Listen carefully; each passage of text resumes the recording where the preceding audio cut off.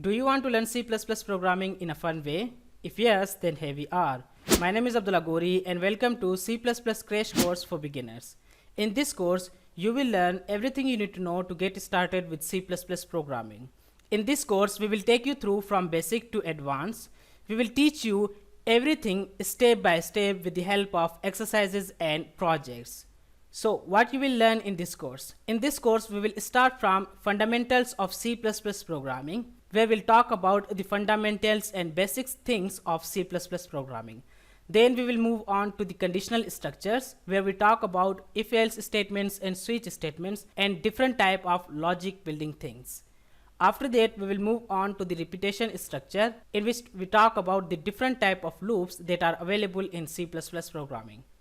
And then we will talk about arrays, and we'll also talk about different type of data structure that are related to the arrays. So you can learn a bit of data structure as well. And then we will move on to the functional programming in C++. I will show you that how you can add functions in your C++ program, and it will reduce the lines of code and make your program more efficient. And not just that, we will also create 4 game projects and 10 exercises in this course. So you can build your logics and you can understand the actual programming with the help of these game projects and exercises. What are the game projects that we are gonna be building in this course? In this course, we will create Tic Tac Toe game, and then we will create Rock Paper Scissors game, and then we will create a game called Kaun Banega Corepati, and at the last we will create quiz game. So the prerequisite for this course is only your time and interest. You don't need anything else to enroll in this course. We just required your time and interest. If you are a complete beginners and you don't know anything about the programming, even then you can enroll in this course, because as we designed this course for absolute beginners. And if you are intermediate in C++ programming, this course is also for you. So you can watch this course to fill up your C++ programming gaps. And to save your valuable time, I have dropped the timestamp of this course in the description section below of this video, so you can quickly navigate to any topic that you want. So if you have already decent knowledge of fundamentals of C++ programming, so you can navigate with the help of the timestamp that I have put in the description section below. So before we get started this course, make sure to like this video and put your feedback in the comment section below, so it will encourage us to make more good courses for you. Do share this course with your friends so they can learn as well. Make sure to subscribe our channel and press the bell icon so you get notification whenever we upload any new course to our channel. So without any further delay, let's jump right into the course.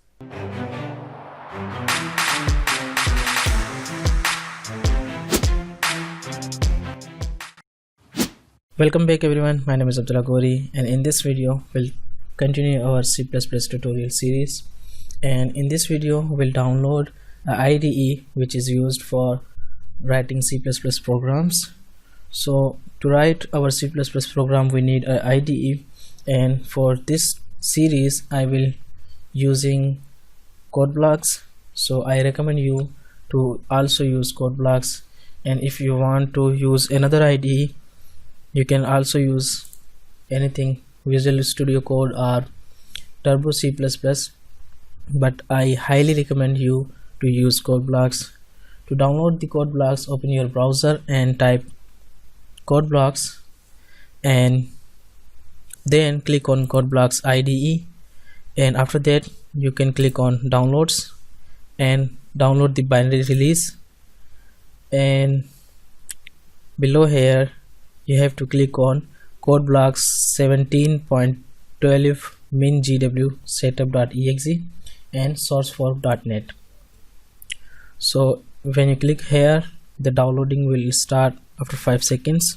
So there we go, there is the pop-up message of download manager, and I'm not going to download it again. I have already downloaded it, so I will cancel it. And there is my code blocks. After you download, there will be a file, code blocks. Double click on this file and click on yes, click on next, I agree, next, install. So the installation is completed and it is asking to run. Yes, we want to run it, and click on next and finish. And there we go, our code blocks is opening now. So this is our interface of code blocks IDE, and there are some issues with new versions of code blocks. If you have any issue, or at bottom right you have a compiler missing error, then you can go on settings, compiler, and if there is no compiler selected, then you have to click on toolchain executables, and here you have to select the path, click on 3 double dots, and then click on C, and after that you have to click on code blocks and min GW, and then OK. So this path will be here, and then click on OK, and again click on compiler, and there will be an option of GNU GCC compiler, so select that and click on OK. So to create our first project, we need to click on create a new project, and then double click on console application and select C++ and next, and then type the project title. So I will type C++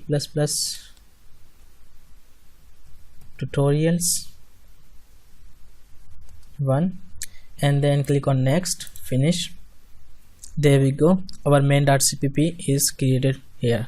Double click on that and the main.cpp will be open. So this is the basic code that the code blocks IDE provided. So if we want to run this program, we need to click on build, and then it will compile the code, and then we can click on run to see the output. So there is hello world, and if you don't want to click on build and run, you can just click on build and run, so it will do both works automatically.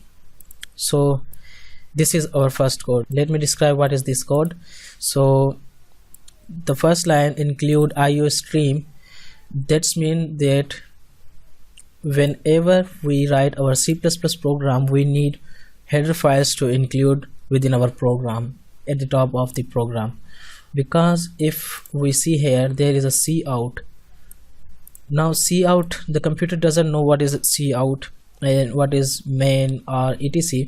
Implementation of these cout or inline or other functions and objects is available in these header files, so we need to include these header files. And in upcoming videos we also include more header files, and I will let you know if there is any requirement of new header files. So after that, using namespace std, we'll also talk about this in the upcoming videos. You can say that it is the requirement of our program.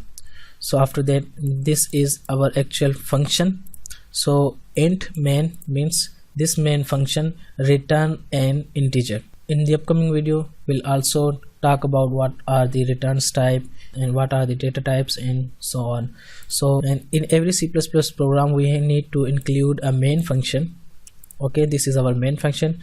Function are denoted with these parentheses, and after that, these curly braces indicates us that this is a block of the main function. So after that, there is cout. Cout means to print something on console, and these symbols are known as insertion operation.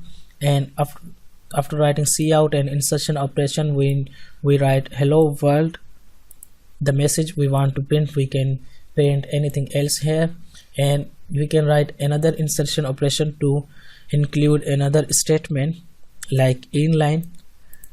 Okay, so let me change this to hello alpha, and let me cut this inline. Okay, so just click on build and run. So you can see there is hello alpha. If I want to print another thing, another statement, then I can say C++ tutorials. Okay, and after every statement we need to put a semicolon. and then click on build and run, and there we go, hello. But C++ tutorials are spanning with the alpha technology. And why it happens? It happens because until we don't tell the compiler to break the line, it will not break the line. So there are two ways to break the line, or to shift on next line. Number first is, and which is very popular, is inline. So we have to write inline, and that's mean first write alpha, hello alpha, and then in the line, and whatever the next statement will be written on the next line. So let me build and run this. So there we go, hello alpha, and C++ tutorial is on the next line. And there is another way. If you want to write hello alpha, and then you can say /n. /n means new line, and if you run this program, the output will be same. There we go, hello alpha and C++ tutorials.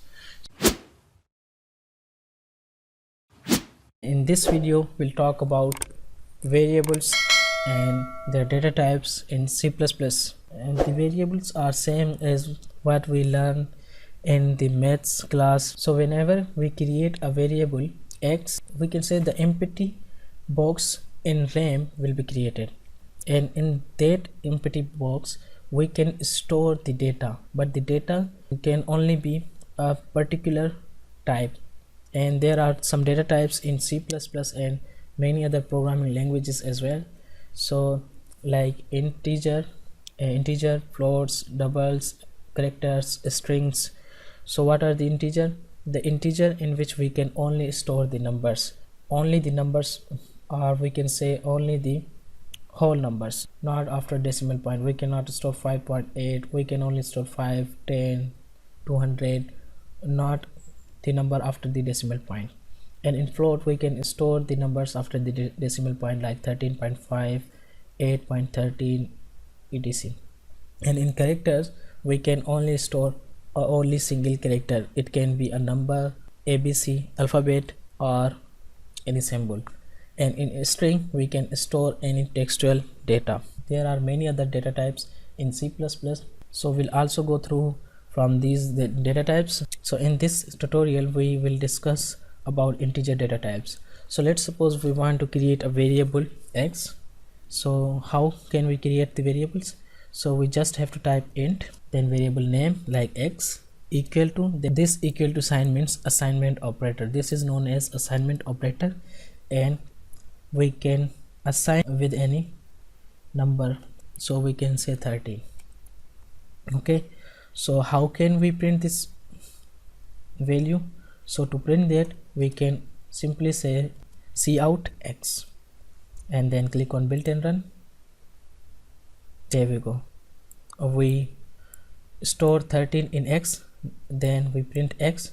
The output will be 13, because whatever in the variable is printed on the console application or console screen. So after that, let's say we want to print something like that x equal to 13 or whatever present in x. So we can say x, we have to write x equal to, because this is our message, and after that we can say x, and let me include end line there. So this means cout to means print what x equal to. So this is just a string message, and after that we type another insertion operation, because as I mentioned in the previous video that we can write multiple statement using these insertion operation, and then we can type x. That's mean print x space equal to space whatever the value is in the x, and then in the line. So let me build in this program. So x equal to 13. So let's suppose we want to change the value of x. So we can say x equal to 6. Build and run this program, the output will be x equal to 6, because these are the variables. The data in these variable can be changed. So there we go, the output is x equal to 6. So let's suppose you want to create another variable. You can create this like x int y.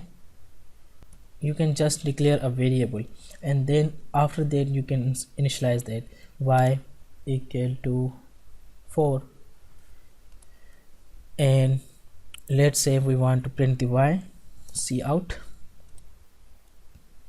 and we can say y equal to and whatever present in y.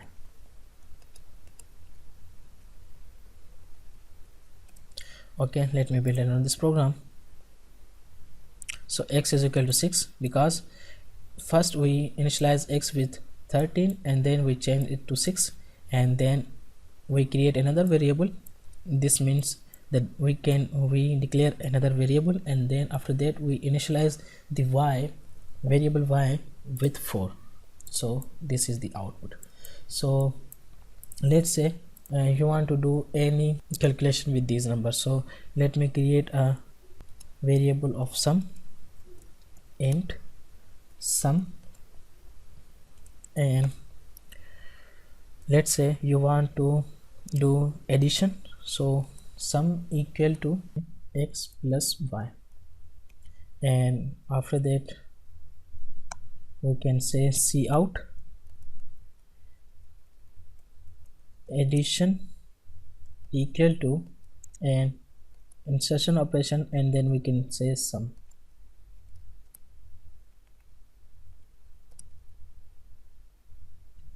So what will be the addition? Addition is 10. So this is the output, addition equal to 10. Let's say you want to subtract these number. So you can say here sum equal to x minus y, not x equal to y, x minus y, and you can print these, you can print this value as well. So subtraction equal to sum and inline. So let me run and build and run this program. So there we go, addition equal to, when we place 6 and 4, the answer will be 10, and minus 4 from 6, the answer will be 2. And why there is 10 and 2? Because first in sum we add these number, and then first it will solve the right hand side, and then whatever the value it will assign to the variable. So x plus y means 4 plus 6 is 10, then sum equal to 10, then we'll print sum, and here we are initializing sum with x minus y, means 6 minus 4 equal to 2, then sum equal to 2. And let's say we want to say sum equal to x into y, then we can say multiplication equal to, and then we can say whatever value present in sum. So let me run this program.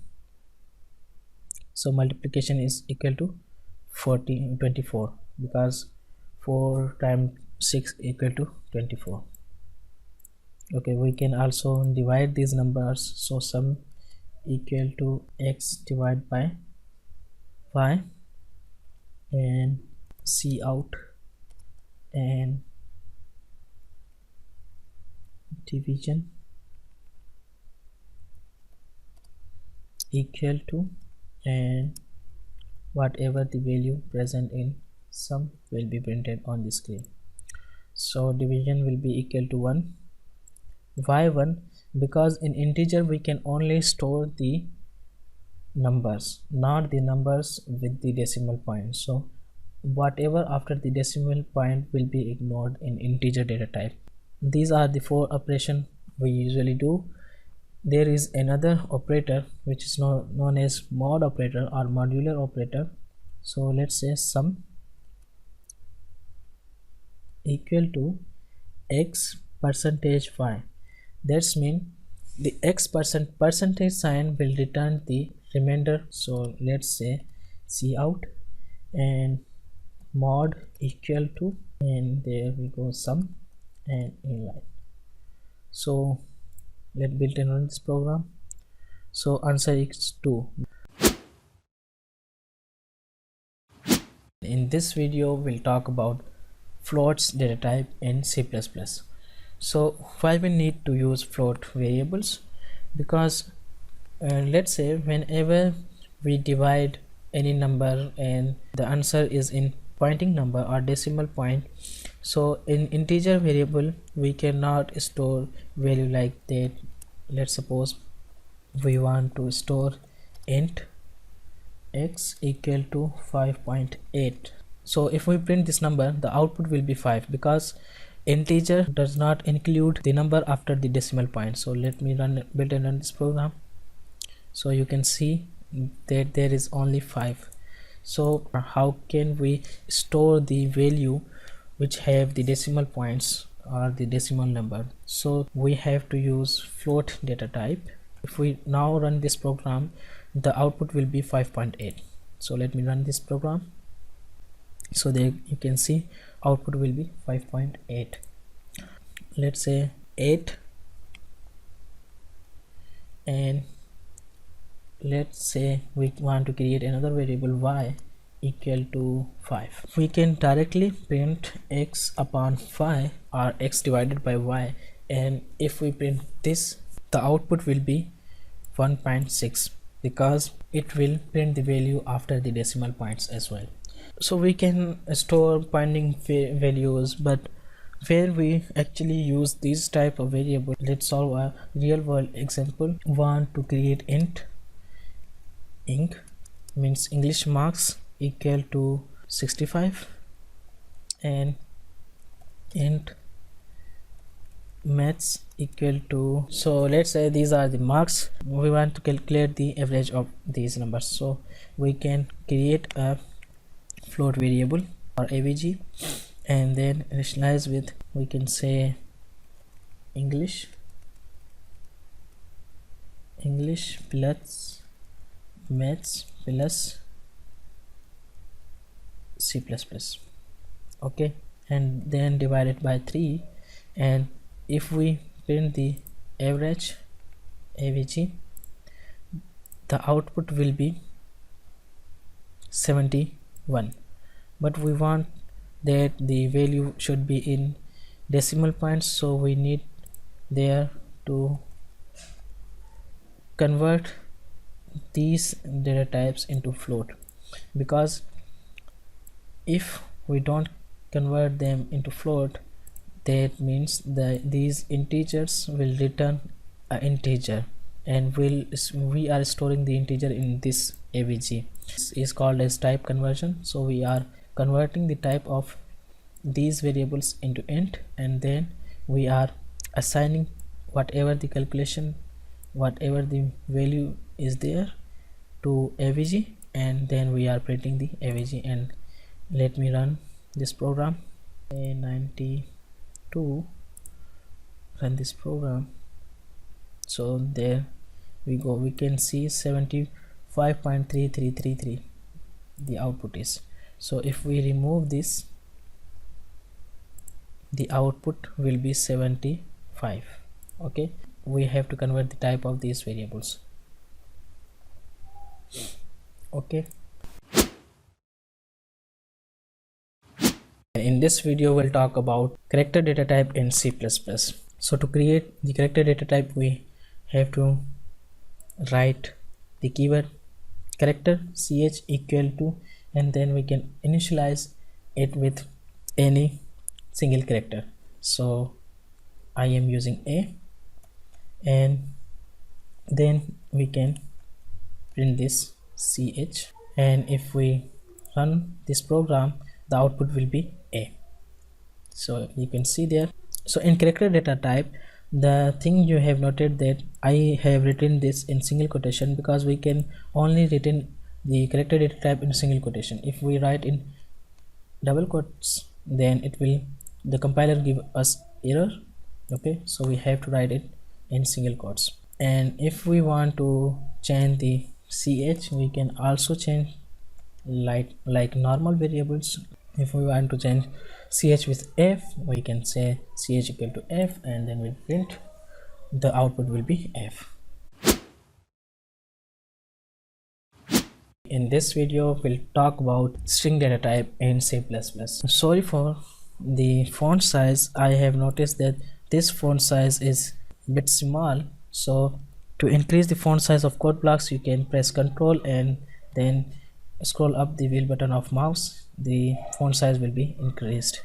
And let me close this. I think this is pretty good. We can say we want to store a name, so we can say string, that is a keyword, name equal to Abdullah.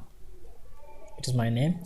So if we want to print this, we can simply say cout name and then inline.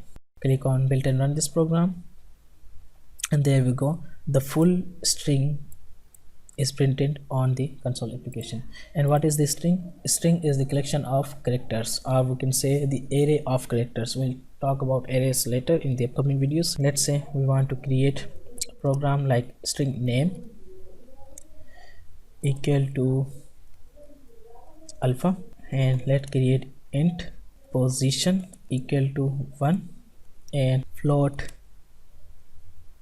GPA equal to 3.9. So let's say we want to say that alpha has completed his graduate and get position number 1 with the GPA of 3.9. So how can we say that? So we have to write cout. So we can say name and then insertion operation again, and I will put a space, and after that name has complete his graduation and he got position number, and then will insertion operation will say position, and he got position number that, and will say with GPA of, and will type the GPA variable.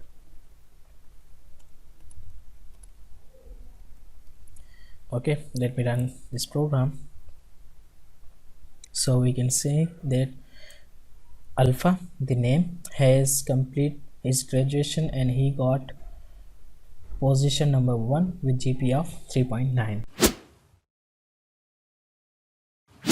In this video, we'll talk about how we can get input from user. So in previous videos, we have learned about variables and data types, and we are storing the values in our program itself. But in this video, we'll talk about how we can get the input from user at runtime. So without any further delay, let's start our video. So first of all, we need to create a variable. So let me declare a int variable int x, and we don't need to initialize with any number. So to store any number in x, we have to say cin, it is a keyword, and then we type exception operation, and then we'll say x. It means store the value, whatever the value user type, store this in x variable. And we also can print this value. So we can say you entered, and then we can say x. Okay, and let me build and run this program. It says that enter any number, so we'll say 13, enter. It says you entered 13, and it is a best practice to show the user that what's going on in your program. So we'll say cout, and we can say here enter any number. Okay, and then we'll store the number in x. So let me build and run this program.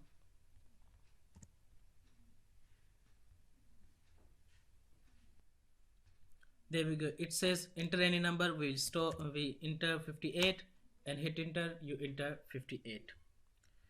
So we can do the same things with float variables. So let me declare a float variable in float y, and then we'll say enter any float number and we'll store it in y, and we'll say you enter y.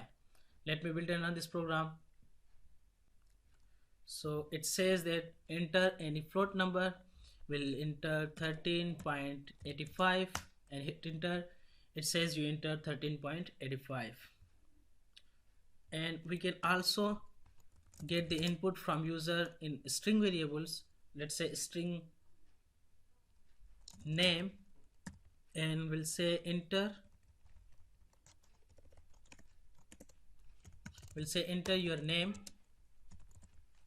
and store the name in the name variable itself, and we'll say your name is, and here we'll type name because whatever user entered it will show to it. So let me build it on this program, and it says enter your name. I'll say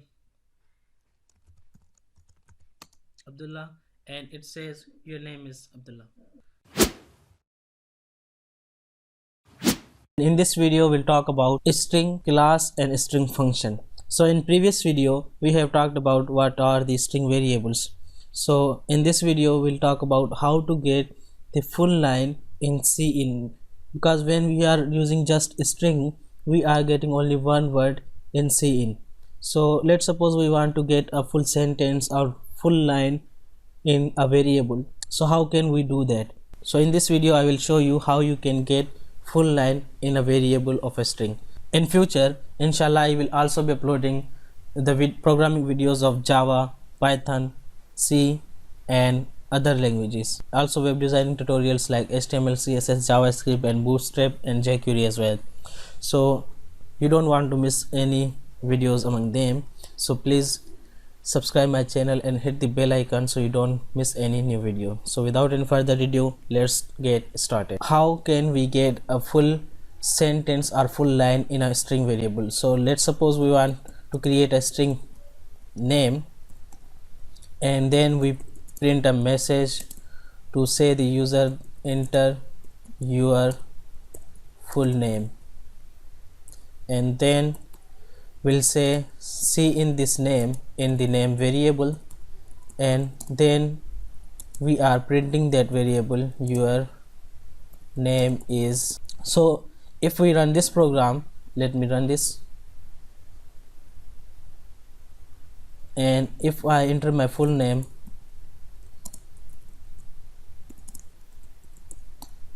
Abdullah Anwar Kori, but the C++ will return only your name is Abdullah. So Anwar Gori was ignored by the C++ compiler, because when we just say a string, that means whenever we type a space the string will automatically end. So how can we store a full line or full sentence in a string variable? So to do that we have to use a function of string. So because string is a class in C++, so first of all we have to say get line, and in this get line we have to pass two arguments. Number one is the method, which is Cin, comma, then the variable name, in which variable we want to store the sentence or the full line. So if we run this program, and now we say Abdullah Anwar Gori and hit enter, there you can see your name is Abdullah Anwar Gori. So now we can store the full line in a string variable. So in this case, unless we press the enter button, it will store all the characters in the variables. So there are some other methods. To use them we have to include a header file, which is include and then string. Okay, so let me show you some more interesting things about string. So in previous videos we have seen that if we want to declare a string variable, we use string name equal to alpha.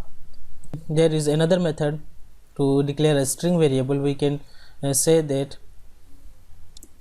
string n means name, and in the parentheses we can pass the name as an argument. So we'll talk about arguments and parameters later.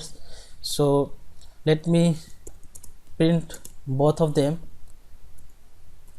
name and n line, and then n, and then n line, and let me build and run this program. So there you can see the both variables are supported in C++ programming, because string in C++ are a class. So we are initializing the constructor of the class with the text that we want to store in the variables. So we'll talk about class object oriented programming in the upcoming videos. So in this video we are saying that we can do something like that as well. So let's suppose we want to create another variable string name1, and then we say that it is equal to the name variable. Okay, alpha technology. So now we can differentiate between both of them.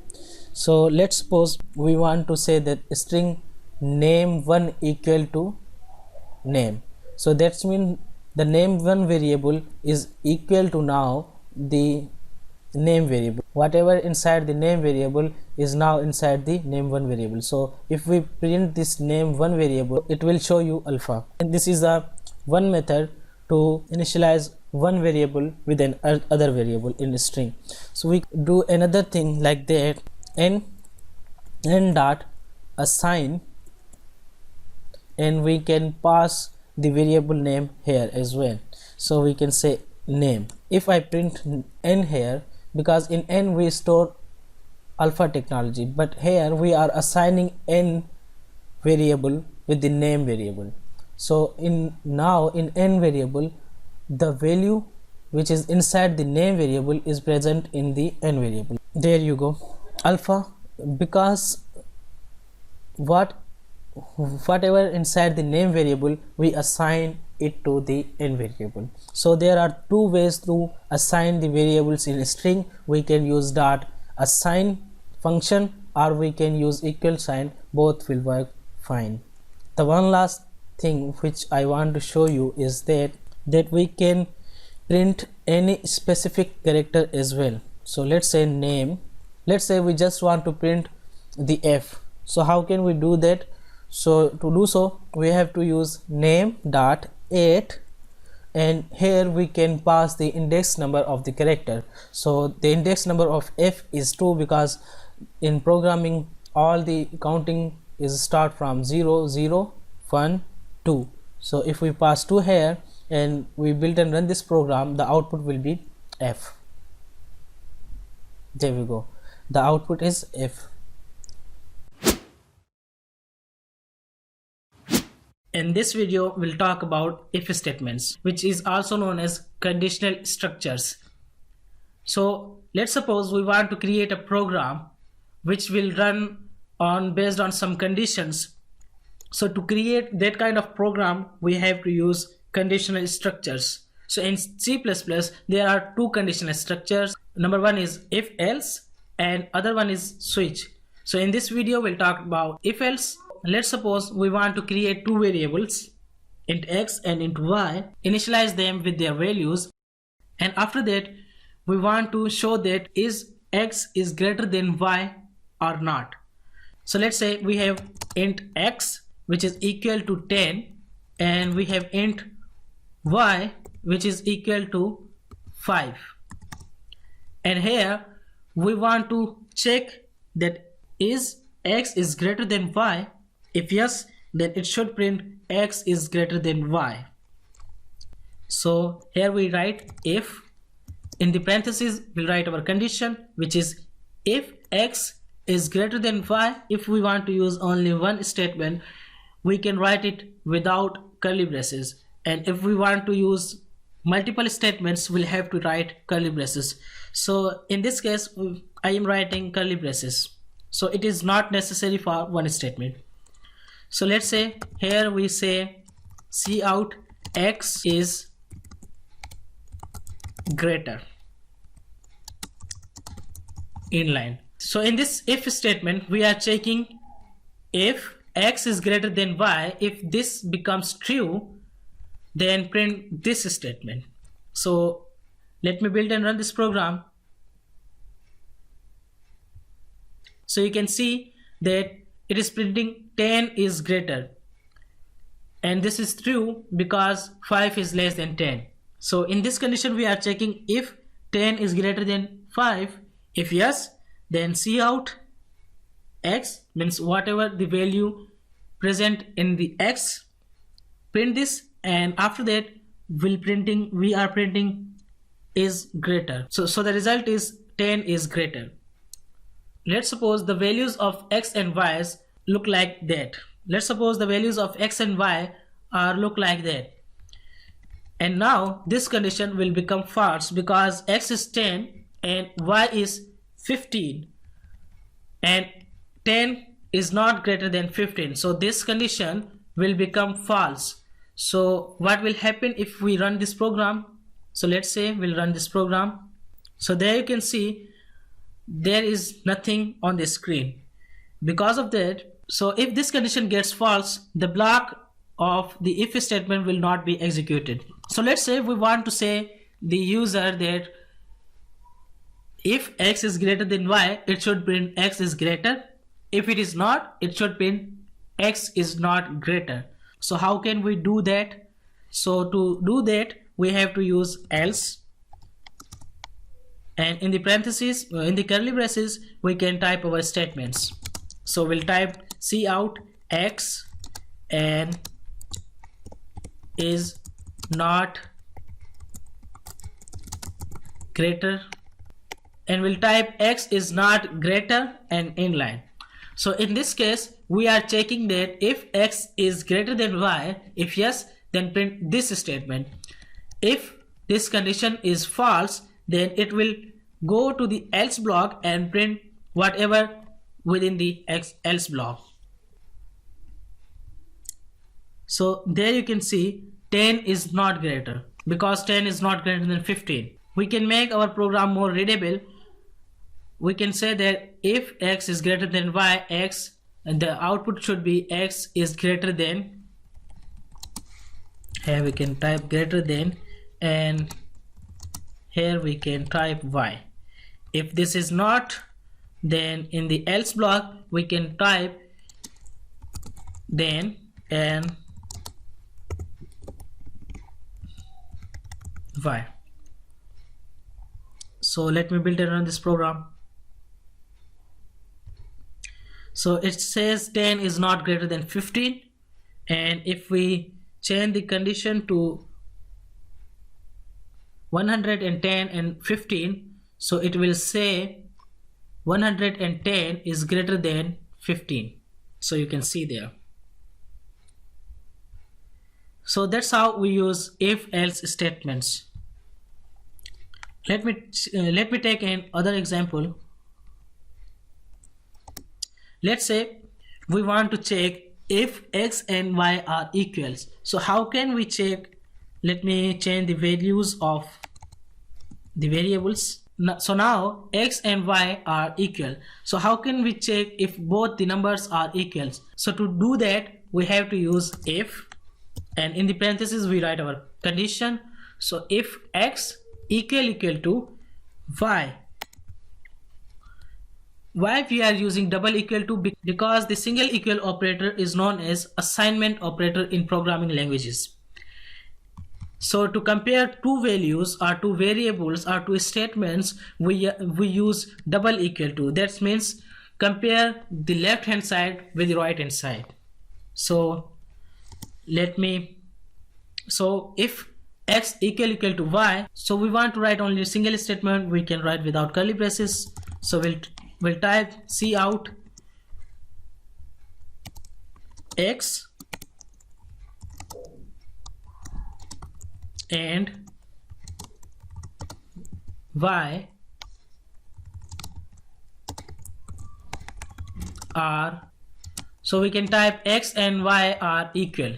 So let me build and run this program. It will print x and y, that's mean 15 and 15 are equal. So that's how we use if statements in our program. So let's say we have more than one condition. So now let's say we have two variables in x and in y, and we initialize the variables with their values like int x equal to 6 and int y equal to, so we want to create a program that will print if x is greater than y, it should print x is greater than y, and if x is less than y, it should print x is less than y. If x is not greater than y and x is not less than y, so it should print x is equal to y. So there we are checking three conditions, or we are providing three conditions to our program. So how can we do that? So let's say we have if, and in the first condition we are checking if x is greater than y, and here we are just printing cout x is greater than, and after that we are typing our variable name y. So in this case, if x is greater than y, it should print x is greater than y. But what if this condition becomes false? So we can use another condition, else if. That means we can use another condition with else, and in the if block we can provide another condition. So in else if, we'll type else if x is less than y. So in first statement it will check is x is greater than y. If yes, it will print x is greater than y. And in second statement, else if, it will check is x is less than y. If yes, it will print x is less than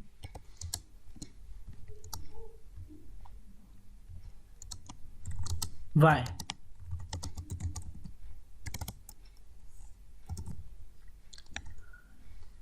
And here we can write another else if block, or we can say else, because see, if x is not greater than y, and we are checking another condition, if x is less than y, if x is not greater than y and not less than y, that means x is equal to y. So we can say else if both are the above condition are getting false, that means it will print cout x is equal to y.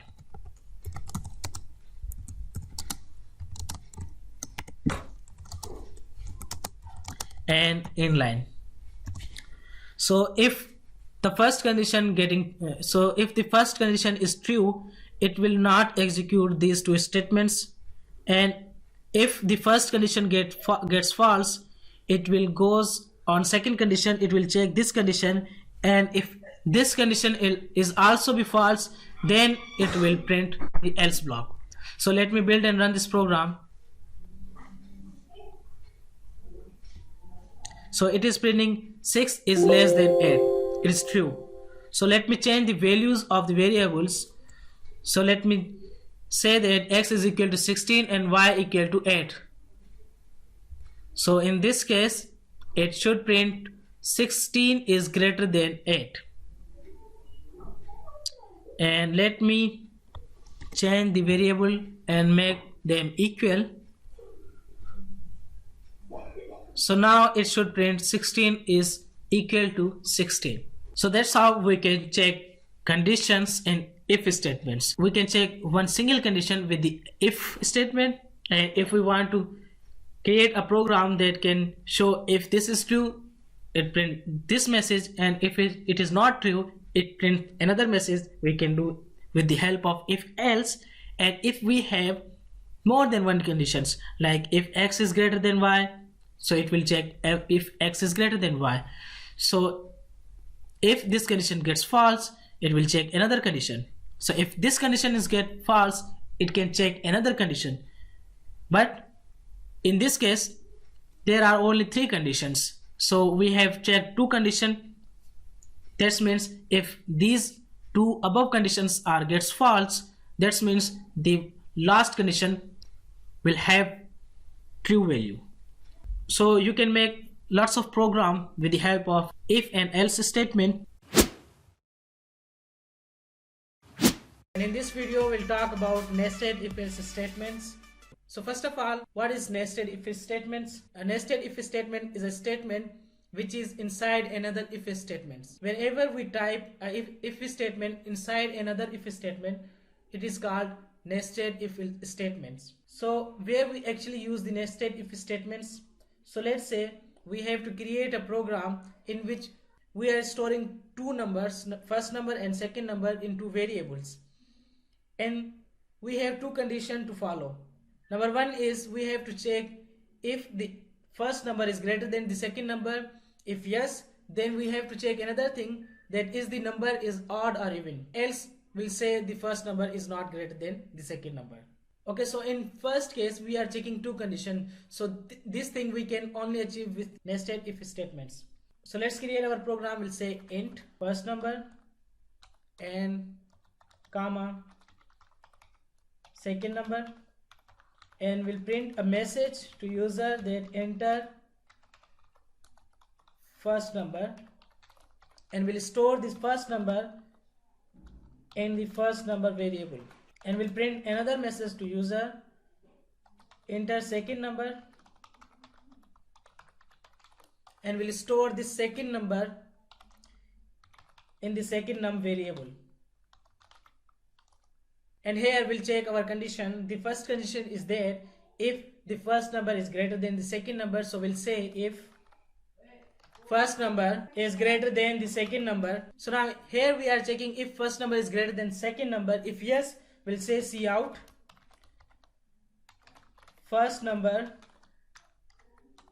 is greater than second number. And we'll check another condition. We have to check another condition, is the number is the first number is odd or even. So we'll say if, and in the inner parentheses we'll say first number mod 2. That's mean whenever we divide any number with 2, it returns 0 or 1. So if it's returned 0, that means it is an even number, else it is an odd number. I have a separate video on even and odd numbers, you can watch it. I drop the link in the description section below. So here we are saying that divide the first number with 2. So if the remainder equal to 0, we can say that this is a even number. We'll say even number, and else we'll say odd number. Now here we are checking the first condition. If the first number is greater than second number, we are printing that first number is greater than second number. And also we are checking an other condition, that is the number is even or odd. So this condition, this if else statement is known as nested if else statement. This statement is inside this statements, so we can say that this is a nested if else statement. So here we can say else if the first number is not greater than the second number, that means we'll say first number is not greater than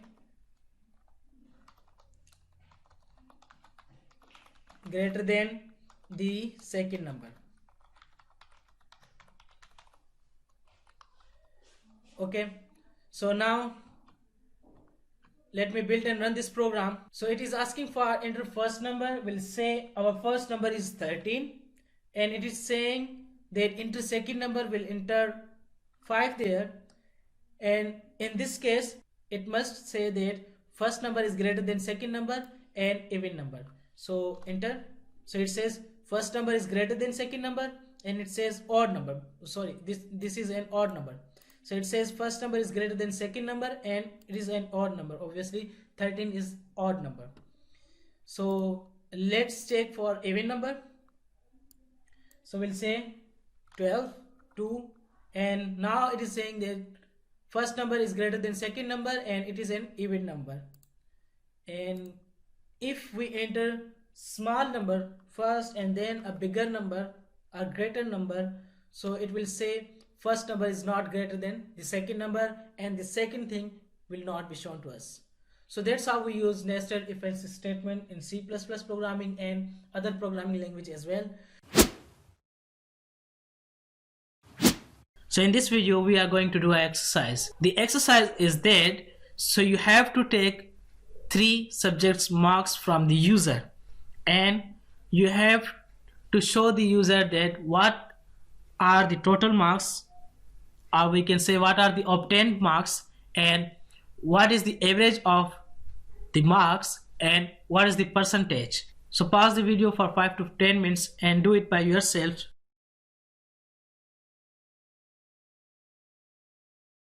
So let me create 3 variables for getting 3 inputs. So I am creating int CPP, which is C++,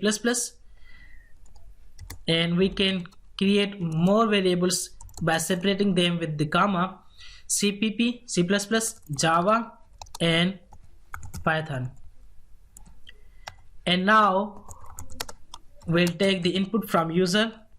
So we'll say enter C++ marks, and we'll store the marks in the CPP variable, and we'll print another message: cout enter Java marks, and we'll store the Java marks in the Java variable, and we'll show another message: enter Python marks, and we'll store the Python marks in the Python variable. So now the program will show a message: enter C++ marks, user will enter C++ marks, and Java marks and Python marks. So now we have to create another variable which is obtained marks. So we'll create ob equal to, now the obtained marks will be equal to CPP plus Java plus Python. That's how we calculate our obtained marks, because the sum of the all marks is equal to the obtained marks. So now here we'll create the average. So we'll create another variable float average equal to, the average will be equal to obtained marks divided by 100.00. We are typing 0.00 because we want the answer in the float, and we will create another variable float percentage equal to, now how we can calculate the percentage? We'll say ob divided by 300 multiply by 100, or we can type them in the parentheses. So now first we are dividing the obtained marks with the total marks, and then we are multiplying it with 100. So now we just have to print the answer. So we'll say cout your obtained marks equal to, and here we'll type ob inline cout your average marks are equal to the average variable, and lastly we'll say that your percentage is equal to the percentage variable. So let's check our program. So it says enter C++ marks, we say 90. It says enter Java mark, we say 85. It says enter Python marks, we'll say 88 and hit enter. So the obtained marks are equal to 263 and the percentage is equal to 87.6667 and the average is also equal to 7.6667. So that's how you can create a simple program that can get marks of the subjects, and it will calculate the obtained marks and print the average and percentage as well. In this video we'll talk about relational operators. So in previous video we talked about if condition, how can we use if conditions, and in this video we'll talk about relational operators that are used inside the if conditions, or we can say relational operator we use to make our conditions. There are some relational operators such as less than and less than are equal to, and then greater than are equal to, and not equal to, and the last one is equal to. So these are the relational operators. So let's use all of them one by one. So let's create a variable int x, initialize it with 5, and int y equal to 8, and let's check if x is less than y. If yes, we can write one statement without using curly braces. So if we want to write multiple statements in if block, so we have to use curly braces, and if we use only one statement, so we can use without curly braces. So let's see out. We can say x is less than y, so it will say x is less than y. We can check another condition. If x is greater than y, then see out x is greater than y. Now which condition will execute? Obviously the first one, because this condition is true, because x is 5 and y is 8. X is less than y, and this condition is false, so compiler will not execute this condition. So let me build and run this program. So there we go, x is less than y, and the second condition x is greater than y will be ignored because the condition will goes false. So let's say we change the value of x to 15, and let's build and run this program now. So it will say that x is greater than y. So if we say that 15, so it will not print any statements. Let me build and run this program. So it shows a empty message. Why it happens? Because in the first condition we are checking is x is less than y, and in the second condition we are checking is x is greater than y, and nowhere we are checking is x and y are equal. So we can use x less than or equal to y.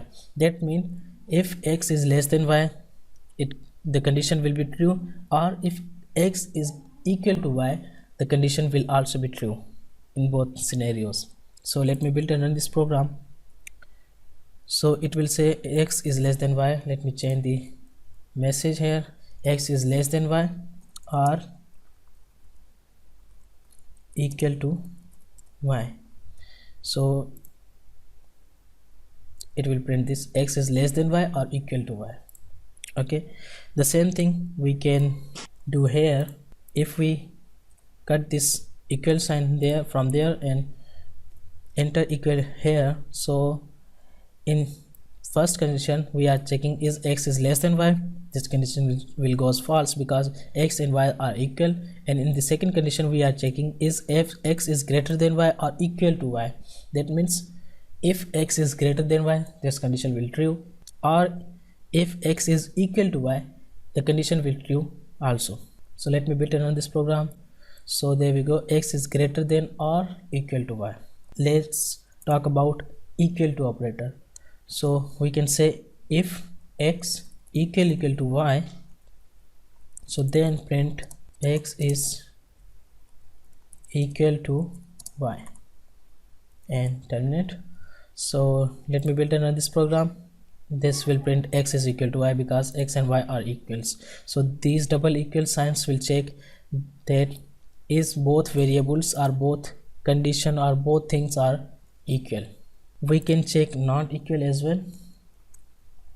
If x not equal to y, then this condition will goes false. Okay, and if we change the variable, now this condition will goes true because x is not equal to y. That means x is not equal to y, that means this condition is true and it will execute this x is not equal to y. So there we go, x is not equal to y. In this video we'll talk about logical operators. So there are three types of logical operators. One is AND operator, second is OR operators, and third one is NOT operator, or we can say NOR operator. If we use if conditions and we want to build our logic, we are mostly using these logical operators. So what are the logical operators? So the AND operator is denoted by double AND, and OR operators is denoted by double pipe, this is known as pipe, and the NOT operator denoted by exclamation mark. So let's do some examples for these logical operators. So let's create a variable int x equal to 5, int y equal to 8. Okay, and these operators will use for checking multiple conditions. So let's say we want to check multiple condition, let's say another variable 13. So how can we check that x is smaller among all the variables? So to do that we have to use AND operators, because in AND operators, if all the conditions which we have provided in the if parentheses are true, then it will return true. So let's say if, here we are saying if x is less than 5, and we'll use double AND operators, that's mean AND if x is less than y and x is less than z. So if these both conditions are true, only then this if blocks will execute. So cout x is smaller. Okay, and in else we can say cout x is not smaller. We use else if this condition will not true, that means this else condition will execute. So let build and run this program. So it says x is smaller. So if we change the numbers, if we make this 1, that's mean x is less than y. This condition is false, but this condition is true. X is less than 13 means 5 is less than 13. But in AND operators, 2 are more than 2, whatever the numbers of conditions, if all the conditions are true, only then these and the condition will execute, or only then the if block will execute. If anyone among these condition is false, that's mean it will return false. So let me build and run this program. It will say x is not smaller. So there you can see. Okay, this is AND operators, and there is another operator which is known as OR operator. So let's say if x is less than y, and we using OR, x is less than z. Here we can print cout x is smaller and in else block we can say x is not smaller. Okay, and to get a line break we can say cout inline to get a line break. So if we now run this program, that's mean in this condition will get false, because we learned that if all the conditions are true, that's only then this if block will execute. So there this condition will getting false, so that's mean this block will not execute and this block will execute. In OR operators, if any condition among all these condition is true, then this if block will execute. So it just need a one condition which have to true, no matter which condition. So in the second statement will execute, and in the second the first statement will execute. So let me run this program. So in the first it's saying x is not smaller, because here we use AND operators, and here we are using OR operators. We are saying check if this condition is true or this condition is true. If anyone among them is true, that means it return true. So there you can see x is not smaller from this first block and x is smaller from the second block. That's how we use AND and OR operators. The point to remember is that if we use AND, that means all the conditions should have true, only then it will return true. And when we use OR, that means if any one condition among all these conditions is true, it will return true. So let me erase this program. Where we use NOT operators, normally we use NOT operators with Boolean operators. So let's create a bool value, bool. So let's say we are making a program for a superstore in which we are saying that if the customer have the cash, so let's say set a boolean is cash to true. It can only store true or false, so we can store 1 instead of true and we can store 0 instead of false. So we are creating a boolean variable is cash, okay. And in if condition we can say if is cash, so we can print you have cash, and else we can say cout you don't have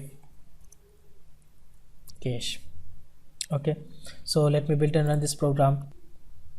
It will say you have cash, because in is cash we are setting it to true, and we are saying that if not is cash, so the not operator will convert the condition in its opposite direction. So now we are saying that if not is cash, then you have cash, and else you don't have cash. So in this case the message will be printed you don't have cash, you don't have cash, okay. In this video, we'll create a program that will show if the number is odd or even. So we'll create a variable int number and we'll show a message to the user that enter any number,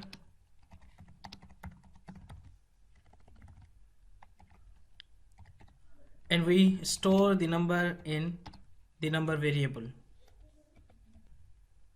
In previous videos we have learned about mod operator. So what will mod operator do? The mod operator return us the remainder of any number. So let's say whenever we divide any number with 2, the remainder will either be 0 or 1, and whenever we divide any even number with 2, the remainder will always 0. Let's create another variable int rem to check is this logic is true or false.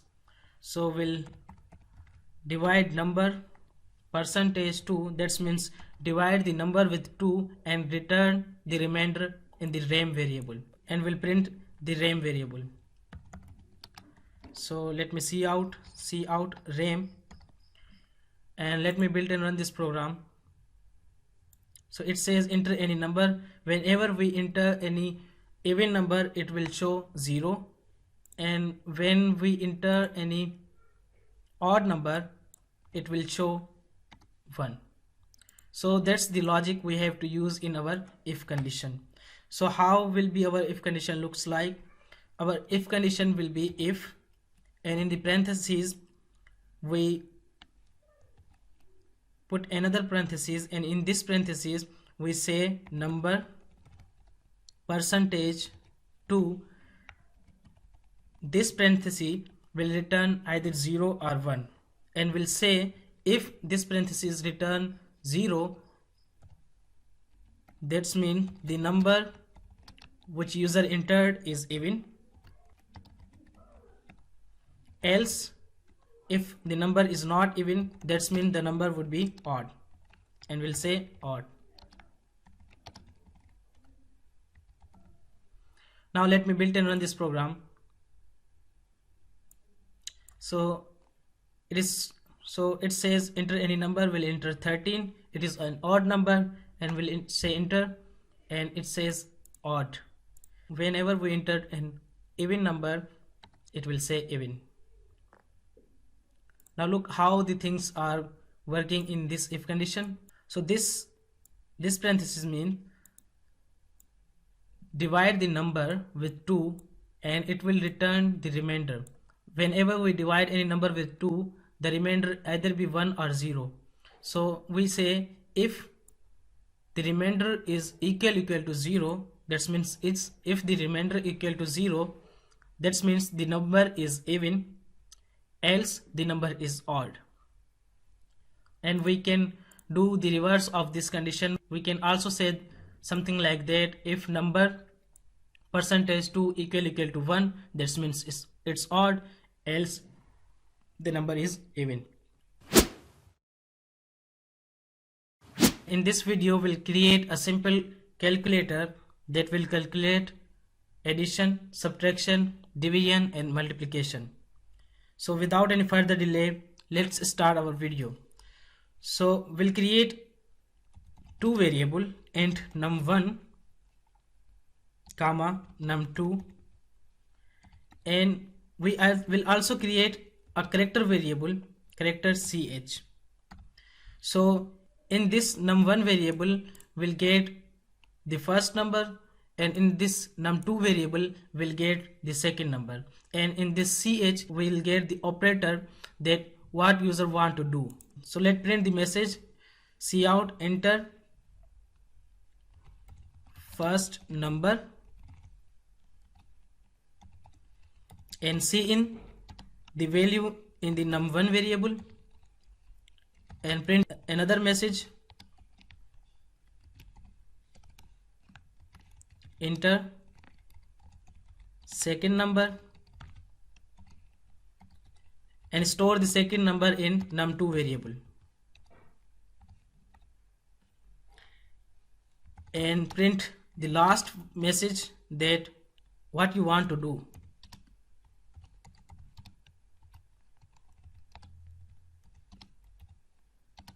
And in the parentheses we can specify that what our calculator can do. So we'll say plus, minus, divide and multiplication, and we'll store the input in ch variable. And now whatever the user type in this message will store in this variable. So we'll check that if ch equal to plus, that means the user wants to plus the both numbers. So we'll say cout addition equal to, we'll say num1 plus num2,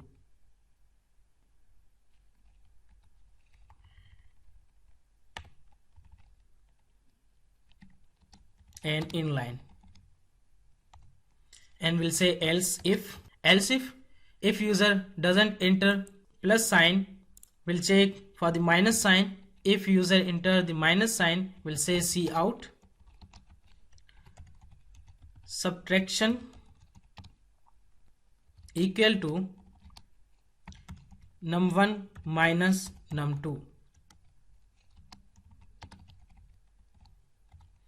and we'll check another condition, else if ch equal to divide, we'll say cout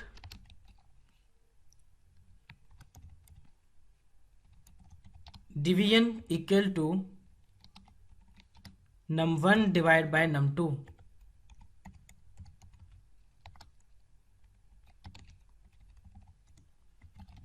Else if ch equal to multiply,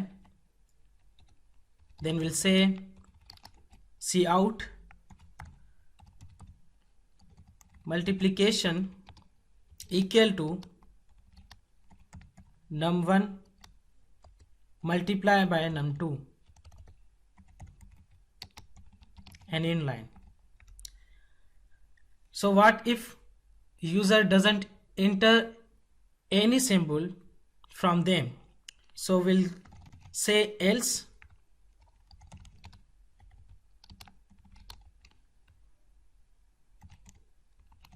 invalid operator.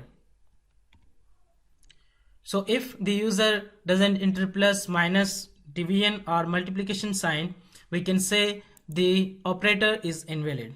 So it says enter first number, will say 8, enter second number, will say 5, and it is asking what you want to do. We'll say we want to plus them, enter, it will say addition equal to 13, and let's check if the minus works. It says enter any number, will say 18, enter second number, will say 2, and what do we want to do? We want to minus them, subtract them, and it says subtraction equal to 16. And let's check for the division. Let's say 45, and then we say divide. So it says division equal to 8. And the last thing, which is enter first number, will say 12, and we'll want to multiply them. It says 144. And if we press any invalid operation or operator like at the rate, it will say invalid operator. So that's how we can build a simple calculator in just 25 lines of code. In this program there is some bugs. Let's say we want to divide 13 by 2, the answer will be 6, but we want the answer will be in pointing values or decimal points, so we can say that the numbers are float. So when we'll run this program, and now we'll enter 30 and 2 and divide them, so the answer will be in decimal points, and we can divide or multiply or add the decimal point values as well. So that's how we can build a simple calculator using if-else statements. In this video we'll talk about switch statements. So switch statements and if statements are the part of conditional structure in C++. So if you want to make a program which is conditional based, so we have to use either if statements or switch statements.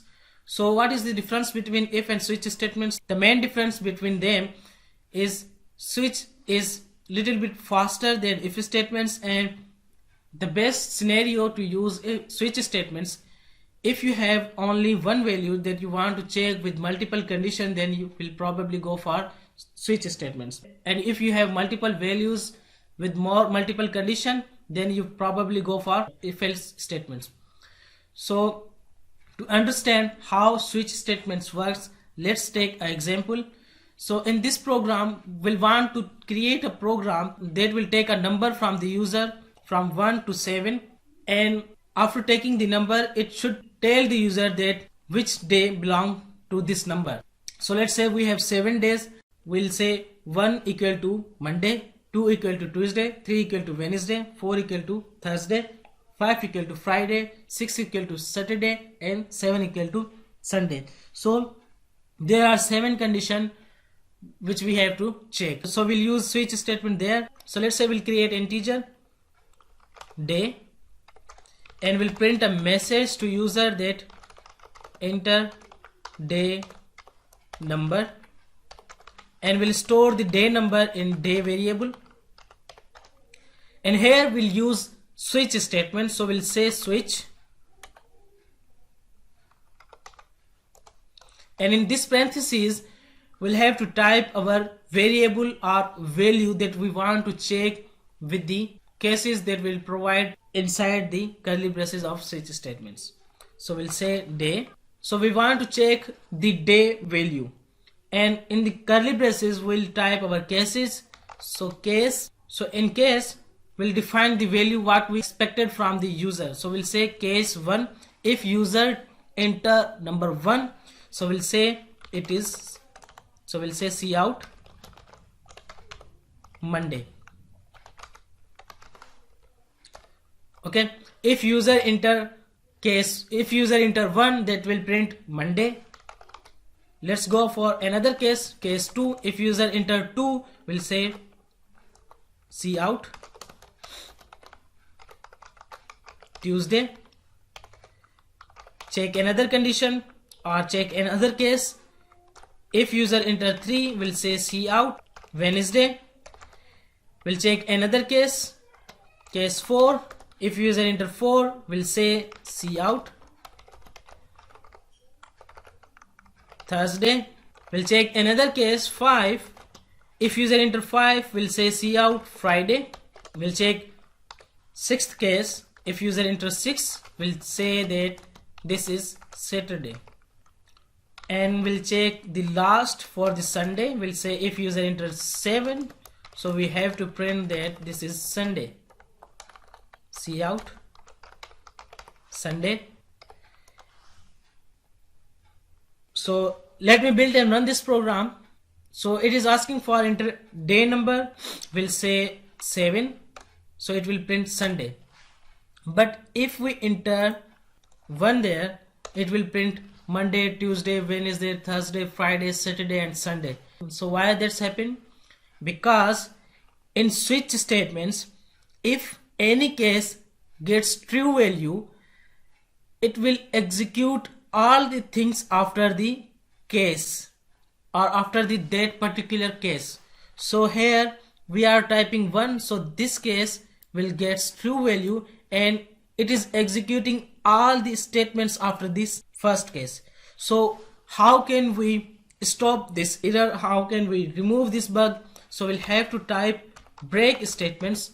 So break keyword after every case. So we'll type break after every case.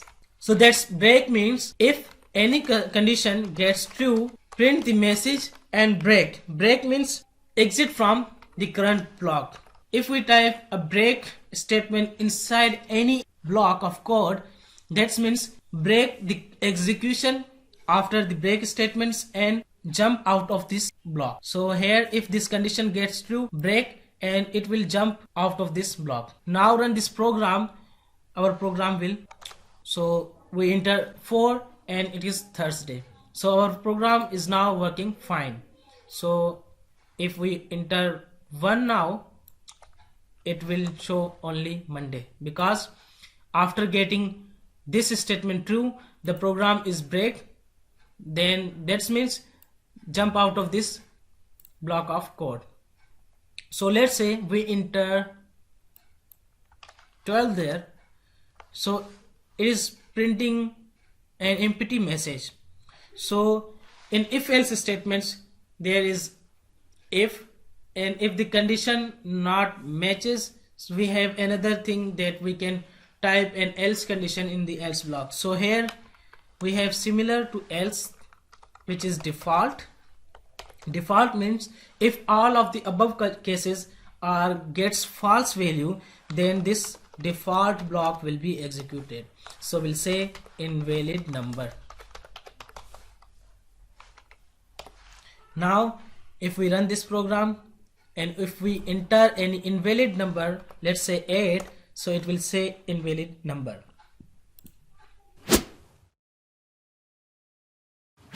In this video we'll talk about loops, or we can say the repetition structures in C++. So what is the loop? A loop is used for executing a block of statements repeatedly until a particular condition is satisfied. For example, when you are displaying number from 1 to 100, you may want to set the value of a variable to 1 and display it 100 times, increasing its value by 1 each loop iteration. So let's say we have to create a program in which we want to display the numbers from 1 to 100, and we can achieve this by using a simple loop in C++. So we'll create a variable and we'll initialize the variable with 1, and we'll set a condition that if value of the variable is less than or equal to 100, the condition will be true, and will increase the value of the variable by 1 in each iteration. So there are 3 types of loops in C++. Number 1 is for loop, while loop, and do while loop. So what is the for loop? For loop is also known as counter control loop. For loop is very useful when the iteration is already known.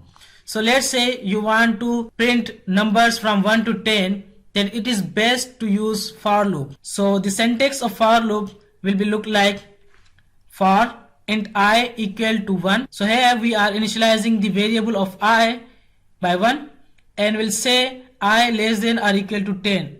This is the condition for our loop. That means if I less than or equal to 10, the condition will be true. If I is greater than 10, it will be false. And will increase the value of I each time by 1s. So I plus plus means increase the value of I by 1. And here see out I, we are printing the value of I on each new line. So it's check what is the value of I. The value of I will 1, and it goes for the condition and check the condition. So now I is 1 and it is less than 10, so the condition will get true and it will print the message. And after this block it will increase the value of I by 1, and then again it will check the condition until this condition gets true. It will execute the same statements or the block of statements, and when the condition gets false, it will jump out of this loop or it will break the loop. So that's how we use for loops. We'll talk about for loops in upcoming videos when we implement the for loop in our C++ program. So let's talk about while loop. While loop is especially used when it's unknown that how many times the loop will run.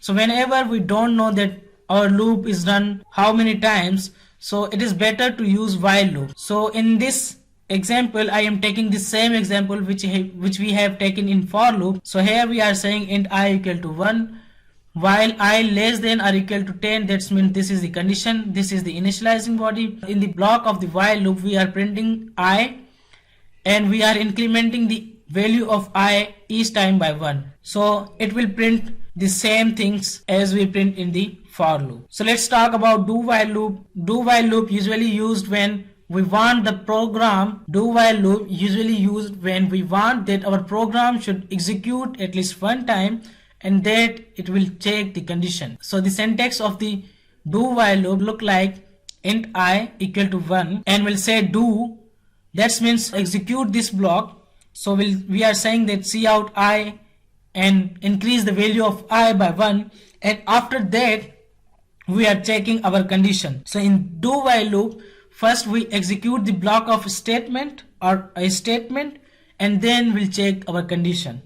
So that's the theory of the loops in C++.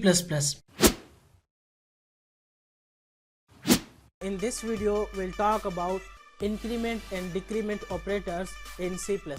So before using loops, we should have a decent knowledge about the increment and decrement operators. So there are 2 types of increment and decrement operators in C++. One is pre-increment or decrement, and other one is post-increment or decrement. So let's talk about them one by one. So let's say we have a variable int x and we are initializing x with 8, and here we have another variable int y, and we are initializing with it 5. We are creating another variable int z, and here we are saying that z equal to x plus y. So if we now print this, the value of z, the value of z will be 13. So we'll say z inline. So this is a simple arithmetic operation that we can do with the variables. But let's talk about the pre-increment and post-increment operators in C++. So let's say we are saying that x plus plus, that's mean post increment.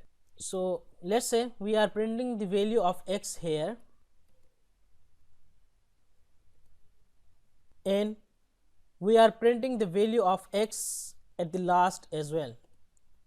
So think about it, what will be output, and comment it below. Let's see if your answer is right or wrong. So we are printing x, here it should be 8, and we are printing z, which is z equal to x plus plus. Plus plus means increase the value of x by 1. So what will be the x? And here we are printing x itself. So let me build and run this program, and then I will show you how the things are going on. So the output is 8, 8 and 9. What's going on inside our program? So here we are printing the value of x, which is 8. So it is printing 8 here, and after that we are saying that z equal to x plus plus means the value of z will be x, and we are incrementing the value of x. It is called as post increment. That means the value of x first will be assigned to the z variable, and then the compiler will increase the value of x.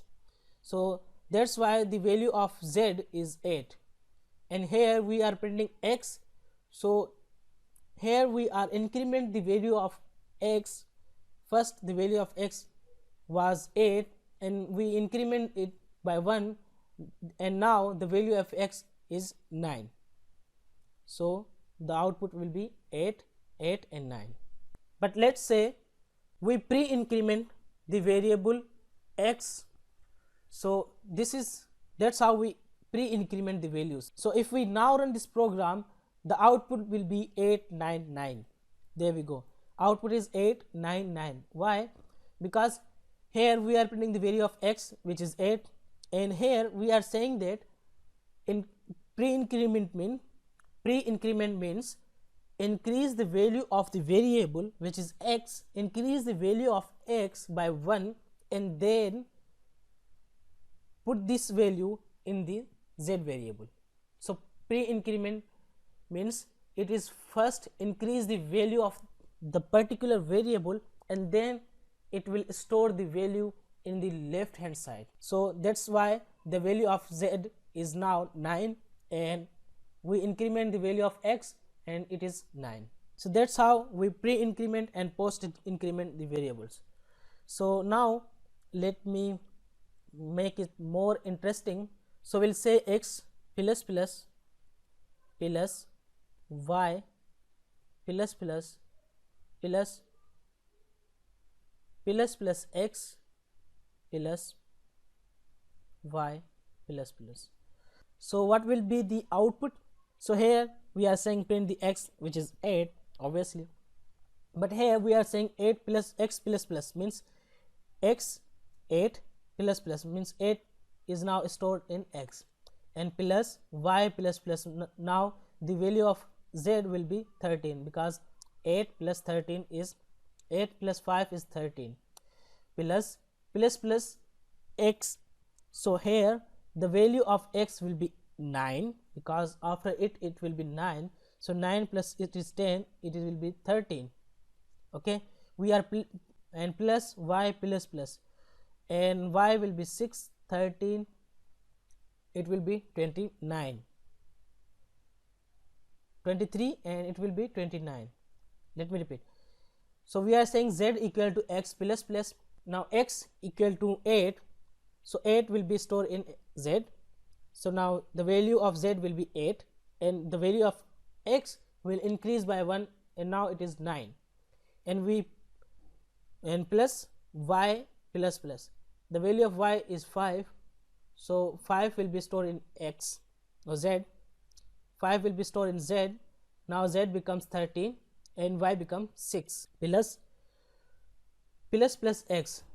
So we increase the value of x by 1, it will 9 now, and 9 plus 1 is 10, so we are putting 10 in 13, so it will be 23, and we are saying plus y plus plus, that means 6, so we are putting 6 in 23, that's become 29, okay, and y become 7, so 29 and x will be 10, and if we print y,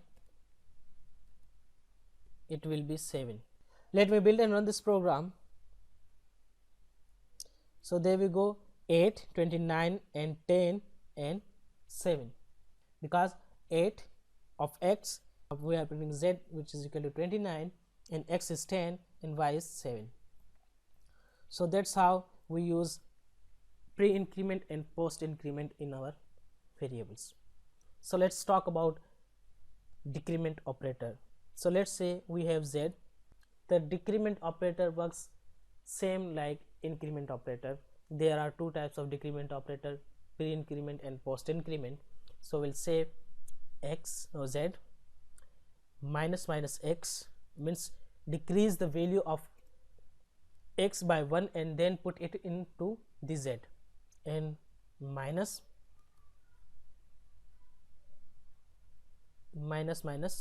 y.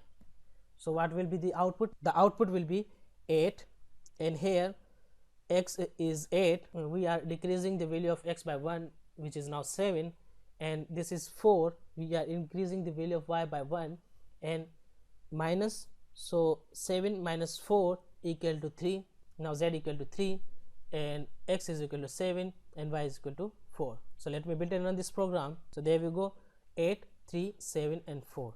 So the decrement operators works similar or same like the increment operators.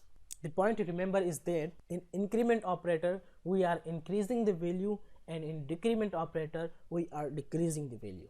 Okay, so let's sum up all the things we have learned in this tutorial. So let's say x plus plus minus minus minus y plus minus minus x. So guess what will be the output of this program and put it in comment section below. The output will be 8, 12, 8 and 4, 8, 12 and 4. So that's how we use increment and decrement operators. So to increase or decrease value of variables, there are three ways to increase or decrease the value of variables.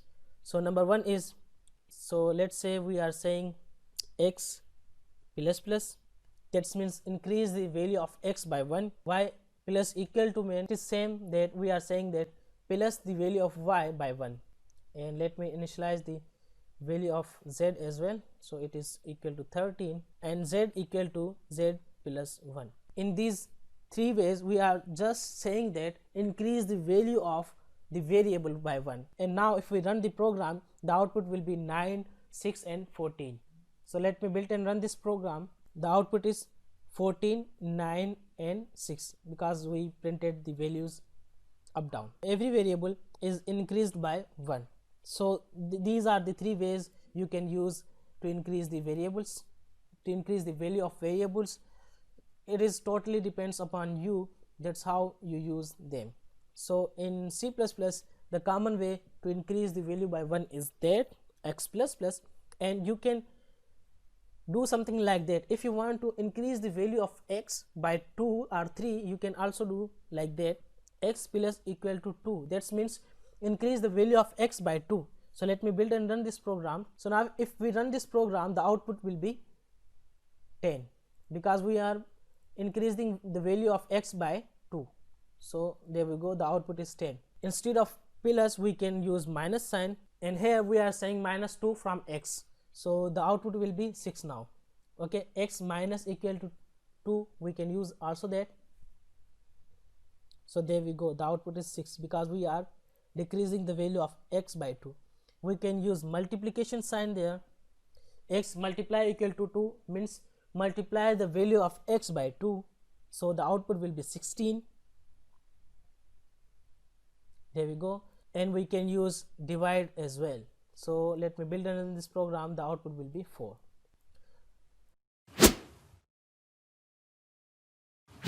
In this video we'll talk about for loop. So let's say we want to print the numbers from 1 to 20. So we have to write 20 cout statements to print numbers from 1 to 20. Cout 1, 2, 3, 4, 5, 6 and so on. Instead of using cout statements again and again, so first of all we have to say that for, that is a function, and in the parentheses the first thing is the initializing body. So we have to initialize the variable in x equal to 1, and after that we have to put the condition for this loop. So we'll say until x is less than or equal to 20 the loop should run, and will increase the value of x by 1. That's how we increase the value of any variable by 1. We are saying x plus plus, so it means increase the value of x by 1, and we are using only just one statement, so we can type it without curly braces. So we'll say cout x in line. In 2 lines we are doing the work of 20 lines, so it may be the work of 100 or 1000 lines. So we can use a for loop, a while loop, or do while loop to do our work. So let me build and run this program. The output will be 1, 2, 3, 4, 5 up to 20. So there you can see. And first it will check the initializing of the variable. We are saying that x is equal to 1, okay, and then it will check the condition. So x is 1 now and x is less than 20, okay, so the condition is true. Now it comes down and print these statements, or the block of statement that we can write in the curly braces. It print that, and after that, after printing the block of statement after the for loop, it will go up and increase the value of x by 1, and then again it will check the condition. Is the condition is true? If yes, it will again comes down and print whatever we type in the curly braces or without curly braces of for loop. If one statement we can type it without curly braces. If there are many statements, so we have to type them in curly braces. So it will come down and print the statement, and it will go up again and increase the value of x by 1 again. Do the same things until this condition gets false. If this condition gets false, the loop will break, it will jump out of the loop. So that's how the for loop run in C++. So let's say we want to print odd numbers from 1 to 20. So how can we do that? So we have to just increase the value of x by 2, because in first iteration the value of x will be 1. If we increase the value of x by 2, it will be 3 in this second iteration, and it will be 3 and 5 and 7 and so on. So we'll just have to say x plus equal to 2. That means increase the value of x by 2 in each iteration. So let me build and run this program. Now the output will be 1 to 19, but only the odd numbers. So we can print the even number as well. We just have to change the value of x. We have to initialize with 0, and it will print 0, 2, 4 and so on up to 20. So let me build and run this program. So there we go. The output is 0 to 20. So let me do another interesting thing with for loop. So let's say we want to create a program which takes an integer from the user, and it will print the table of the number that user entered. So let me erase this. So here we'll say int num. We have to create a variable. We are declaring a variable.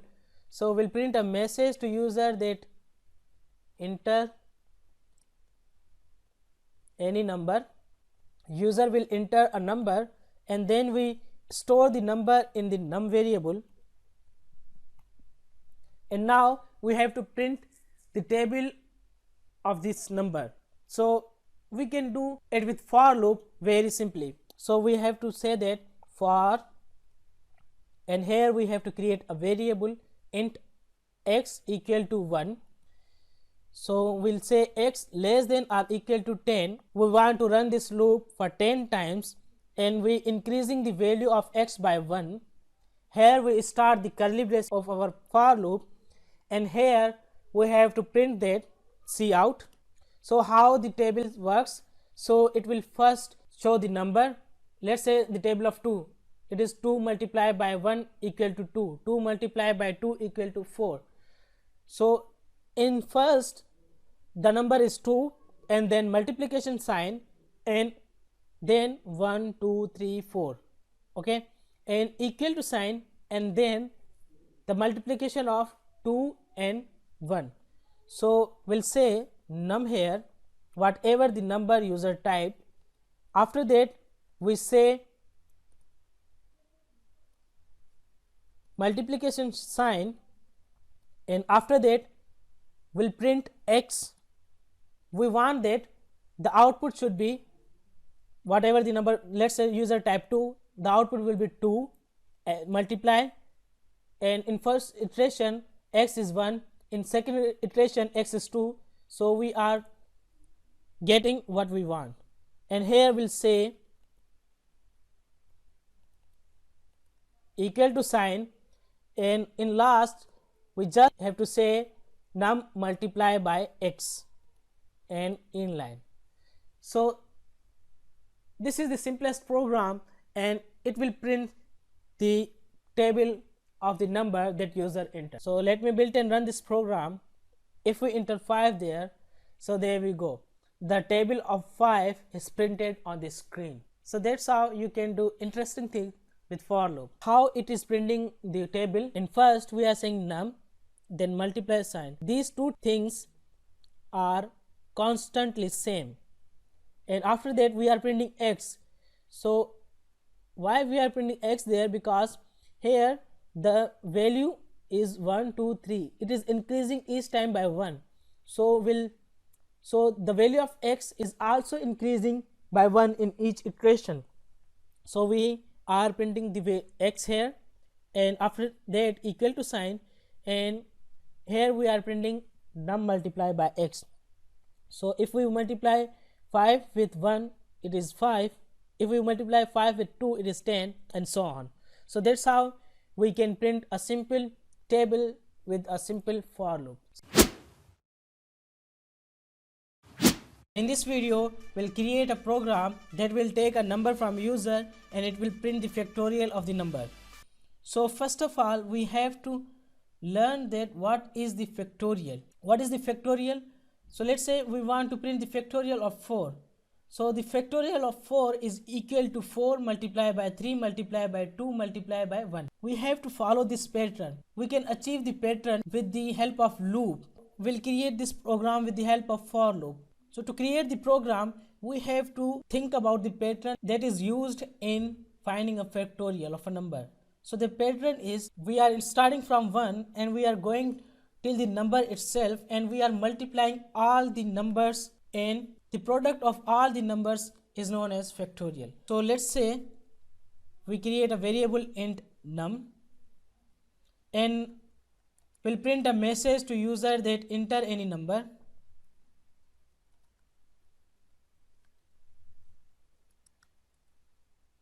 and we'll store the number in the num variable, and here we'll create another variable in which we store the factorial, or we can say the product of factorial.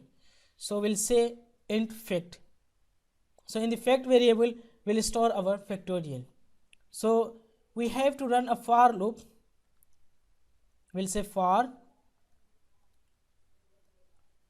and here we initialize our iteration variable, which is x. We'll say x is equal to 1. We are starting from 1 and we have to go till the number itself. So we'll say until x is less than or equal to num, the loop should run, and will increase the value of the x by 1.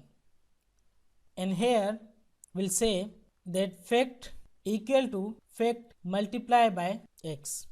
Another thing is that we have to initialize the fact variable with 1, because if we not initialize the fact variable, then it will store the memory address. If we multiply the memory address with x, it will be some bug in our program. So we'll say fact equal to 1. Now how this program works, let's suppose user entered 4. So in first iteration, x is 1 and fact is 1. So 1 into 1 equal to 1. So now in fact variable we store 1. So it will go up, and now x plus plus x equal to 2, and it will come down. We are saying the fact is equal to fact multiplied by 1. So fact is 1 now, and x is 2. 1 multiplied 2 equal to 2. So now 2 store in fact variable. It will go up again. Now x equal to 3. 2 multiplied by 3 equal to 6, and it will go up again, and x is now 4. So it will multiply 4 by 6, which is equal to 24. In the last, we can print that the factorial of this number. So we'll say factorial of num equal to fact. If we now run this program, so let's say we want to print the factorial of 3, which is equal to 6. So factorial of 3 equal to 6, and if we enter 4 there, the factorial of 4 equal to 24. And last try, if we enter 5 there, it will be 120. So the factorial of 5 equal to 120. So that's how we can make a program that will calculate the factorial of any number. So in this video, we'll create a program that will find that is the number is prime or not. So what is the prime number? A prime number is a number which is only divisible by 1 and itself. So how can we find the prime number? Let's say we have 5. How can we check that is the 5 is prime number or not? We have to check that if 5 is divisible by 2, it is not. So we'll go on 3. If 5 is divisible by 3, it is not. So we'll go on 4. So we'll check if 5 is divisible by 4, it is not. So that's mean 5 is a prime number because it is divisible only by 1 and itself. How can we do it in our program? So we have to create a variable int num in which we store the number which user types. So we'll print a message to user. We'll say enter any number, and we'll store the number in num variable. And here we create a boolean. So boolean variable can only store true or false.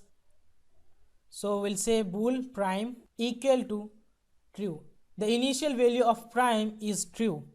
So here we start our for loop.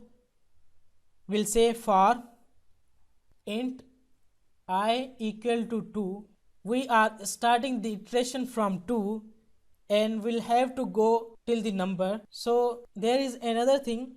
If we go till half of the number, we can achieve what we want, because let's say we want to check that is 13 is prime number or not. So if we go till 6, we can check this because 13 cannot be divisible by 7. The thing is, we just have to go till the half of the number. So we'll say I less than or equal to num divided by 2. So here we are saying that until I is less than or equal to half of the number, you have to iterate or you have to run. And we are increasing the value of I by 1 each time. And here we'll start our for block, and we'll say if num percentage I, we are saying that if number divided by I equal to 0, so we are iterating from 2 until the half of the number. If any number between them divide the number perfectly, so we can say that this is not a prime number. So we'll say prime equal to false. And here we'll check that if prime, that means if prime has a value true, so it will say cout num is a prime number, else cout num is not a prime number, is not a prime number. Here we are saying that you have to start from 2 and goes until I is less than or equal to half of the number. That means num divided by 2 is equal to half of the number. So here we are checking if any number between 2 and half of the number is divide number perfectly, so we can say that this number is not a prime number. So we are saying that if any number between 2 to half of the number divide the number that user entered perfectly, so it will not a prime number. So here we are saying that if prime number has a true value, you have to print that number whatever user entered is a prime number. If it is a false, then you have to say that number is not a prime number. So let me build and run this program. So let's say how our program works. So we'll enter 5 here. 5 is a prime number because 5 is only divisible by 1 and itself. So let me enter 8 there because 8 is not a prime number. So let me enter 8, hit enter. It is saying that 8 is not a prime number. In this video, we'll talk about break and continue statements in C++. What is the break statement?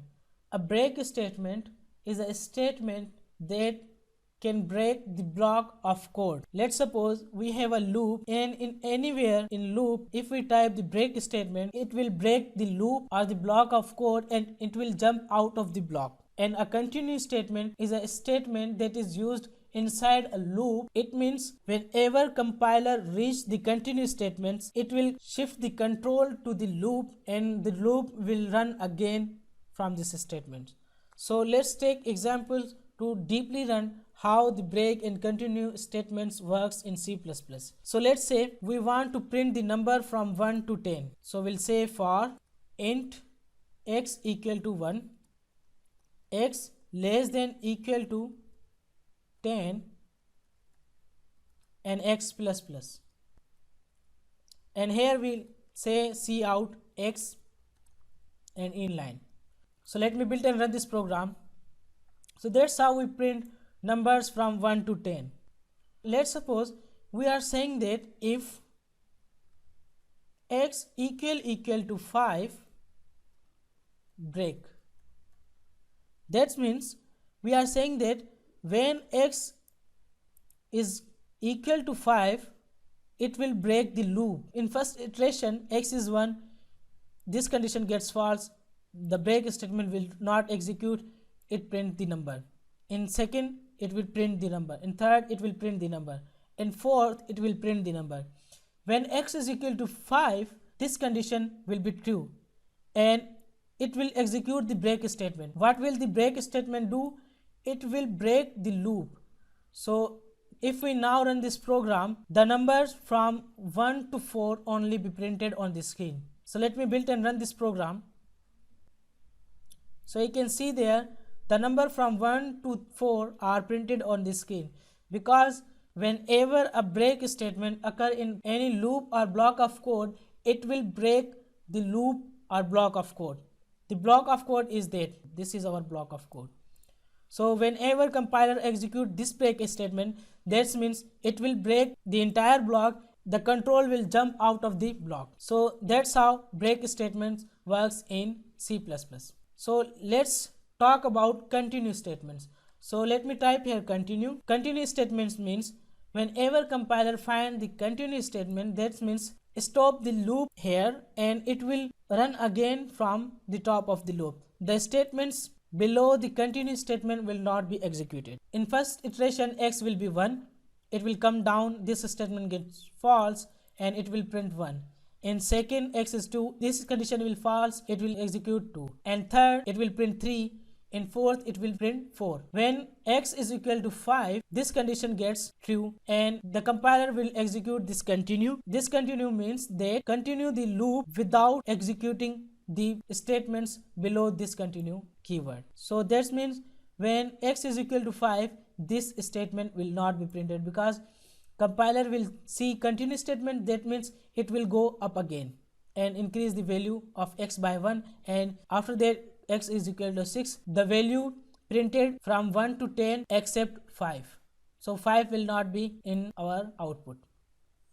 So there you can see 5 is not here. Okay, that's how continue statement and break statements works in C++. So let me do another example of break or continue statement. So let's see another example of break statements. So let's say we are going to take 10 input from user. So we'll say cout enter number, and here we'll store it in num variable. Let me create int num here. So we'll say if num equal to -1 break. So this for loop will run 10 times. In each and every iteration it will print that enter number, and it will take a number and it will store it in num variable, and after that it will check if number equal to -1. If user enter -1, it will break the loop. So if we run this program, so if we enter 1 here, it will say enter number 2, 3. Whenever we enter -1, it will break. So that's how break statement works. Whenever the break statement occur in any block of code, it will break the block of code. Okay, let's take another example of continue statement. So here we are saying continue, and we are also printing the value of num here, num and inline. So here we are saying that the loop will run 10 times, and in each and every iteration it will take an integer from user and it will store the number in num variable, and it will check if the number equal to -1. It will continue. It will not print this statement, or it will not execute this statement, because this continue means whatever the statements are below the continue keyword will not be executed and the loop will run again. So now if we run this program, if we type 2 here, it will print 2. If we type 5 here, it will print 5. But if we type -1, it will not print it. Whenever we type -1, it will not print, and whenever we type another number, it will print it. In this video, we'll talk about nested for loop. So let's suppose we want to print a pattern on screen, something like that. So let's say we want to print the pattern like that. So this pattern we can easily achieve with nested for loop. What is the nested for loop? A for loop which is inside another for loop is known as nested for loop. So without any further delay, let's start writing code. So first of all, we'll create a for loop. So we'll say int I equal to 1, I less than equal to 10. So it will run 10 times, and we'll say I plus plus. And in the block of the for loop, we'll create another for loop. We'll say int j equal to 1, j less than equal to 10, j plus plus. And here we'll print that cout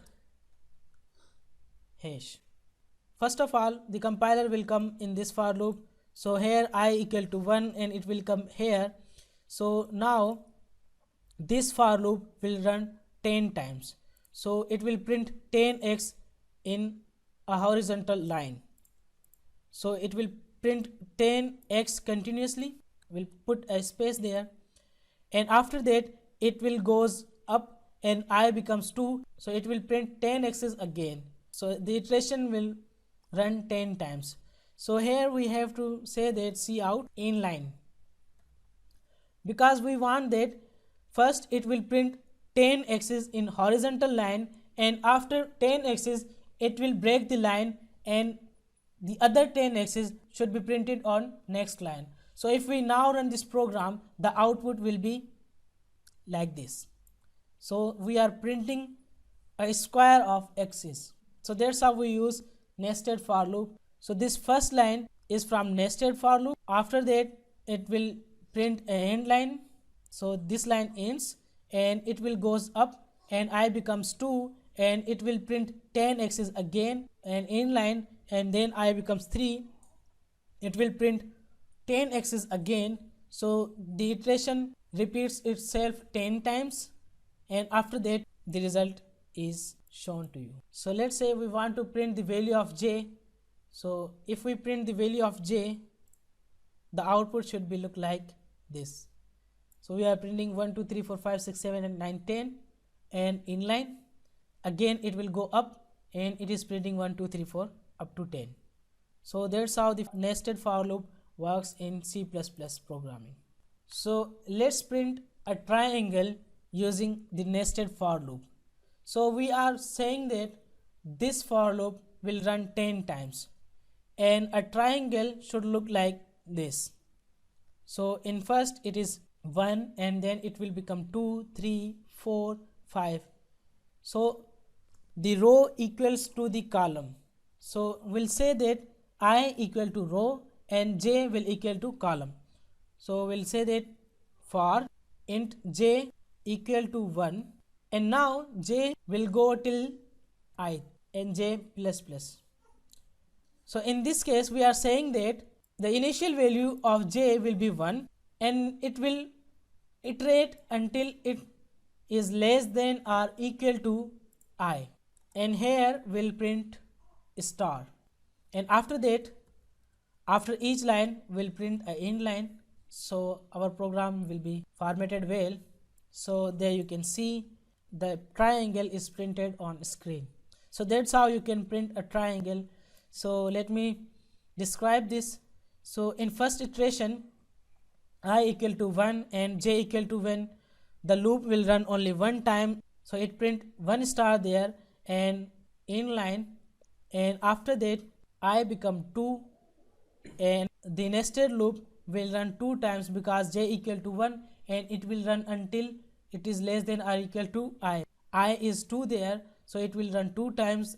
2 stars are printed there, and in the next iteration it will run 3 times. There are 3 stars. So this loop is run 10 times and this loop is run 10 times, but in each and every iteration the star or the iteration of this loop increased by 1. So that's how we use nested for loop. In this video we'll talk about pattern printing in C++. So in this video we'll create 5 beautiful patterns using for loop and nested for loop. The first pattern will look like this. So here we are printing a triangle. In this triangle each number represents the line number. So this is first, second, third and so on up to 9. Before number we are printing 8 spaces there, and then there are 8 spaces, there are 7 spaces, there are 6 5 4 3 2 1 and 0. So the first thing, we need 3 for loop to print this pattern. The first for loop will be our row. So these are 9 rows in this pattern, and the second for loop will be our column for loop, which is our nested for loop also. In column for loop we'll print the numbers. We have to use another for loop which is used to add these spaces. So there are 8 spaces, 7 spaces, 6 5 4 3 2 1 and 0. So we have to print these spaces as well. So first of all we'll create an integer variable which is our count variable. So we'll say int count equal to 9, because we want to make our program dynamic. If you change this number, your triangle will increase or decrease according to this number. So we'll say for, and here we'll create int row equal to 1, or we can use I or j, but to be more descriptive I am using row there, and we'll say row less than or equal to c, which is our count variable or steps variable. So we'll say row plus plus. So this for loop will run 9 times from 1 to 9, and here we'll use another for loop which is column.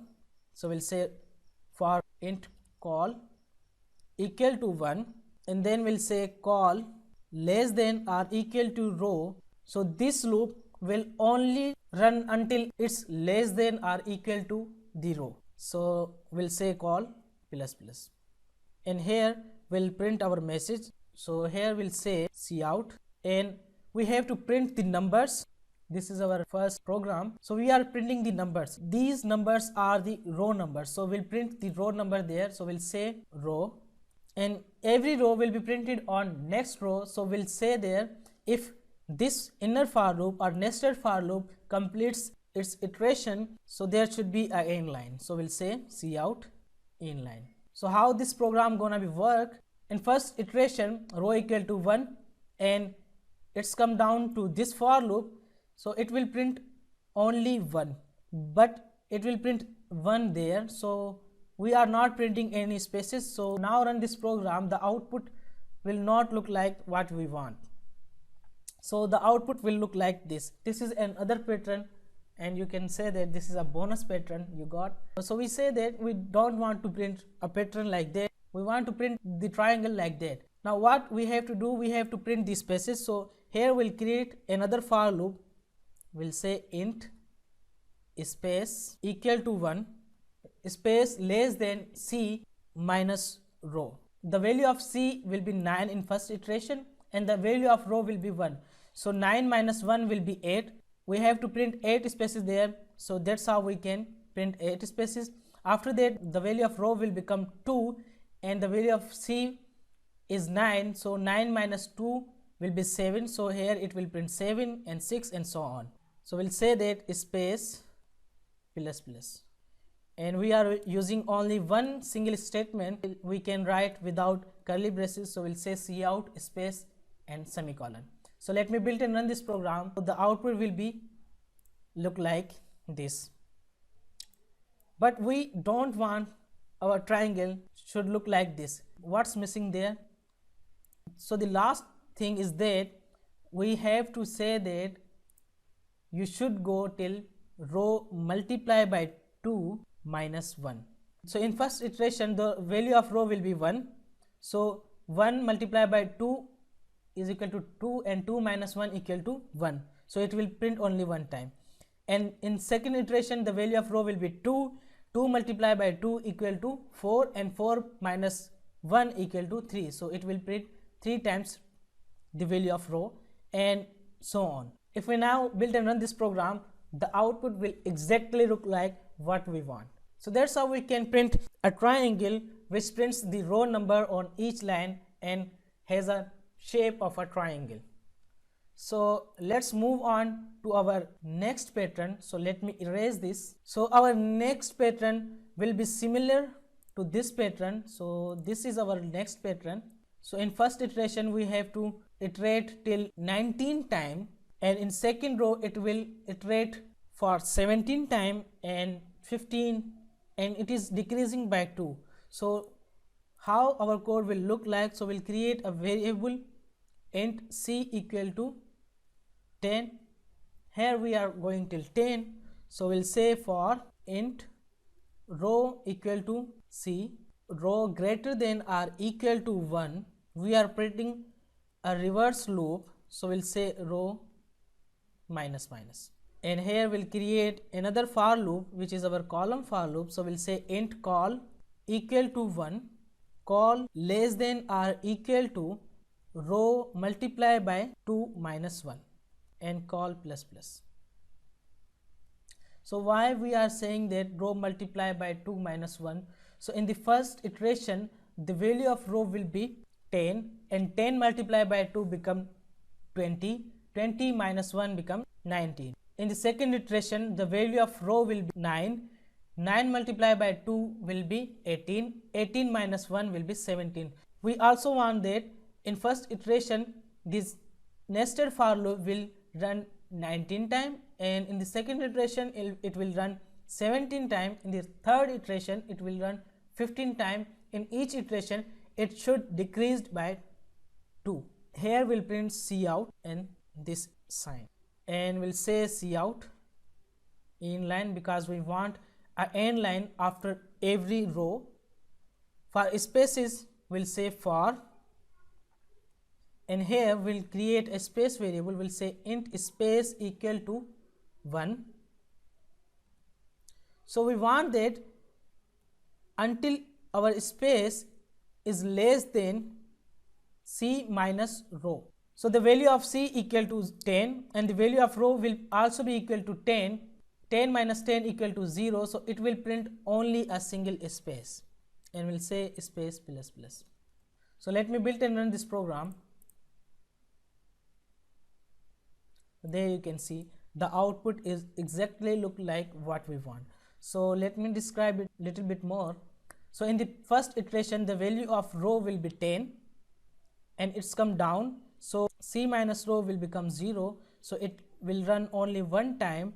And so here we are saying that call equal to 1, the value of column will be equal to 1, and it will run row multiply by 2 minus 1 times. So row is 10, multiply by 2 it will become 20, minus 1 it will become 19. So this sign will printed on screen 19 times, and in the second iteration row will become 9, 9 multiplied by 2 18, minus 1 17, so it will print 17 times, and so on. So that's how we print this beautiful pattern. So let's move on to our next pattern. So our third pattern will look like this. So this is bit more interesting. So we have to divide this in two parts. This will be our first part and this will be our second part. So let me erase this. So we'll say int c equal to 10, and we'll say for int row equal to c, row greater than or equal to 1, row minus minus. So in the first iteration row will be 10 and it is decreasing by 1 in each iteration. So we'll create another for loop, int call, and the column will be equal to 1, and we'll say call less than or equal to row multiply by 2 minus 1, and we'll say call plus plus, and here we'll print cout and the dollar sign, and we'll say cout inline. All these things are same to our previous pattern except this dollar sign. So here we'll print the spaces. So we'll say for int space equal to 1, space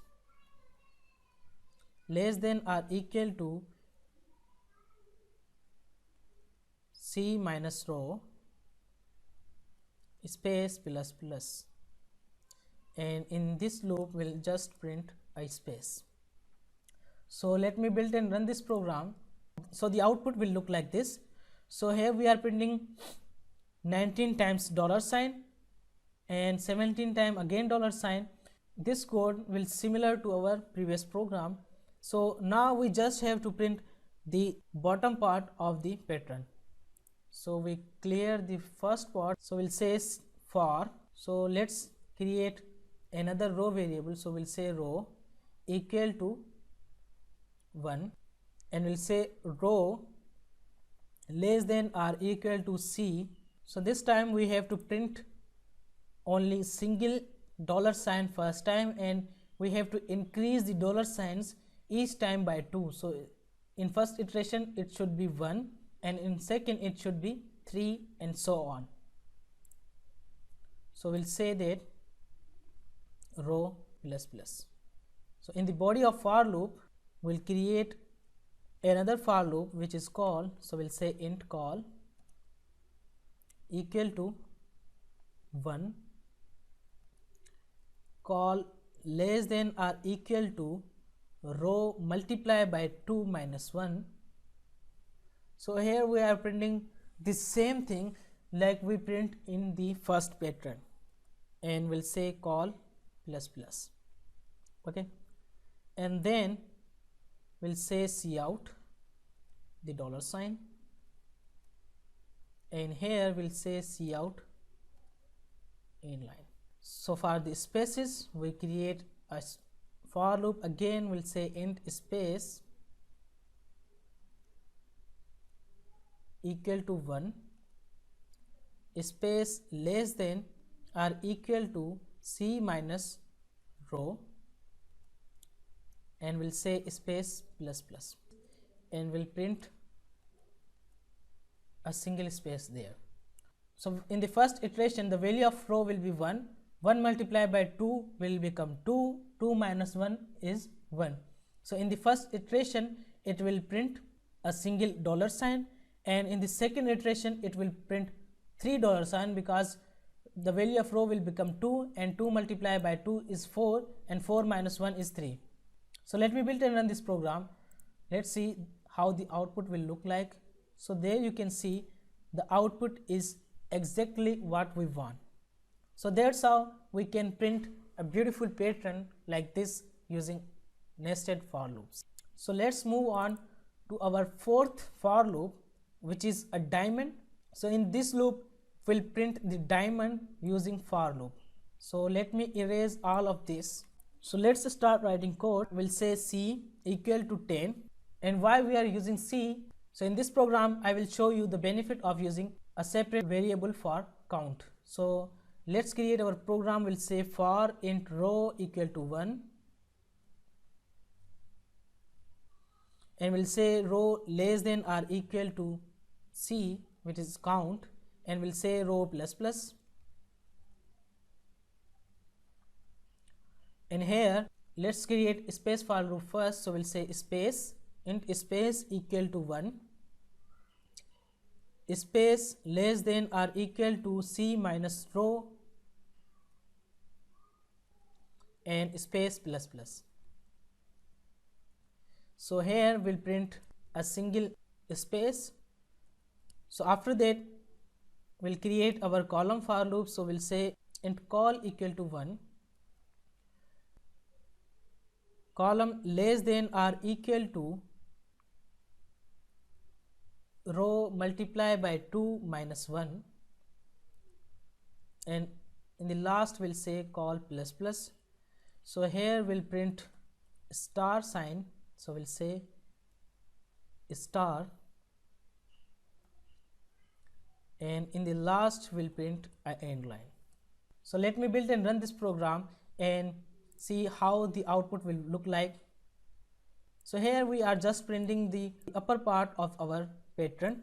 So in the first iteration, the value of row is 1. 1 multiplied by 2 is 2. 2 minus 1 is 1. So this loop will only run for 1 times, and it prints only 1 star there. And this loop will run 9 times. So here C is 10, and 10 minus 1 equal to 9. So this loop will run 9 times, and it prints 9 spaces there. So that's how this loop works. So let me print the second half of this program. So we'll say that for int row equal to C, whatever the value of C, we are saying that the value of C is 10, and we'll say that row until row is greater than or equal to 1, the loop should run, and we'll say row minus minus. And in the block of outer for loop, we'll say that for, let's print space. So we'll say for int space equal to 1 until space is less than or equal to C minus row plus 1, and we'll say that space plus plus, and we'll print the space there. So we'll say C out space. So why we are saying that C minus row plus 1? Because the value of C will be 10 in first iteration, and the value of row will be 10. So 10 minus 10 equal to 0 plus 1. So it will print only one single space, because in this program the upper part will print till this row, and in the lower part we are first printing a single space. So that's why I add a plus 1 there. Let's create our column loop. So we'll say for int col equal to 1, and we'll say that until column is less than or equal to row multiply by 2 minus 3, the loop should run, and we'll say call plus plus. And here we'll print the message, so we'll say cout, a asterisk sign, so there we go, and at the last we'll print an inline, so we'll say cout inline. So now let me build and run this program. So there we go, the output is exactly look like what we want. So let me describe it how the programs works. So till this we have cleared, we have talked about till this. So let's talk about the lower part. So in lower part we are saying that, so in the first part we are saying that row equal to C and row is greater than or equal to 1, so it will run 9 times. And here we are saying this, that space equal to 1 until space is less than or equal to C minus row plus 1. That means the value of C will be 10 and the value of row will be 10. So 10 minus 10 equal to 0 and 0 plus 1 equal to 1. So the space loop will run only one time and it's print the single space there. Okay, there you can see. And after that it's come to this for loop, and here we are saying that call equal to 1 and call is less than equal to row multiplied by minus 3. So that means the value of row will be 10, 10 multiplied by 2 will become 20 and 20 minus 3 will become 70.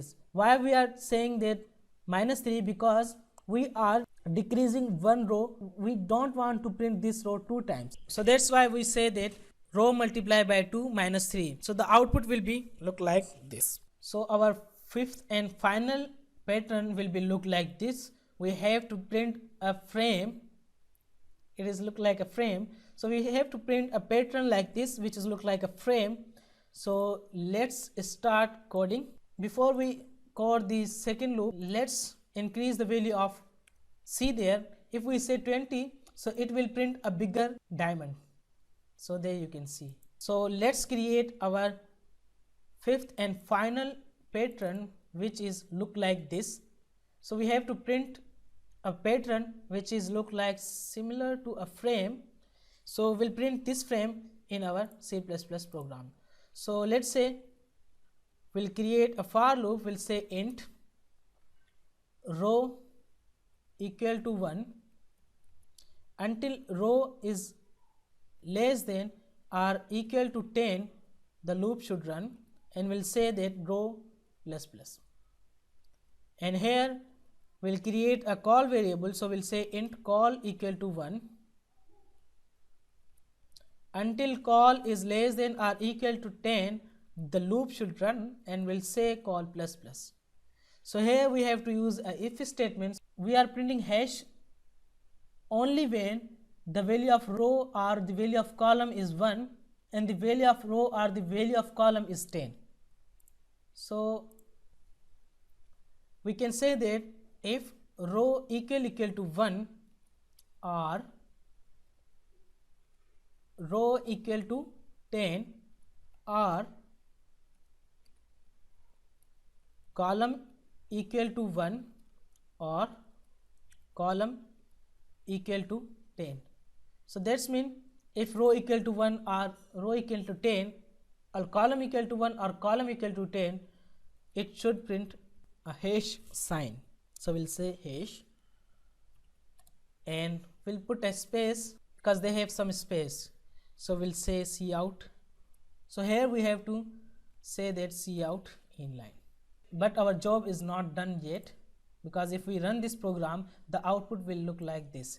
So we have to put the spaces inside this frame. So we'll say that if the condition is not true, you have to come in else part and you have to print 2 spaces, because we are using 2 characters there. One is hash and the other one is space. So we are printing 2 space there as well. So let me build and run this program. The output will be a beautiful frame. So that's how we can easily print 5 beautiful patterns in C++ programming. In this video, we'll talk about random number generator in C++. So to generate a random number in C++, there is a function which is known as rand. So we have to use the rand function to generate a random number. We have to include a header file in which the rand number is present. So we'll say include cstdlib. So this is our header file in which the rand function is present. So here we can say rand. So this is our function. So let me print this, what it returns. So we'll say cout rand. So let me build and run this program. So you can see that it returned 41. So let's say we want to print 10 random number. So we'll say for int I equal to 1, I less than or equal to 10, and I plus plus. And here we just have to say that cout rand and inline. And now let me build and run this program. The output will be this. So there are 10 random numbers. That's great. But let's say we want to generate the random number between 1 to 5. So to do that, we have to use mod operator, which we learned in previous videos. So we say mod 5. This rand function return a number, and this mod operator divided by 5, and whatever the remainder, it will return to us. So if we now print this program, so the output will look like this. So there are random number 0, 1, 2, 3 and 4. But there is not 5, because whenever we divide any number by 5, the remainder could be 0, 1, 2, 3, 4, but the remainder could not be 5. So how can we generate the random number between 1 to 5? So we just have to add 1 here. So we can say plus 1. So now it will return the random number between 1 to 5. There you can see there is 1, 2, 3, 4 and 5. But if we note this pattern, there is 2, 3, 5, 1. Let me build and run this program again. So there is again 2, 3, 5 and 1. Let me build and run this program one more time. So there is 2, 3, 5 and 1. Why this happened? Because this function is just the collection of algorithms the developer provide to them. It is not a human which can understand that yes, it is a random number. So this is not totally a random number. So we have to do something else to generate a random number in C++. So there is another function which is srand, and srand means set random. So here we can pass arguments. So if we say 1, so now if we run this program, the output will be 2, 3, 5, 1, and if we change the argument, the output will be different. So there is 3, 4, 3, 3, 4, and if we change again the argument, the output will be different again. But we have to change this argument again and again. What if this argument changes automatically? So to do that, we have to use another trick, which is time function. But this function comes in a header file which is known as ctime. So we'll say include ctime, and this ctime will gives us a method which is known as time, and here we have to pass the number 0. So if we print this ctime function, let me inline there. So if we build and run this program, so there you can see this is a time in millisecond. If we run it again, the output will be different. There you can see 7, 4 and 5. Let me build and run this program again. It is 7, 5, 5. So that's great. It is returning us a totally random number. What we need to do, we just need to cut this part from there and put it in here. What we are saying that, we are saying that set the random function, and we are passing a totally random argument in srand. And if we now print this program, the output will be different. So there is 5, 3, 1, 3, and let me build and run this program again. So there is 4, 5, 4, 2. Let me build and run this program again. So there is 4, 4, 2, 5. In this video, we'll talk about while loop. So let's say we want to print the numbers from 1 to 10. So how the syntax of while loop will look like? So in the first, we have to initialize the variable. We'll say int x is equal to 1, and here we'll say while. In the parentheses of while loop, we'll say x is less than or equal to 10, and in the block of while loop we'll say cout x and at the last will increase the value of x by 1. What's this mean? So in the first we are initializing our variable, our iteration variable x. We are saying that int x equal to 1, and here in while parentheses we are typing our condition. This will be our condition, x less than or equal to 10. This loop will run until x is less than or equal to 10, and here in the block of while loop we are printing that x, and in line means this x will printed on next line each time, and here we are increasing the value of x each time by 1. So let me build and run this program. The output will be the numbers from 1 to 10. So here you can see that. So let's say we want to print the odd numbers, so we just have to say that x equal to x plus 2. So we are increasing the value of x each time by 2. So now it will print numbers from 1 to 9, but all the odd numbers. And you can do the same thing with even numbers. So you can initialize the variable of x with 0, and here all the even numbers will be printed on screen.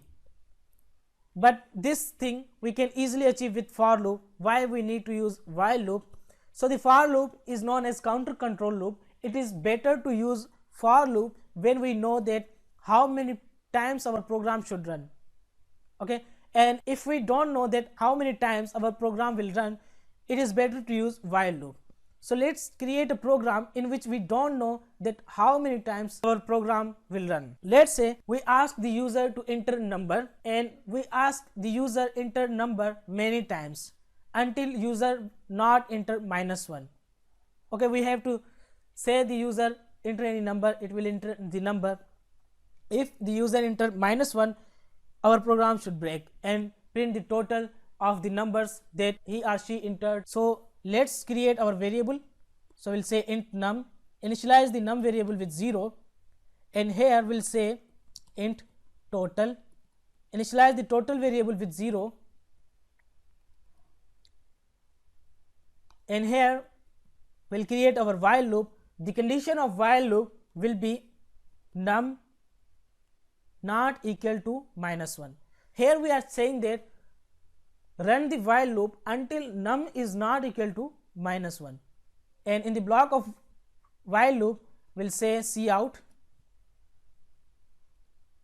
enter any number, and we'll store the number in our num variable. So we'll say cin num,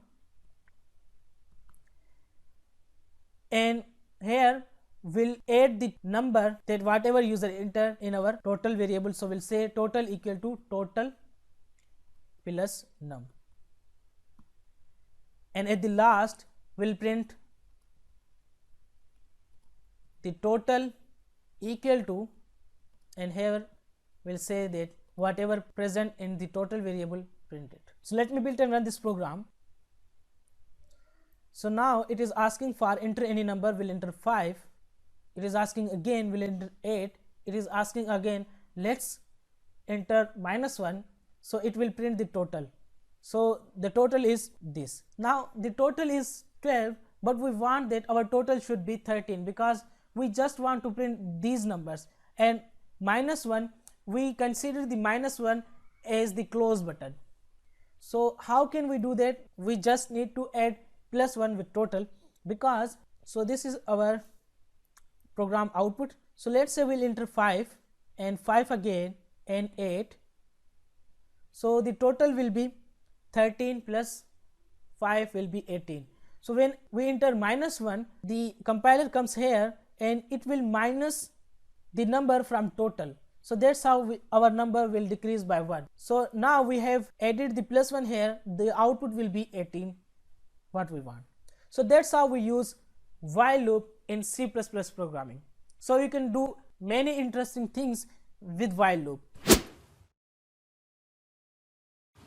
In this video we'll talk about do while loop. So in previous video we have discussed that loops are used to execute the block of a statement repeatedly. We provide some condition, and based on this condition the loop will run. But in do while loop, the loop will run at least one time, no matter the condition is true or false. So let's see how do while loop works in C++. So let's create a iteration variable x equal to 1, and we are printing the numbers from 1 to 10. So the syntax of do while loop will look like, first we need to create the iteration variable which is x. So we'll say x int x equal to 1, and then we'll have to type do. That's our do block. So here we'll type our statements that we want to execute in our loop. So we'll say cout x, and then we'll say inline. After that we'll increase our iteration variable, so we'll say x plus plus, and here we'll say while, and here we have to provide our condition. So we'll say x less than or equal to 10. So what we are doing in this line of code, at here we are saying that int x equal to 1. That means we are initializing our iteration variable by 1, and this is our do block. The compiler will execute this block. So here we are printing just the value of x, and we are breaking the line by using inline, and here we are increasing the value of x by 1. After the do block we have to write while keyword, and in the parentheses of while we'll type our condition. So this will be our condition. So we are saying that the loop should run until x is less than or equal to 10. So let me build and run this program. The output will be the numbers from 1 to 10. So there you can see the numbers from 1 to 10 are printed on screen. But I said that in do while loop it will run at least one time, however the condition is true or false. So let's say we initialize our iteration variable by 13. So now this condition is false, but this statement will execute one time. Let me build and run this program. So there you can see the output is 13. Why the output is 13? Because first we are initializing our variable, and then we are printing the value of x, and then we are increasing the value of x by 1. After that we are checking that condition. So it will first execute the block of statement, and then it will check the condition. So that's why the do while loop execute the statements or block of statements at least one time, however the condition is true or false. Where do we actually use this do while loop? So let's say we want to create a simple billing app in which we ask the user to enter the product price and quantity, and then we'll display the total to user. And after that we'll ask the user that do you want to add more record. If user enter y, then we'll repeat the same stuff. If user doesn't enter y, then we'll exit and show the grand total to user. So let me create this program for you. So we'll say int price, in which we'll store our price, comma quantity, in which we store quantity, and then total. And after that we have to create another variable which is our grand total. We'll initialize the grand total with 0. I will explain why I initialize this grand total with 0 in a moment. So let's create a character variable. So we'll say character choice, in which we store the choice of the user. So let's create our do block. So we'll say do, and here we'll print a message to user that enter product price. So we'll say enter product price, and here we'll get the input, and we'll store the input in price variable, and we'll print another message to user enter product quantity,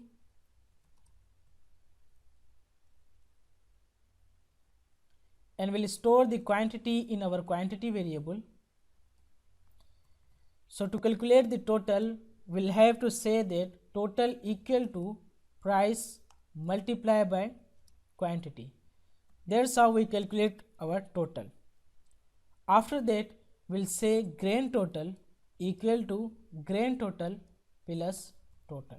What's that mean? So we are saying that grand total equal to grand total plus total. In first iteration our grand total is 0. So 0 plus total, whatever user type and whatever the total, it will add in grand total variable, and we don't know the program runs how many times. So until user enter product price and quantity, the total will be stored in our grand total variable, so we can print the grand total at the end of our program. After that we'll print a message to user. We'll ask that do you want to add more record, and here will give two options to user. Press Y for yes and N for no. After that, we'll store the choice of user in our choice variable and we'll come out of the do block, and here we'll type our condition. So we'll say while choice equal to capital Y or choice equal to small y, the loop should run. Why we use capital and small y? Because we don't know that user enter capital or small y, so we are taking care of it. So here we are saying that until choice of the user equal to y or small y or capital Y, the loop should run. And I am using single quotes because these are just characters. So after that, we'll say that your grand total equal to the grand total variable, because the grand total is available on the grand total variables. So one thing we have missed, that we have to also print that the total equal to, so we'll say total equal to total and inline. So here we are printing that your total equal to whatever the total is calculated by price and quantity. So let me build and run this program. So it is asking for enter product price. So we'll say the product price is 500 and we want to buy two products. So the total will be 1000, and it is asking for do you want to add more records. So we'll say yes, and here we'll enter the product price is 100 and we want to buy four products. The total will be 400, and let me add again some more records. So here we'll say 300, the price of product, we want to get two products, and the total will be 600. Here we'll say no, we don't want to add more record. So now it should print that your grand total is 2000, because 1000 plus 400 is 14,000 plus 600 equal to 2000. So enter. So there we go, your grand total equal to 2000. So that's how we can use do while loop to create a beautiful billing app. In this video, we'll create a program that will calculate the sum of the digits of a number. So we'll create a program in which we ask the user to enter any number. So let's say user enter 234. So our program will calculate the sum of the digits of this number. So sum of the digits of this number will be equal to 9, because 2 plus 3 equal to 5 and 5 plus 4 equal to 9. So our program should calculate the sum of all of the digits which occurs in the number. So first of all, we need to create a variable in which we store the number that user types. So we'll say int num, and here we'll print a message to user. So we'll say enter any number. After that, we'll store the number in our num variable. So we'll say cin num, and here we'll create another integer variable int sum, in which we store the sum of the digits of a number, and here we'll run our while loop. So we'll say while num not equal to 0. So we want to run our loop until num is not equal to 0. So here we'll create another variable. So we'll say int ram equal to num percentage 10 or num mod 10. So what it will do, we are dividing the number by 10, and whatever the remainder it will store in the ram variable. So let's say user enter 234. So the last number will be the remainder, because whenever we divide any number with 10, so the last digit will be our remainder. So we'll store this remainder in our sum variable. So we'll say sum equal to sum plus ram. Okay, and here if we calculate the last number, so we want that the last number should be removed from the actual number. So we'll say num equal to num divided by 10. Whenever we divide any number with 10, the last digit will be removed from the actual number. Okay, the answer will be in decimal points, but in integer the decimal point will be ignored by the compiler, so we'll get the actual number. So at the last we'll print that sum of the digits of this number equal to our sum variable. So let me build and run this program. And here it is asking for enter any number, so we'll say 3 4 5. Now 3 4 5 will be the sum of these digits of this number will be equal to 7 plus 5 12. So hit enter. So it is saying that sum of the digits of this number is equal to 12. So our program working well. So let's say we also want to print the digits one by one, so we can say that cout rem and inline. So here we are also printing the last digits of the number as well. So let me enter 1 2 3 4. The sum of the digits of this number will be equal to 10. When we hit enter, the output will be 4 3 2 1 and sum of the digits of this number equal to 10. So there you can see 4 3 2 1 and sum of the digits of this number equal to 10. In this video we'll create a program that will check if the number is Armstrong number or not.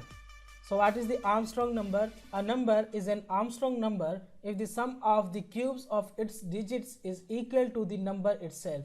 So let's say we have a number 371. So it is an Armstrong number. Why? Because 3 cube, 7 cube and 1 cube will be equal to the number itself. So 3 cube is equal to 27 and 7 cube equal to 343 and 1 cube will be equal to 1. So the sum of the cubes will be equal to 371, which is the number itself.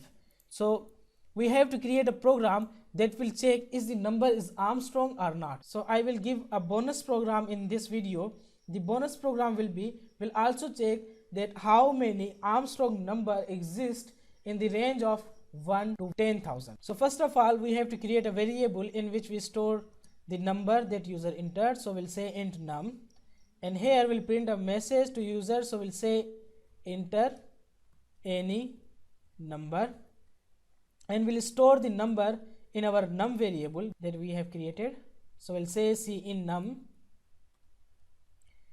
and after that we have to create another variable. So we'll say int n equal to num. After that we'll create a sum variable. So we'll say int sum equal to 0. We initialize the sum variable with 0, and here we'll run our while loop. How can we get every digits of number? So in previous video we have talked about the sum of the digits of a number. If you missed that video, I recommend you to watch this video because it will be very informative for you to learn that how can you get a specific digit in a number and how can you print the sum of the digits of a number. So make sure to watch that video as well. So here we'll say while n not equal to 0. The loop will run until n is not equal to 0, and here we'll create int rem variable, remainder variable, and we'll say that int rem equal to n percentage 10. What that means? N will be our number that user entered, and we are dividing it by 10, and whatever the remainder it will store in our rem variable. The last digit will be our rem. So let's say we have 371 as our number. So the last digit will be 1. So we have to calculate the cube of this number.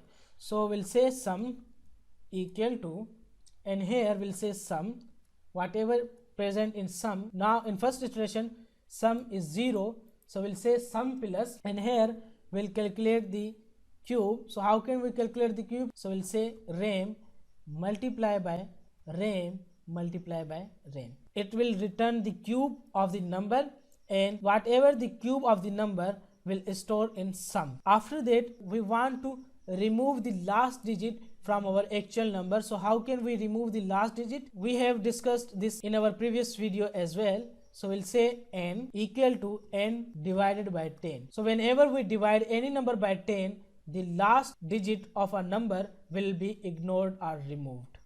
Okay, it will return the decimal number, and in integer the decimal number will be ignored, so we'll get only the perfect number. After that we'll check if, and here we'll say sum equal to num. So this number, whatever the user enter, if this sum is equal to the number, so we'll say that cout num is an Armstrong number, and inline. Else we'll say that cout num is not an Armstrong number, and inline. So let me build and run this program. So if we enter 371, so it will say 371 is an Armstrong number. So if we enter any else number, so it will say this is not an Armstrong number. At the start of this video, I have also said that I will give you a bonus trick that will show you the Armstrong numbers in the range of 1 to 10,000. So how can we do that? We just need to run a loop 10,000 times. So we'll say for, and here we'll say int num equal to 1, num less than or equal to 10,000, num plus plus. We'll end the for block here. The other thing is that we don't want to print that is not an Armstrong number, because it will print 10,000 rows or 10,000 line. So we are just want to print the Armstrong number on the screen. So now let me build and run this program. So there you can see the Armstrong number are only 5, which is exist in the range of 1 to 10,000. So you can check the Armstrong in the range of 1 to 1 lakh. So let me build and run this program again. So these are the Armstrong number that are exist in the range of 1 to 1 lakh. Welcome back everyone, my name is Gori from Alpha Technology, and in this video we'll create rock paper scissors game in C++. So before we get started, make sure to subscribe our channel and press the bell icon so you don't miss any new video. So let's start writing code. So first of all, we need to declare some variables. So our first variable will be string name, or we can say player name, in which we store the name of the player. So we'll say cout, we are printing a message to user that enter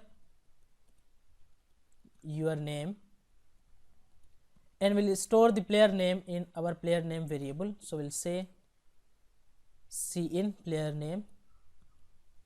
After that, we want that our screen should be clear, so we'll say system, and in the system function we'll pass the argument cls, so it will clear the screen for us. So here we'll declare another variables rounds, in which we store the rounds, and we ask the user that how many rounds do you want to play. So we'll say player name, how many rounds you want to play, and we'll store the rounds in our rounds variable. So we'll say rounds, and here we'll declare two other variables. The first one is player score, the second one is computer score. So we'll say int player score equal to 0. So our player score will be 0, and computer score equal to 0. So we are creating two variables, player score and computer score, and we are initializing the player score and computer score with 0. After that, we need to run a loop that will run rounds time, or we can say that will run the number of time that user enter. So we'll say for int round equal to 1, round less than or equal to rounds that user enter, round plus plus, and here we'll say system CLS. It will clear the screen for us, and after that we need to declare two other variable. The first one is player choice and second one is computer choice. So we'll say player choice comma computer choice, and here will display the round number and the player and computer score. So we'll say cout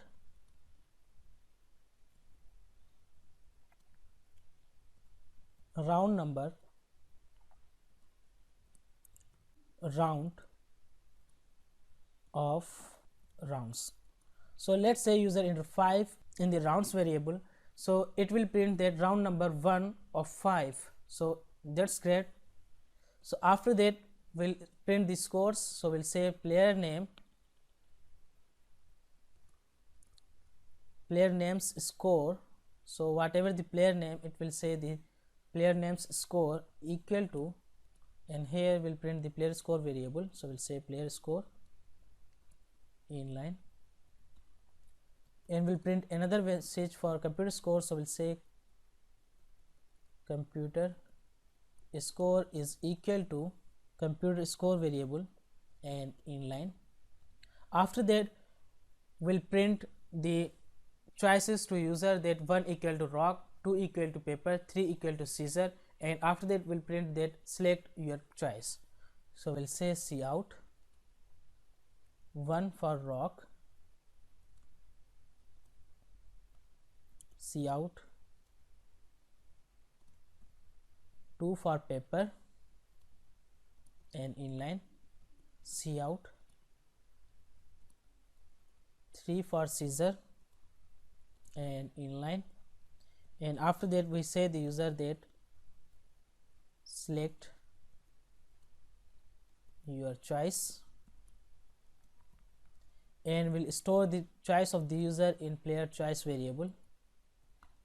So now we have the player choice, so we need computer choice, but we want that the computer choice should be random. So how can we make a program that will generate some random numbers? So I have a separate video on this topic, so you can watch and learn from it. I will drop the link in the description section below. So to create or to generate the random numbers, we need to include some other header files. So we'll say include. The first header file will be stdlib.h and the other header file will be ctime. So these two header files needs to generate some random numbers. So here we'll say srand, that means set the rand, and in srand we'll pass the argument time or function time, and in function we'll pass the argument 0. So it will set the random number with our time. So it will make sure that all the randoms number are generated that are perfectly random. So after that we'll say computer choice equal to rand. This is a function that returns some random numbers, and we'll say mod 3. It will make sure that the random numbers that are returned by rand function are from 0 to 2, but we want the random number from 1 to 3. So we'll say plus 1 at the last. So now it will return the random number from 1 to 3. So after that we'll check the condition. So we'll say if. Now if player choose 1 and computer choose 3, that means player wins. So we'll say if player choice equal to 1 and computer choice equal to 3, that means if player choose rock and computer choose scissor, that means our player wins. So we'll say cout player win, and here we'll increase the score of the player by 1. So we'll say player score plus plus, and we'll check another condition. So we'll say else if player choice equal to 2 and computer choice Now player choice equal to 2, that means player choice equal to paper, and computer choice equal to 1, that means computer choice equal to rock. So in this case again our player will win, so we'll say C out, player win, and at the last we'll say inline, and here we'll increase the score of the player by 1, so we'll say player score plus plus, we'll say else if, so we'll check another condition, so we'll say player choice, if player choice equal to 3 and computer choice equal to 2, that means our player wins, so we'll say C out, player win, and here we'll increase the score of the player by 1, so we'll say player score plus plus, and after that we'll check another condition for draw, so we'll say if player choice equal to computer choice, that means it's a draw, so we'll say C out,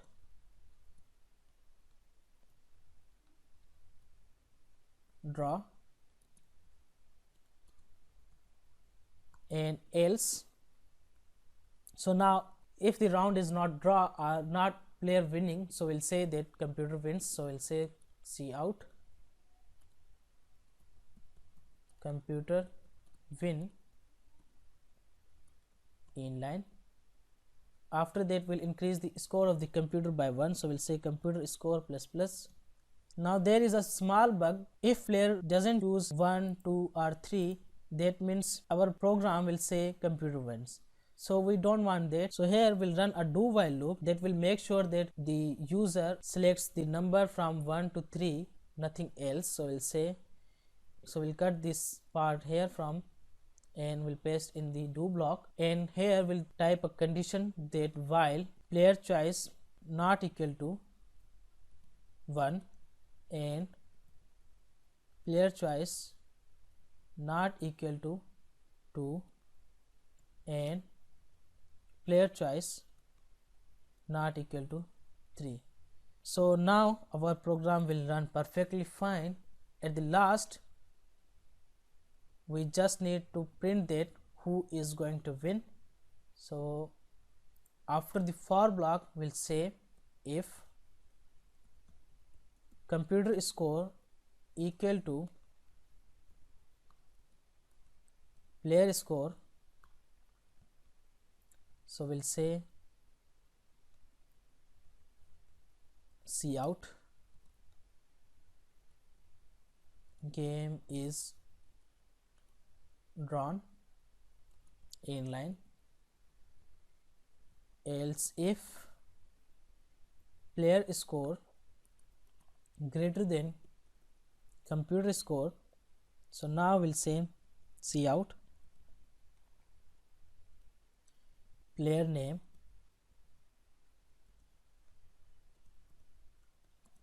you won the game,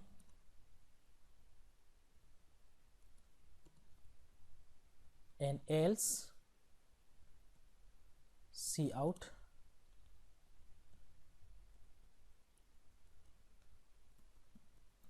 computer won the game. So now let me build and run this program and see how our program will work. So we'll say build and run. So this is our program. So it is saying that enter your name, so we'll say alpha. So it is saying that alpha, how many rounds do we want to play, so we'll say 5 rounds I want to play. So it is showing that round number 1 of 5, alpha's score is 0, computer score is 0, and here it is printing them, select 1 for rock, 2 for paper, 3 for scissors, so we'll select 1. So now our program works fine, but the last thing is that it is not showing the results. Now we have to say that press any key to continue, and we'll have to stop the results until user press any key. So we'll say C out, press any key to continue, and at the last we'll say get ch.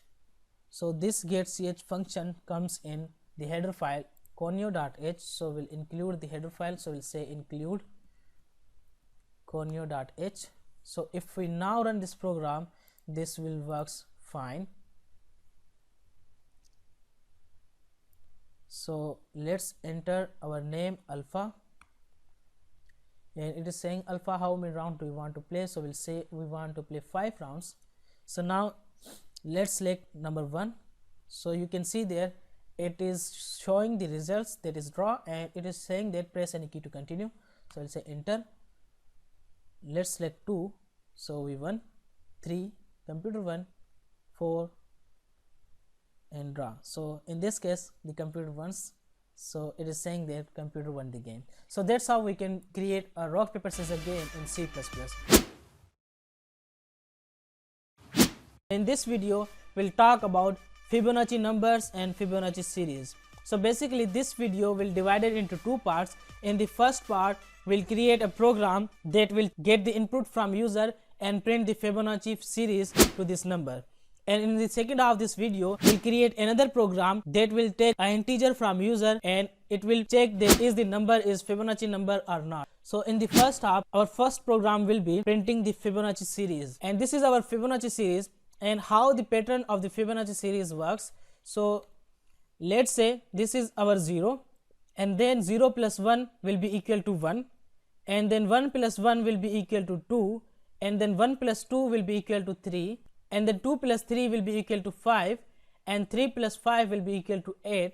And if we say that what will be the next number, so we'll say 5 plus 8, which is equal to 13. So 13 will be our next number. So that's how the Fibonacci series works.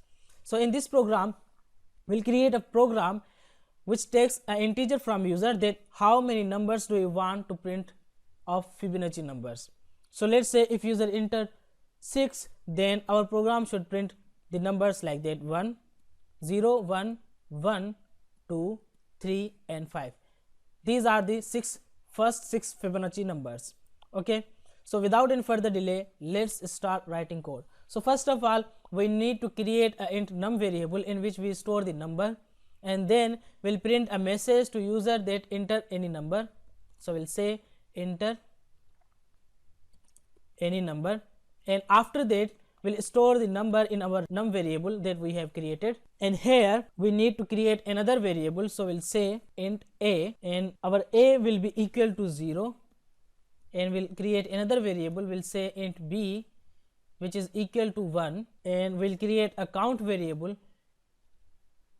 c, which is equal to count, and we'll initialize the c variable with 2, and at the last we'll also create a next variable. So these variables we need. So first of all we'll say that cout Fibonacci terms are, and then we'll print the Fibonacci numbers. So we'll say here inline, and after that we'll print our Fibonacci numbers. So our first 2 Fibonacci numbers are a, which is equal to 0, and then b. So we'll say that cout a, we want to print each number separately with some space, so we'll say /t, that means each number print after one tab, and here we'll say b. Now our program will just only print 0 and 1. So here we need to run a while loop, so we'll say while. You can use another loop as well, so while will be good for this scenario. So we'll say while c less than num. We are saying that while our count is less than the num variable, the loop should run, and after that we'll initialize our next variable. So we'll say next equal to a plus b. So here we'll say cout /t, so they are separated with the tab, and here we'll print the value of next, and after that we have to say that c plus plus, so our count variable get increased by 1, and after that we'll say that a equal to b and b equal to next. So let me build and run this program. So it is asking for enter any number, so we'll say I want to print 8 Fibonacci numbers. So there you can see there are 8 Fibonacci numbers. So how the program works, first of all it is printing 0 and 1. So here we are initializing our a variable with 0 and b variable with 1. So it is printing value of a, which is equal to 0, and value of b, which is equal to 1. and after that we are running a while loop, and we are saying that the while loop run until the counter variable is less than num. So our counter variable equal to 2, and here we are saying that next equal to a plus b. So what is the next? Next is nothing, because we are just declare the next variable, we have not initialize the next variable. So we are saying next is equal to a plus b. So our a is 0 and b is 1, so our next will be also 1, and here we are printing the next, so it is printing this one. So after that we are increasing the counter by 1, so our counter now become 3, and here we are saying that a equal to b, so our b is 1, so now our a will be 1, and we are saying that b equal to next, so our next is also 1, so our a and b are both now become 1. After that it will check the condition again, so c is 3 and num is 8, so it is less than, so it will come down, and here our next variable will be equal to 1 plus 1, which is 2. So here we are printing the value of next, so it is printing 2 there, and we are increasing the counter variable by 1, and here we are saying that a equal to b, our b is 1 and b equal to next, our next is 2. So after that it will check the condition again, and this flow will work until our c counter variable is less than the number that we have entered. So that's how we can create a program that will take the range of the Fibonacci series and print the Fibonacci series. In our second program, we'll create a program that will check is the number is a Fibonacci number or not. So we have to create some variables, so we'll say int num, which is our number, and here we'll print message, so we'll say cout enter any number. After that we'll store the number in our num variable, so we'll say in num, and here we'll create some other variables, so we'll say int a comma b and our next variable as well. So these are the variables that we need to create, and after that we say that if the num equal to 0 or num equal to 1, that means it is an Fibonacci number. So we'll say cout num is a Fibonacci number, else, and in the else part our a will be equal to 0 and our b will be equal to 1, and our next will be equal to a plus b. So this thing we have done in our first of the program as well. So we'll say that while next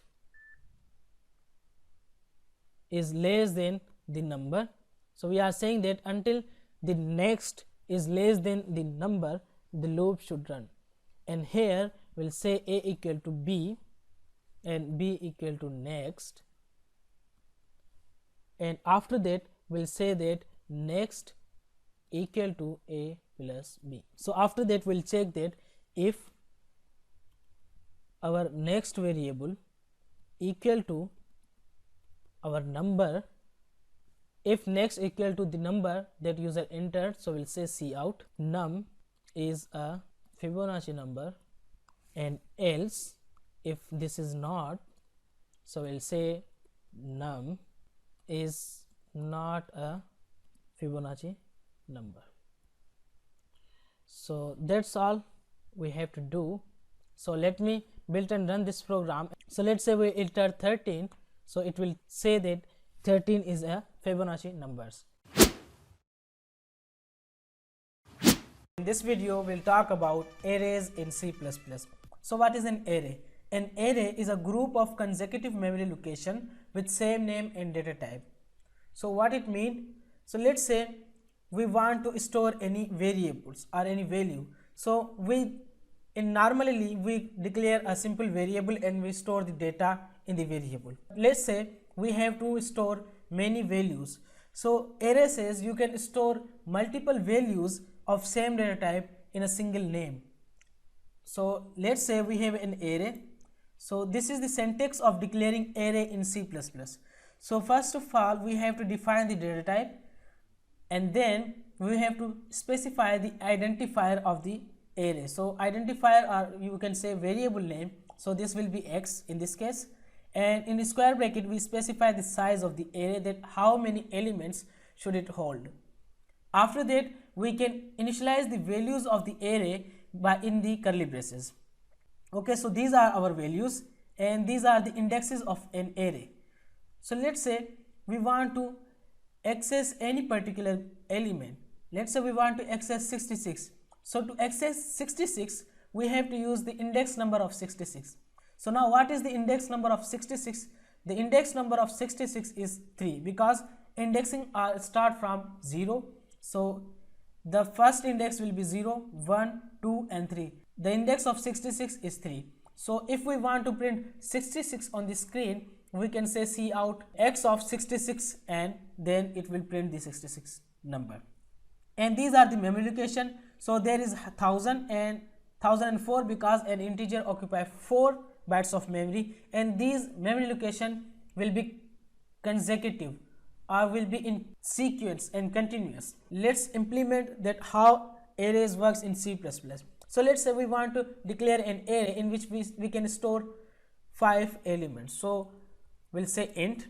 You can declare any data type of array. So we'll say int, and here we'll say nums, and in square bracket we have to specify the size of the array, and after that we can initialize the values as well. So we'll say 13, 8, 5, 68 and 99. So these will be our values. So let's say we want to access any particular element. So let's say we want to print 5 on the screen. So we'll say nums of 2. And now if we build and run this program, the output will be 5. So there you can see the output is 5. So that's how we can access any individual element of the array. So let's say we want to change the element of array. So we can say that nums of, so let's say we want to change 68 by 85. So we'll say nums of 3 equal to 85. So now we have replaced 63 with 85. If we print nums of 3, the output will be 85. So we'll say cout nums of 3, and let me build and run this program. You can see the output is 85.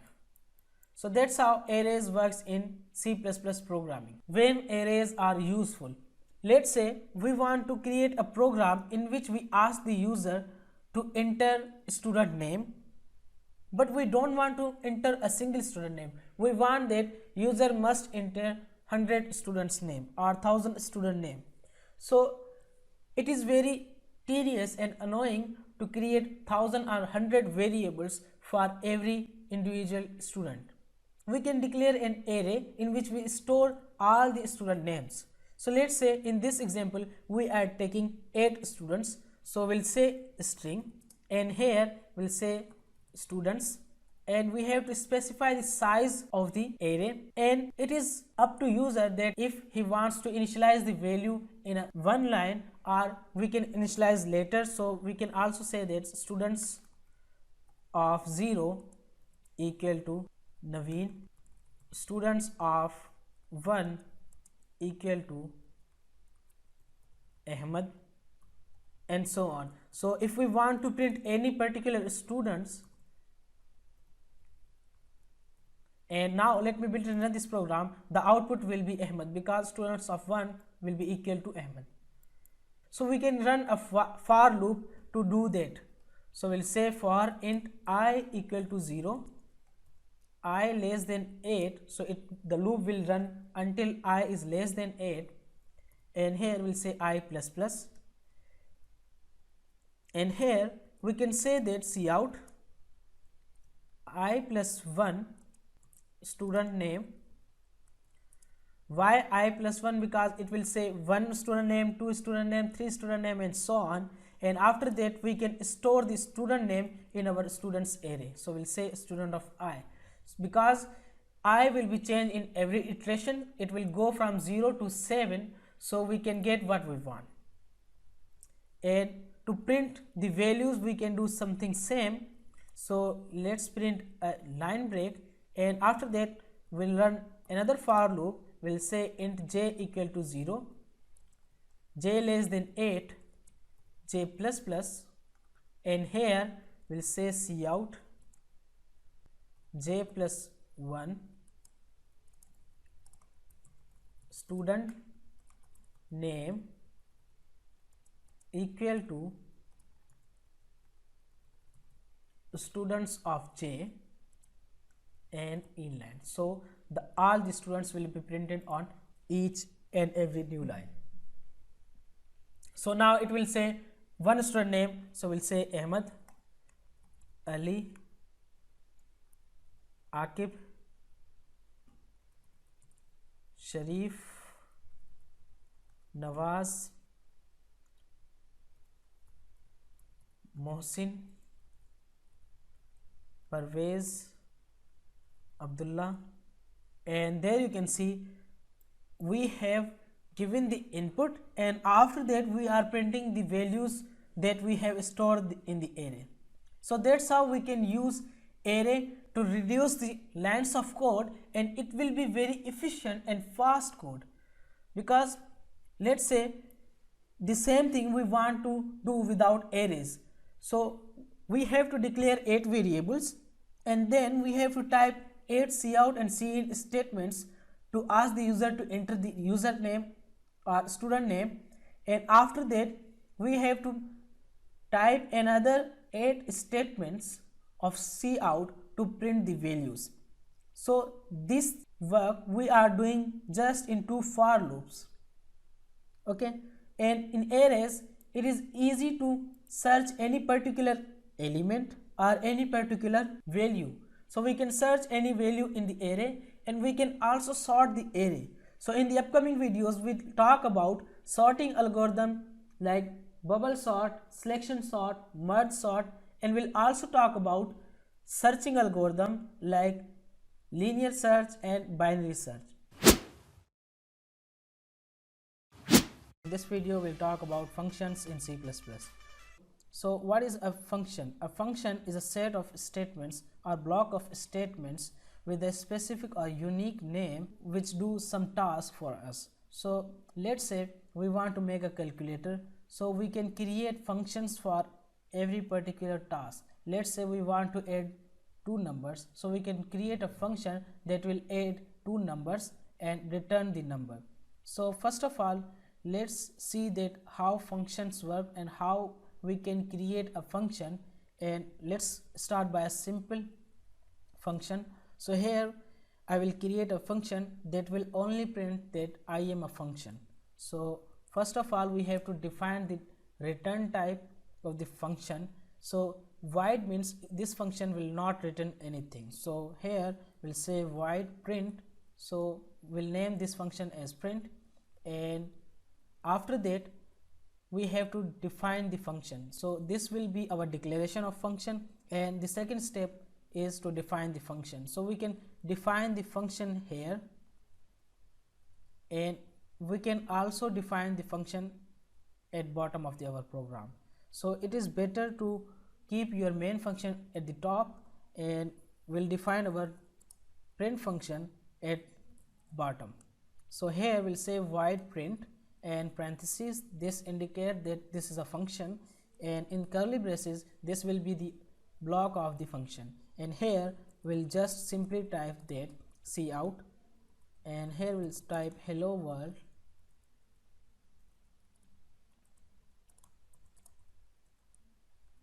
I am a function, and inline. So this is our definition of function. Here we can write any type of statements, loops, condition, etc.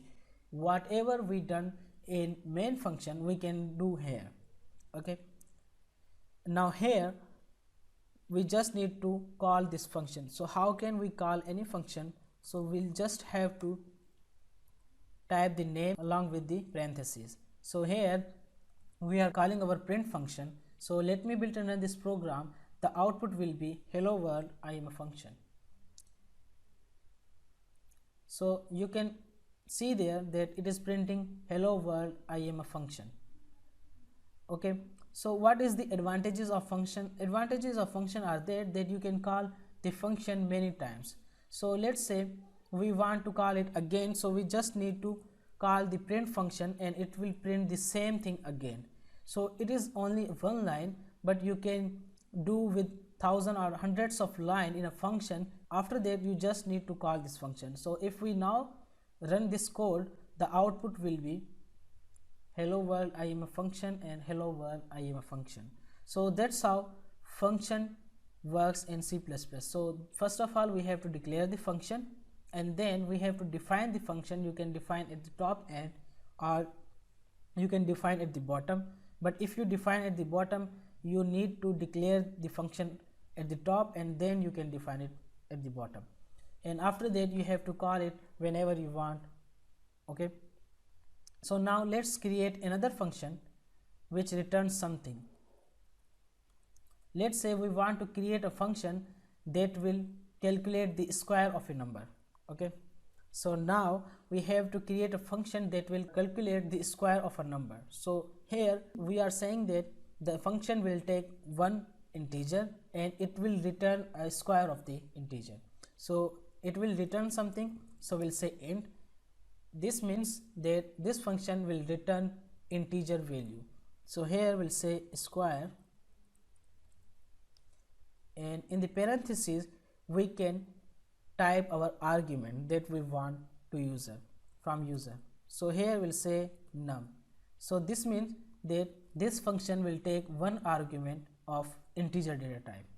Okay, and now here we'll define our definition of function. So we'll say square, and here we'll type num. So this statement will be the same as like this, and after that we'll write our block of function. So here we'll say return. So this return keyword used to return something, and here we'll say num multiply by num. So whenever we want to print the square or calculate the square of a number, we multiply it by itself. So let me just print the function first. So here we'll say cout, and we'll call our square function, and here we'll pass any integer, let's say 5, and now when we run this program the output will be 25 because the square of 5 is 25. This means that square function is returning 25. Okay, so if it is returning, so we can store it in any variable. So yes, we can store it in variable. So we'll say int s, any variable doesn't matter, and here we'll store the square of the number. So here we'll say, let's say this time we want to print the square of 8.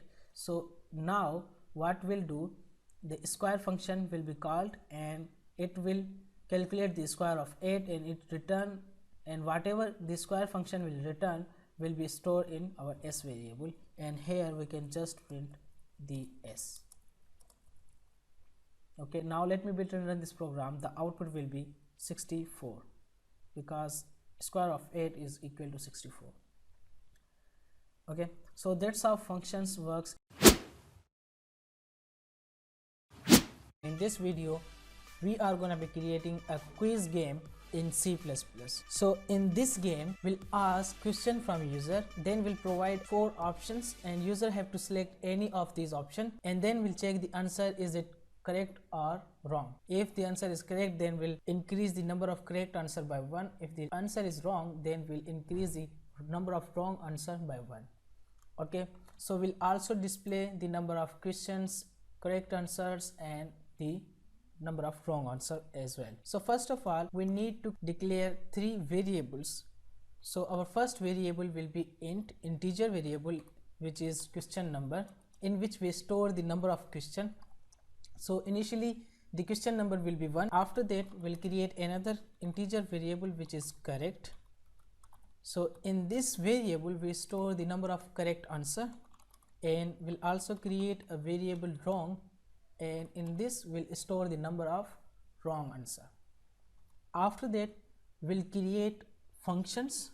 So because this video is a part of functional programming in C++, so you will get better understanding of functions and arguments and parameters, that how they are worked in C++ programming. And other thing is that all the question will be random. So whenever user start the game, the question will arrive in the random. So here we'll create a function which is void display random question. So this function will make sure that every time user start the game, the questions are picking up in the random order or shows in the random order. So after that we create a function void display. In this function we'll display question number, correct answer and wrong answer.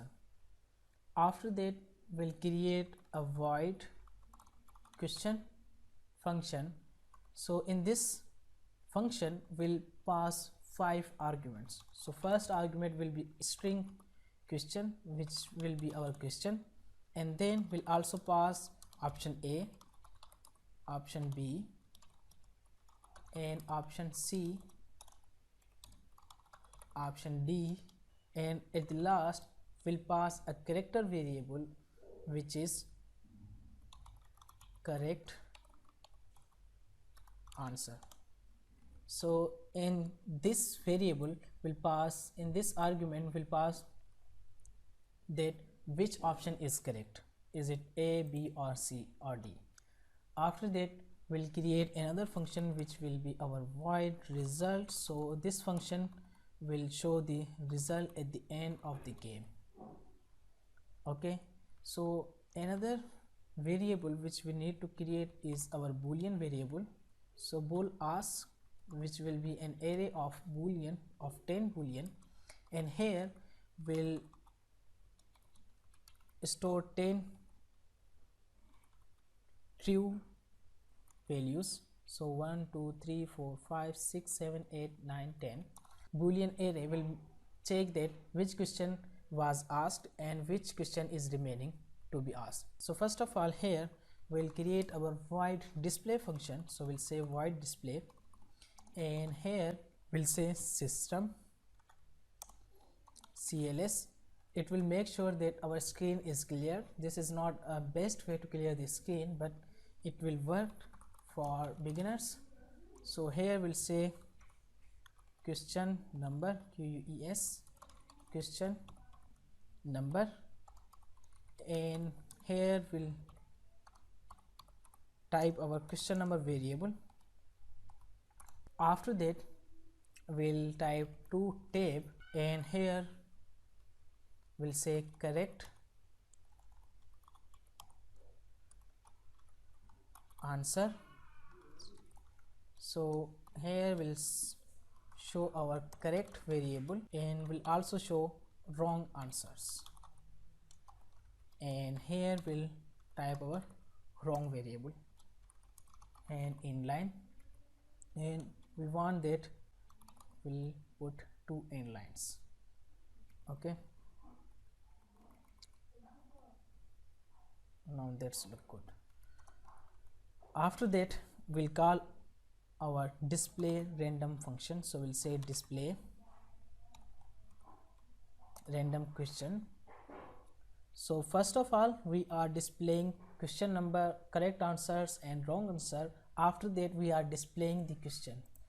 Okay, so let's create our display random function, random question function as well. So we'll say void display random questions, and here first of all we need to get a random number. So to generate a random number we need to include some header files, which is include random, and another file, header file will be include ctime. So these 2 header file will be needed to create or generate a random number. Now we'll set the random number. So we'll say srand, and here we'll pass time 0. So it will make sure that the random number which is generated is totally random. After that we'll say, we'll set a boolean is question remaining. So initially we'll initialize this variable by false, and here we'll check that is the questions are remaining or not. So we'll run a for loop int I equal to 0, I less than 10, I plus plus, and here we'll say if ask of I, if ask of I means it will iterate from ask of 0 to ask of 9, so it will check if ask array having a true value.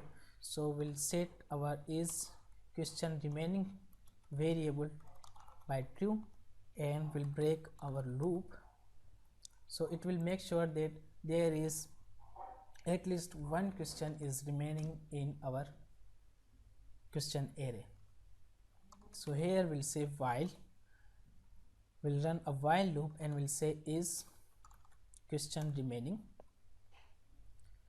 and now we'll create int num variable which will store a random number. So we'll say rand mod 10, so that will make sure that the random number that we'll get will be from 0 to 9. So here we'll say if ask of num, if ask of number, that means that the question we are asking from user, if it is having a true value, then we'll ask the question, because whenever we ask any question, then we'll set the number of this question as false. So it will make sure that every time we ask a question is different from the previous.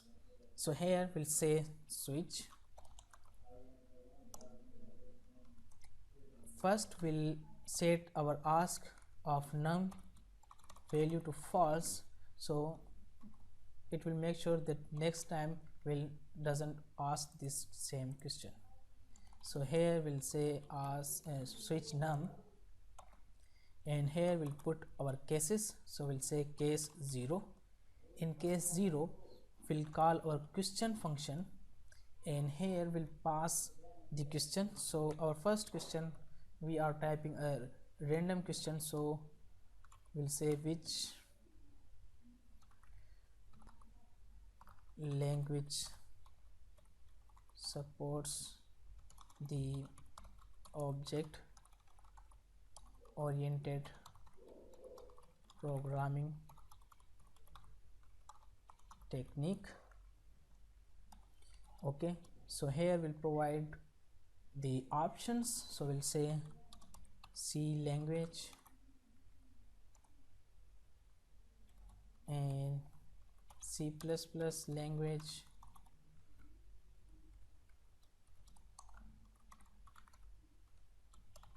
COBOL language, Fortran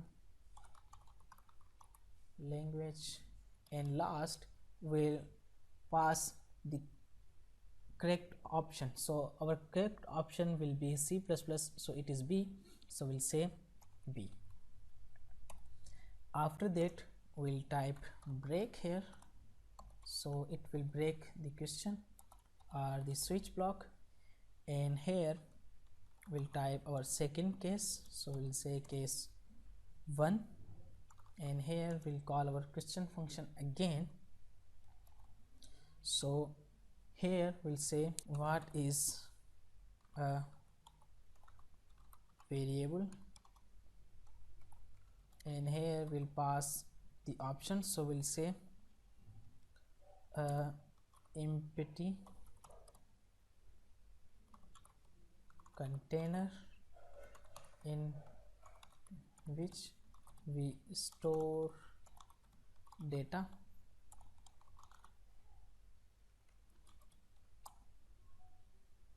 box,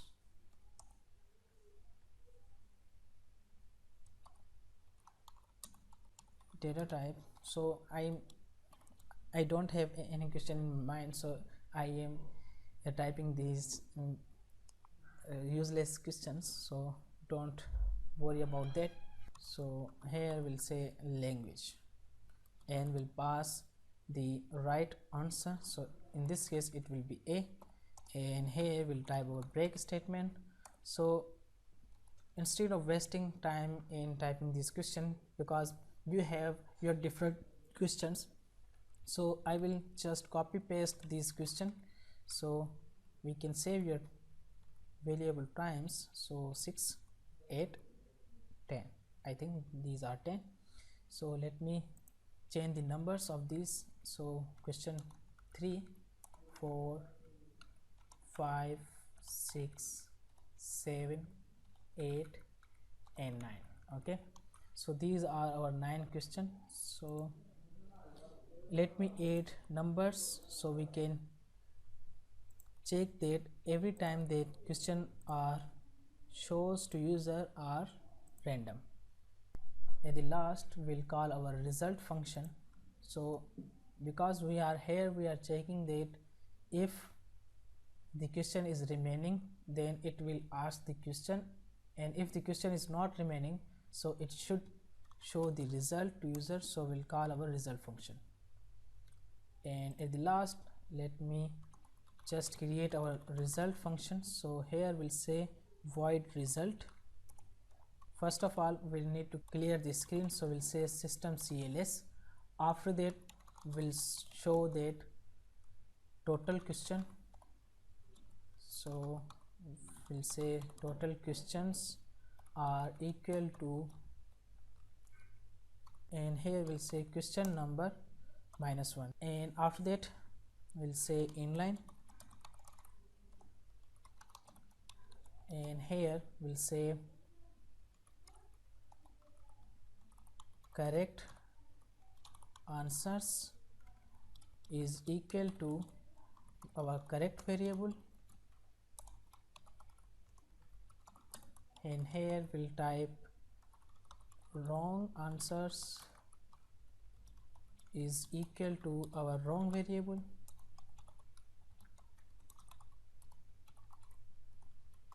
and here we'll check the result, we'll show the result as well. So we'll say if correct is greater than wrong, then so we'll say cout,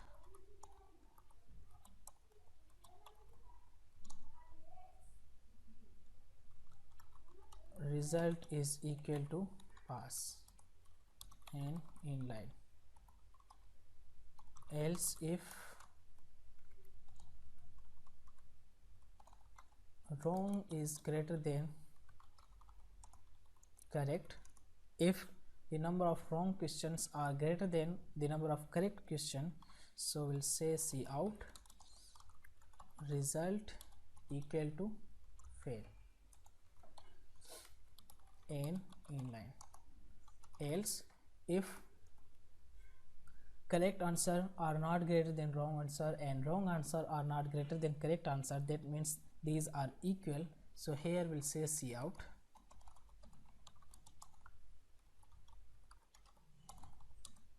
result equal to tie.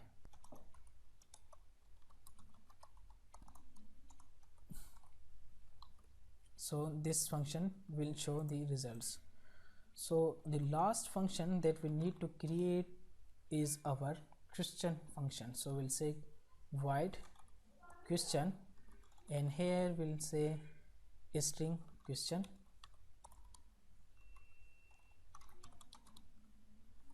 string A, string B, these are our arguments, string C, string D, and at the last our character variable, which is correct answer. So now here we'll say cout, our question variable. So whatever the question we are showing that, after that we'll say cout A, and here let me add a tab so it will be separated. So here we'll say A, cout option B /T, here we'll say B, and inline cout option C /T, and see whatever present in our C variable, last D slash T, and C out D and inline. After that, we'll create a character answer variable in which we store the correct answer, and we'll ask the user to answer the question, and we'll store the answer of user in our answer variable. So here we'll say if answer equal to correct answer that we are passing here, if this value that we pass is equal to the value that user select, then we'll say correct variable plus plus. Okay, else, and here we'll say if this is not equal, then we'll say wrong plus plus, and at the end we'll say question number plus plus. So we also increase the number of questions as well. So let me call our display function. So after displaying every question, it will call the display function, and now I think our game is created. So let me build and run this program. Oh, there is a mistake. So here the variable name is wrong in capital letters. So now let me build and run this program again.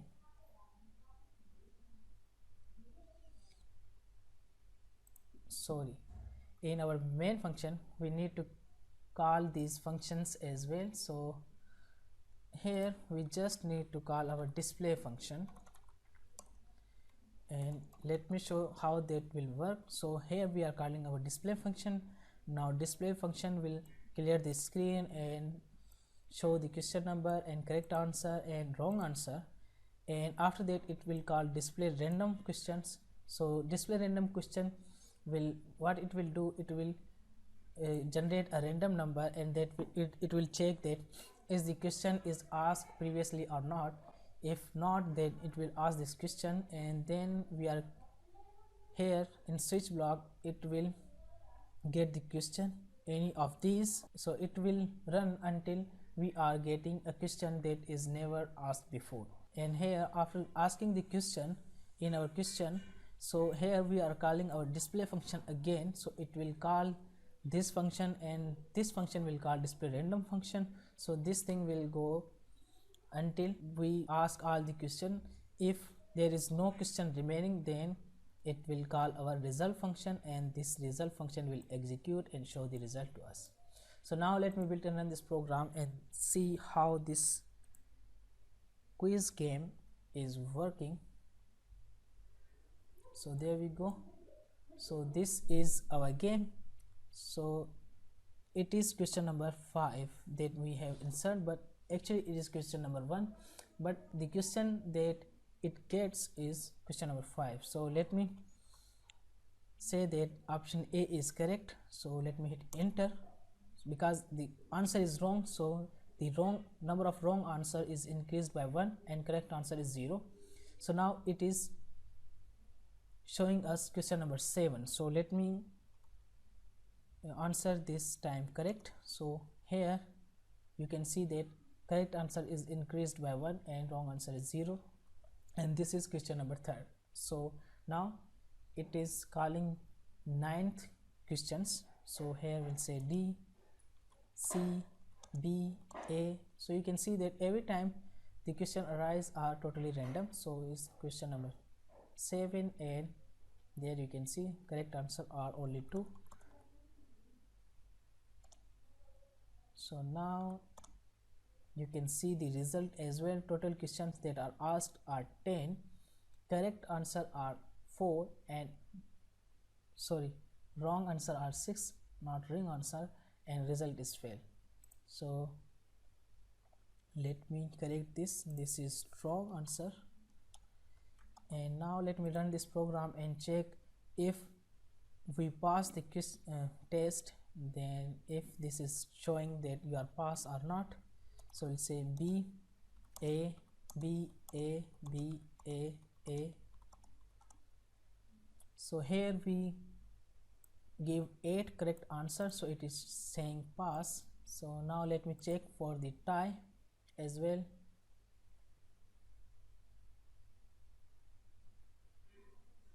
So here we'll say A, B, B, and now you can see 5 wrong answer and 5 right answer, and result is tie. So that's how you can build a quick quiz game in C++ programming using functions. So I hope that you get better understanding of function, that how functions works in C++, how we can use the random number generator in our real world problems, and I think you will also get the idea of using boolean variables and arrays, how arrays works, how function calling works, and everything.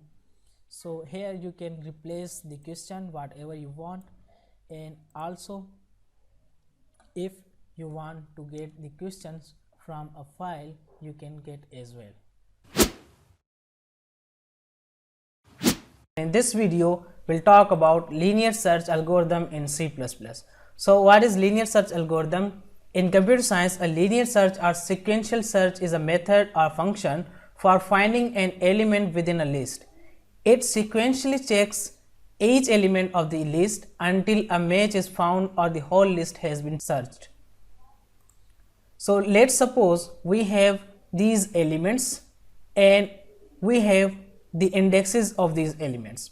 So we have the elements 5, 4, 12, 1, 8, 13, 43, 15 and 58, and the indexes of these elements are from 0 to 8, and we want to search the element 13. So here let's name this array as data. So this is our array, the name of the array is data. So we start from index 0 and we iterate till the index 8. So that means we have to go from data of 0 to data of 8. So let's say we have data of 0 which is equal to 5 and which is does not equal to 13. So we have to go one step ahead. So we'll check data of 1. Data of 1 equal to 4 and it is also not equal to 13. So we'll go one step forward. So now data of 2 is equal to 12 and it does not equal to 13. So we'll go another step forward. Now data of 3 is equal to 1 and it is not equal to 13. So we'll go another step forward. Data of 4 equal to 8 and it does not equal to 13. So we'll go another step forward. So now data of 5 is equal to 13 and 13 is equal to 13. So now we can return data of 5, because in searching algorithm we have to return the index number of the element, that where the element is exist. If we does not find the element in the whole array or whole list, will return -1 or false depending upon the language. So let's talk about the complexity of linear search. Linear search in time complexity, number 1, the best complexity of linear search is order of 1. So in best case it can return the result or find the element in first iteration, and the average complexity of linear search is order of n, and lowest complexity linear search can also find the element in the order of n. So let's talk about the space complexity of linear search algorithm. So best complexity of linear search algorithm according to space complexity is order of 1, and average complexity is also order of 1, and lowest complexity is also order of 1, because we are does not consuming any space. We are just looking at one particular element, and if it is matched to the element that we are wanting to find, then we'll return this element, otherwise we'll go forward. So that's the complexity of the linear search algorithm. So now let's open our IDE, which is code blocks. So let me create a new project in console application, and let's select C++ next, and let's name this project a linear search. Now let me open this project. So our project name is linear search, which is here. Let me open the main file, and this is our main file. So now let's define our function. Our function will be type of integer because we want to return the index number of the array where we find the element. So we'll say int linear underscore search. This will be our function. It will accept an array. So we'll say it will accept array data, and after that it will also accept int n, which will be the number of items available in the array, and at the last it will get integer item. So that means first we need to pass the array, and then we have to pass the number of elements exist in the array, and then we have to pass that which item we want to find in the array. So let's define our linear search functions here. So we'll say int linear search. It will accept integer data, int n, which will be the number of elements present in the array, and here we'll say int item, the item that we want to find. And here we'll run a for loop. So we'll say for int I equal to 0, I less than n. So we'll iterate from 0 to the number of elements present in the array, and here we'll say I plus plus, and here we'll check if data of I equal to the item that we want to find, then simply return the I. So we are checking that if data of I, the element at the ith location is equal to the item, then we'll return the value of I, that it will be the index of the element.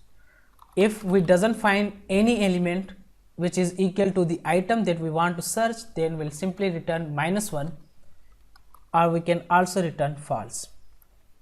So let's call this function in our main function. So we'll say, so first we need to create our data. So we'll say int data, this will be our array of size 10, and let me initialize some elements to this array. So these are our elements of the array, and to find the number of element in an array, we can use size of function. So we'll say size of data divided by size of data at 0th location. We are dividing the size of the whole array by its one element, so we can get the number of elements in an array. Let's create our item variable, and we want to search the item 13. So here we can do something like that. We can check if, and we can call our function linear search. We'll pass data n and item.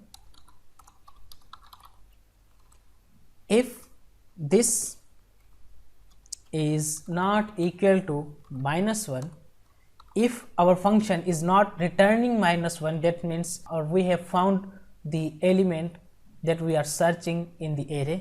So here we can say that cout element found at index, and we'll say linear search data n item. Okay, and else we can say element does not found, and let me check that what it will return when the element doesn't find. So we are showing that as well. So now let me build and run this program. So it is saying that element found at index 4. So let's check this. So this is index 0, 1, 2, 3 and 4. So our function is working well, and now let me add there item which is doesn't exist in the array, and Now let me build and run this program again. So it should say element doesn't found and it is returning -1. So that's how we can create a linear search algorithm. Welcome back everyone, my name is Abdullah Gori from Alpha Technology, and in this video we'll talk about binary search algorithm in C++. So we'll talk about binary search algorithms theory and as well as the implementation of the binary search in the code. So what is binary search? Binary search is a quicker method of searching for value in the array. Binary search is very quick, but it can only search and sorted array. So binary search is a very quicker method for searching any particular value in the array, but it can only be applied on an sorted array. It cannot be applied on an unsorted array. So now let's see how binary search works. So there are several steps that we need to follow to implement the binary search algorithm. So first of all, it locates the middle element of array and compare with the search number. So in the initial iteration, it will focus on the middle element and check whether it is equal to the number that we want to search or not. If they are equal, search is successful and the index of middle element will be returned. So if they are not equal, it reduces the search to half of the array. So there is some condition that we need to follow to reduce the search to half of the array. So the condition are these: the search number that we want to search, if it is less than the middle element, then it searches the first half of the array. So we'll search the left half of the array. Otherwise it search the second half of the array, which will be our right half of the array. The process continue until the search or required number is found or loop completes without successful search. So now let's suppose we have this array. These are the elements and indexes of the array, and the element that we want to search is 13. So now this will be our array, and now we have to set some variables. So first of all, we have to set our start variable, which will be equal to 0. So we'll say start equal to 0, and we have to set the end variable, which will be equal to the last index of the array. So in this case, end will be equal to 8. So now we have to find the middle element. So to find the middle element, we can add start and end variables and divide them by 2, so we can get the middle element. So we'll say middle equal to start plus end divided by 2, and we are putting them in an integer function, so we can get an integer, and we are getting 4 in this case. So our middle will be equal to 4, and now we'll say data of 4, which is 11, and now we compare or we'll check if 11 is equal to 13, but it is not equal to 13. So now we'll check the condition. So if data of middle is greater than element, skip the right half. So data of middle is not greater than element, so we come in the else part. So our else part will be executed, so we have to skip the left half the array. So now first of all, we need to reset our start variable. So we'll say start will be equal to middle plus 1, which is equal to 5. Because we are skipping this left half, so we can say that our start now will be equal to middle plus 1. So this will be our array. So our start is now become 5 and our end is 8. So now we can get rid of this left half. So our left half will be gone, and now we have to find the middle element or the middle index. So our middle will be equal to start plus end divided by 2, in this case, which is equal to 6. So data of 6 is equal to 15, and the element that we want to search is 13, and they are not equal.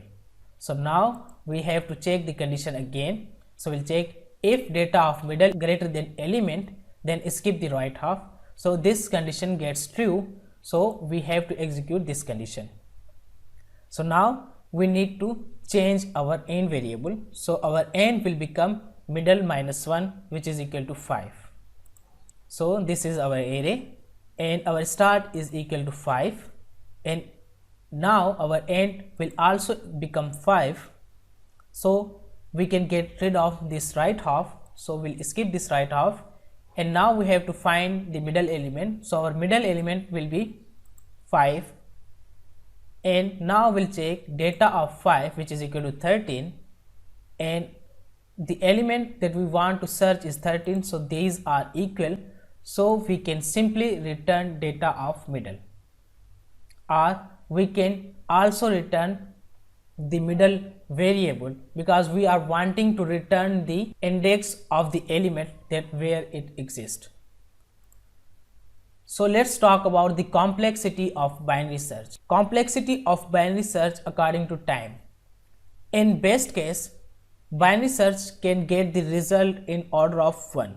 That means it can get the result in first iteration. But in the average complexity of binary search according to time is order of log n. That means if the size of the array is 10, it can get or it can return the result in 3 steps, and in the lowest complexity it will get the result in order of log n, which is same in the average complexity. So let's talk about the complexity of binary search according to space. So in the best complexity, it will return the result in order of n. Same will goes for the average complexity as well as the worst complexity. Because we are not consuming any space, we are just locating one particular element. If it is equal to the element that we are searching for, then we are returning the index of this element. Otherwise, we move to our next step. So now let's open up our IDE, which is code blocks, and create a new project to implement the binary search algorithms code. So we'll create a console application and we'll select C++ programming language, and we'll name this as binary search. And now let me open our project. So our project name is binary search. There we go, binary search, and we have to open our main file. So we can get rid of this first hello world statement. So let me zoom it little bit for you. And now first of all we have to declare our binary search function. So we'll say int, because our binary search function will return an integer, which will be the index of the element that we are wanting to search, or it will return -1 if the search elements is not exist in the array. So we'll say int binary search. So binary search is a predefined or built-in method. So now we need to change the name. So we'll say int my binary search, and here the first argument that we need to pass will be the array. So we'll say int data. The second argument will be a starting index of the array, and the next argument will be integer, and this will be last index of the array, and at the last we'll say int item, the item that we want to search. So let's define our my binary search function here. So we'll say int my binary search. It will accept an array. So we'll say int data. After that it will accept a starting index and ending index as well. At the last it will accept the item that we want to search. So here first of all we need to run a while loop. So we'll say while. So our condition will be while our start is less than or equal to our end variable. So the loop will run until our start variable is less than to the our end variable.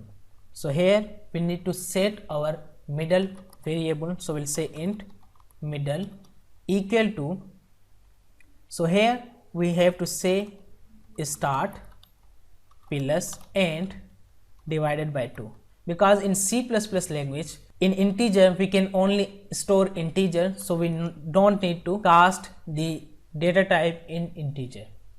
So first of all, we need to check the condition. So we'll check if data of middle is equal to the item that we are looking for, then simply return the middle index. So we'll say return middle, and now we'll check the other condition. So we'll say if this condition gets false, if we have not found our element that we are wanting to search, so we'll check if data of middle is greater than the item that we are looking for. So we'll say our end will be equal to middle minus 1, else we'll say our start will be equal to middle plus 1. And at the last, so if this loops completes its iterations and it doesn't find any value which is equal to the item that we are looking for, then we'll simply return minus 1. Okay, so this will be our binary search function. And now here we have to define our array. So we'll say int data. So let's add 10 elements in the array. So we'll say 12, 34. These are some random numbers: 1, 2, 3, 4, 5, 6, 7, 8, 9 and 10. So these are the elements of our array. And now we have to define our start variable. So we'll say our start is equal to 0 because we are wanting that our whole array to be searched, and to get the last index, to get the end, we can use the size of function, and here we need to pass our array, and after that we can divide this array with the size of data of 0, and after that we have to set our item that we are looking for. So we'll say int item is equal to, so let's find 89, and after that we'll check a condition. So we'll say if my binary search, and we have to pass our array. So our array is data, and we'll pass start and an item as well. So we'll check if this doesn't return minus 1. If it doesn't return minus 1, that means we have found the element. So we'll say cout element found at index, and now we can show the index number that we have got. So we'll say data start and an item, and else if my binary search returns minus 1, that means we have not found any match. So we'll say element does not found, and let me show that what it will return if the element doesn't found. So we'll say, so we'll pass our data here, data start and an item. So now let me build and run this program. So you can see that it is saying element found at index 5. So let's check if it is correct or not. So it is 0, 1, 2, 3, 4, 5. So 89 exists on the index number 5. So let's see if it is working in the case that the element that we are looking for doesn't exist in the array. So in this case it should say element doesn't found. Sorry, we have made a mistake. So here we don't need to say that start less than or equal to end. We just need to say that start less than end. So now if we build and run this program, it should say element doesn't found and it will return -1. So that's how we can build a binary search algorithm in C++, and hope you guys get the understanding of how binary search algorithm works and how it is quicker than the linear search. So let's talk about the step that it takes to find the element. So first step is index number 4. After that it will go to index number 6. It will be our second step, and after that in third step it finds the element that we are looking for. As I said, if the size of the array is 10, then it should find the element in 3 steps. So that's how binary search algorithm works. In this video, we will talk about local variable and global variable. So what is local variable? A local variable is a variable which is only accessible in the block where it's declared. And the global variable is the variable which is accessible throughout the file or throughout your code.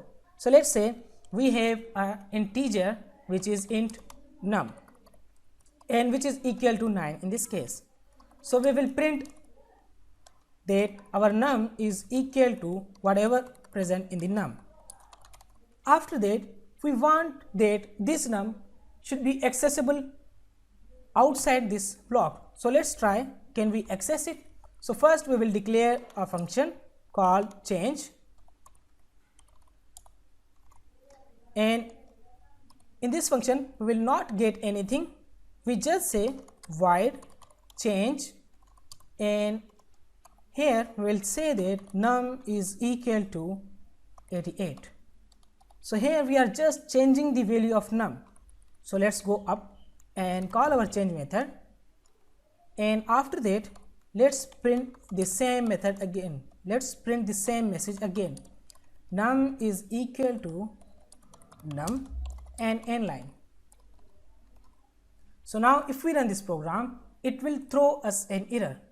So if you want to see the error, press F2, it will open up the logs,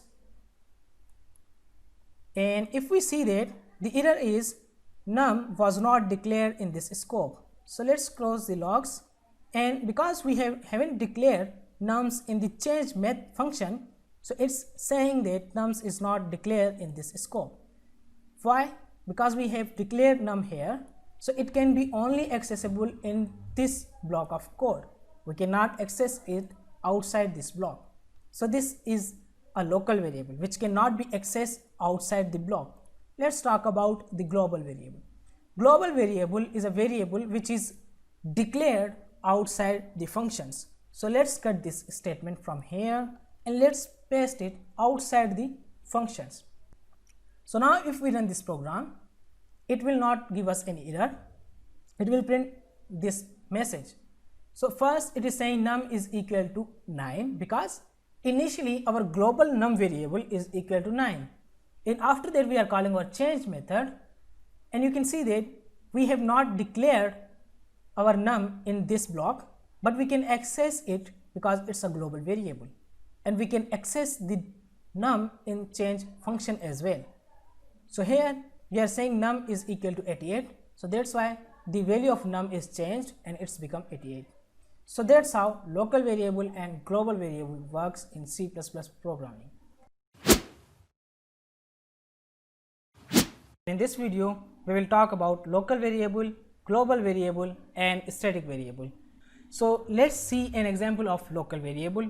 So let's say we have an integer variable which is number and it is equal to 8 in this case.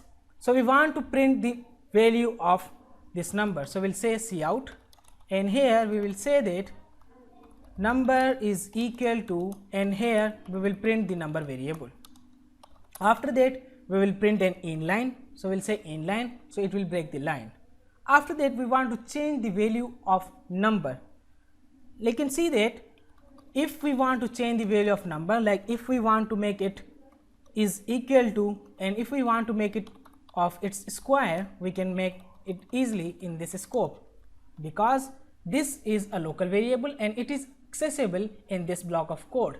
And if we print the value of number now, let's say we want to say that number is equal to, and here we want to print the number, and end line. And here if we run this program, the output will be number is equal to 8, because first we have assigned the value 8 to the number variable, and after that it becomes 64, which is the square of the 8. So after that, if we want to change it with the help of external function or with the help of another function, so we will see that is it accessible in the other block of code or not.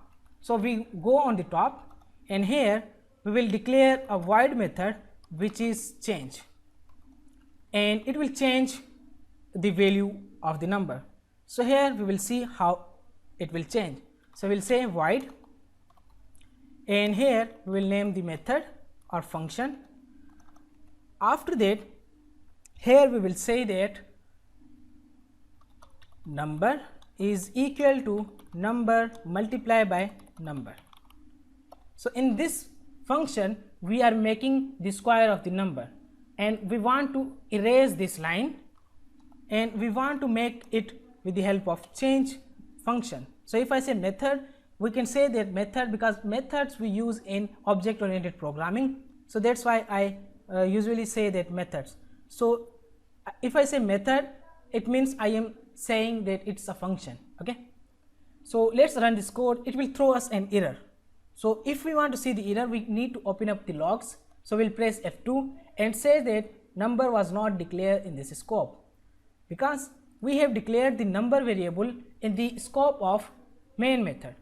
So it is only accessible in this block of code, and here we have not declared the number variable, so it is not accessible here. And now if we want to assign, or if we want to create another variable int num, now it will run, but it will not affect the value of the number.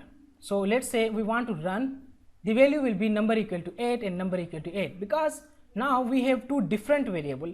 This int number belongs to the main method, and this belongs to the change method.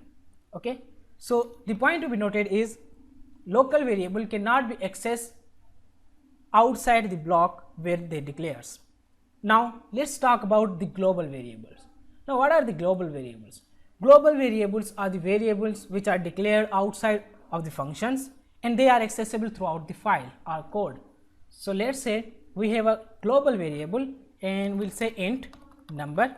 I have erased the number from here, and I want to initialize it with 8. So now if I run this program, you can see that first we have not declared the number variable in this scope, and we haven't declared in this scope as well, but we have declared it outside of the functions, so it will be accessible by all the function because it's a global variable. So let's try to run this code. Now you can see that the output is 8 and 64, because first number is equal to 8, and then we call change method, it's change and make its square, so that's why it's become 64.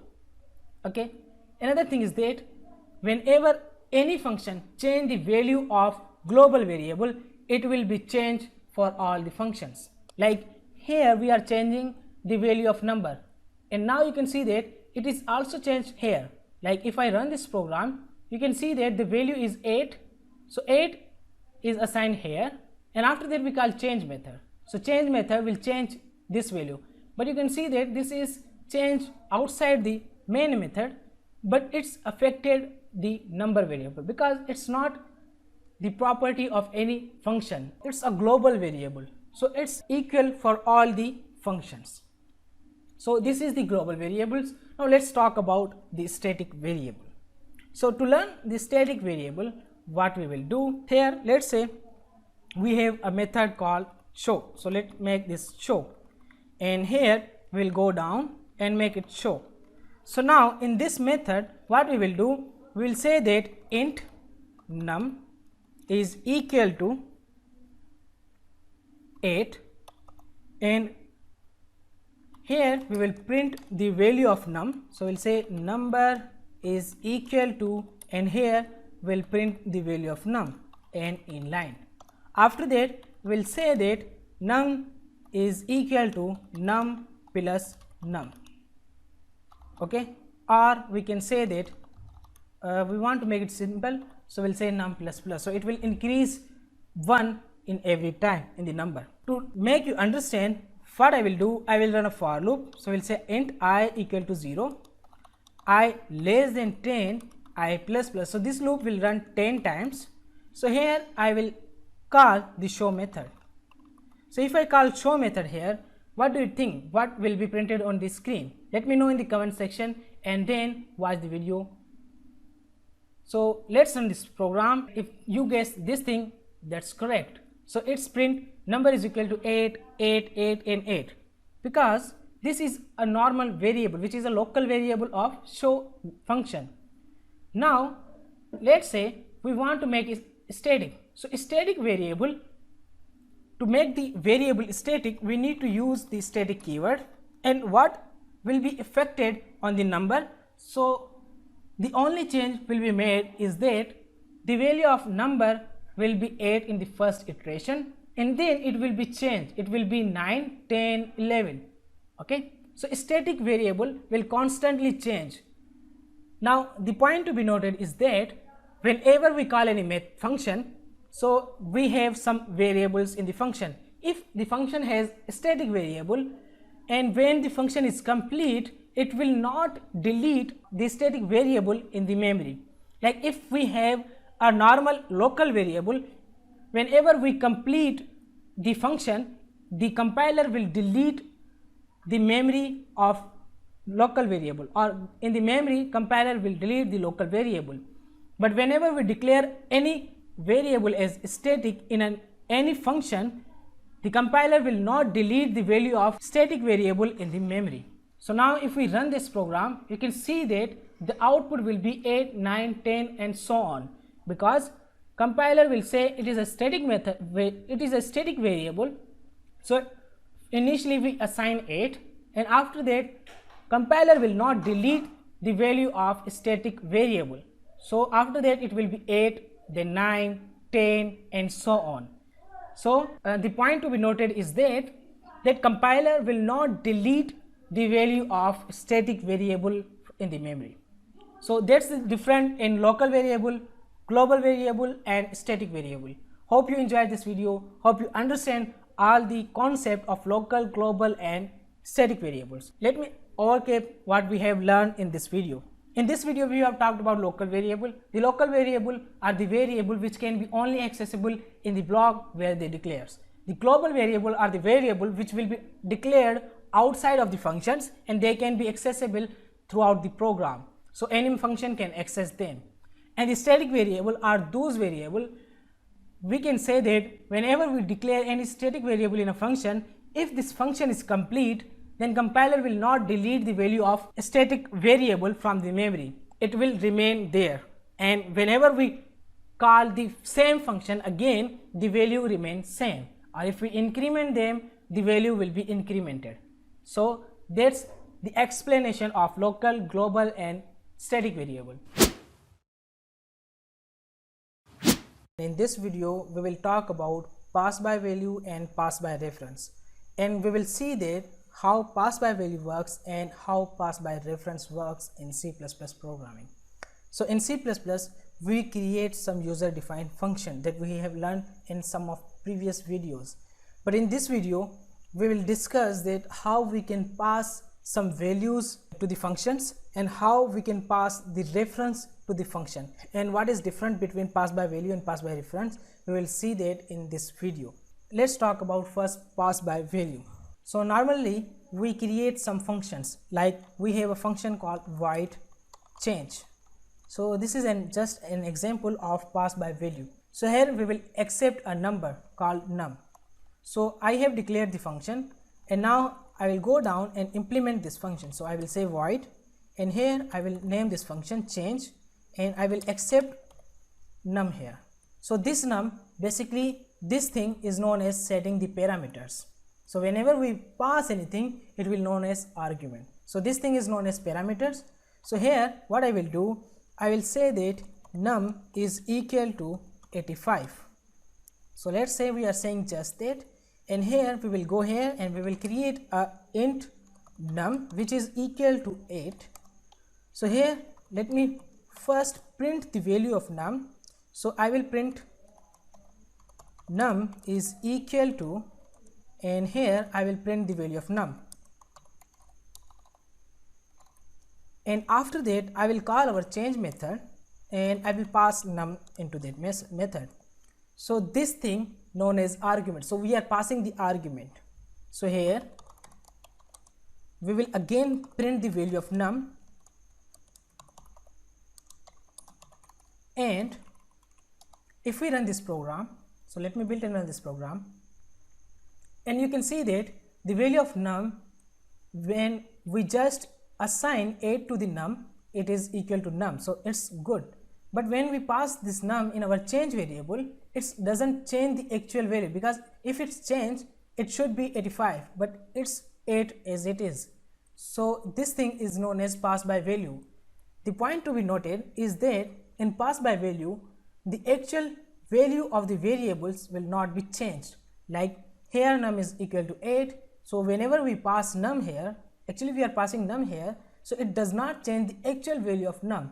So we are just passing the value of num. Okay, so let's see another example for the pass by reference. So let me delete this thing, and for the pass by reference we need to declare the method something like that. So we will say change, and here we will say that int address of num. So here we are accepting not a value, we are accepting a reference. So we will go down and we will implement our method. We will say change and we'll say and int address of num. At the definition of function, we will say that our num is equal to 85. So now if we run this program, what it will do, it will print first 8 and then 85. Why it is? Because here the value of num is 8, so it's printing num equal to 8. But at down we are saying that change, and we are passing the reference of num variable. Whenever we pass the reference, it will change the actual value of the variable. So here we are passing num, so because it is accepting a reference of a variable, so we are not passing the actual value, we are passing the reference of the num variable. So it will change the actual value of num variable, because reference is just like the address of the variable where the data is stored in the memory. So it is changing that memory address, so it is changing the value of that memory address. So this thing known as pass by reference. So that's how pass by reference and pass by value works in C++.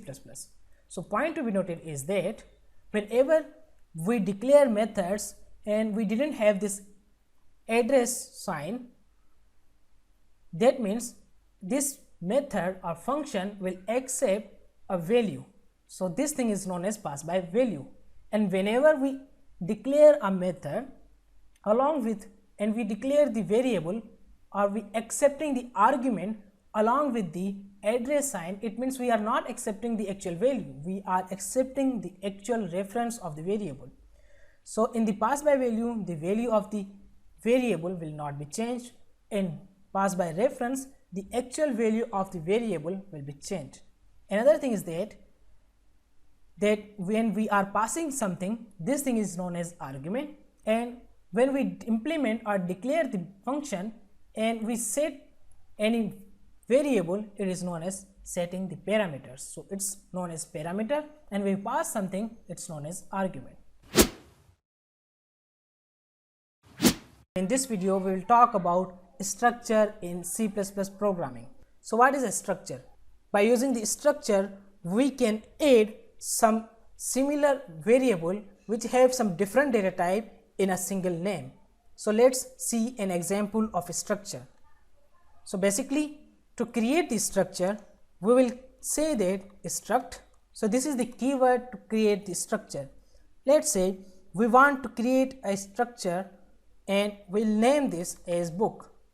So after that, we need to open up the curly braces, and here we will declare some variable. In structure, we can only declare some variables. So let's say int id, and after that string name, the name of the book, and int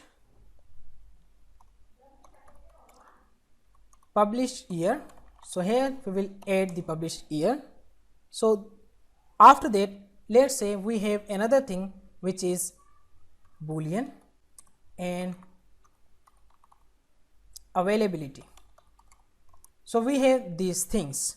Now we can add another thing which is our double, and we will add price here. So now we can access this book, because you can see that all the data members, so these are known as members, or you can say elements. So all these members are related to your book.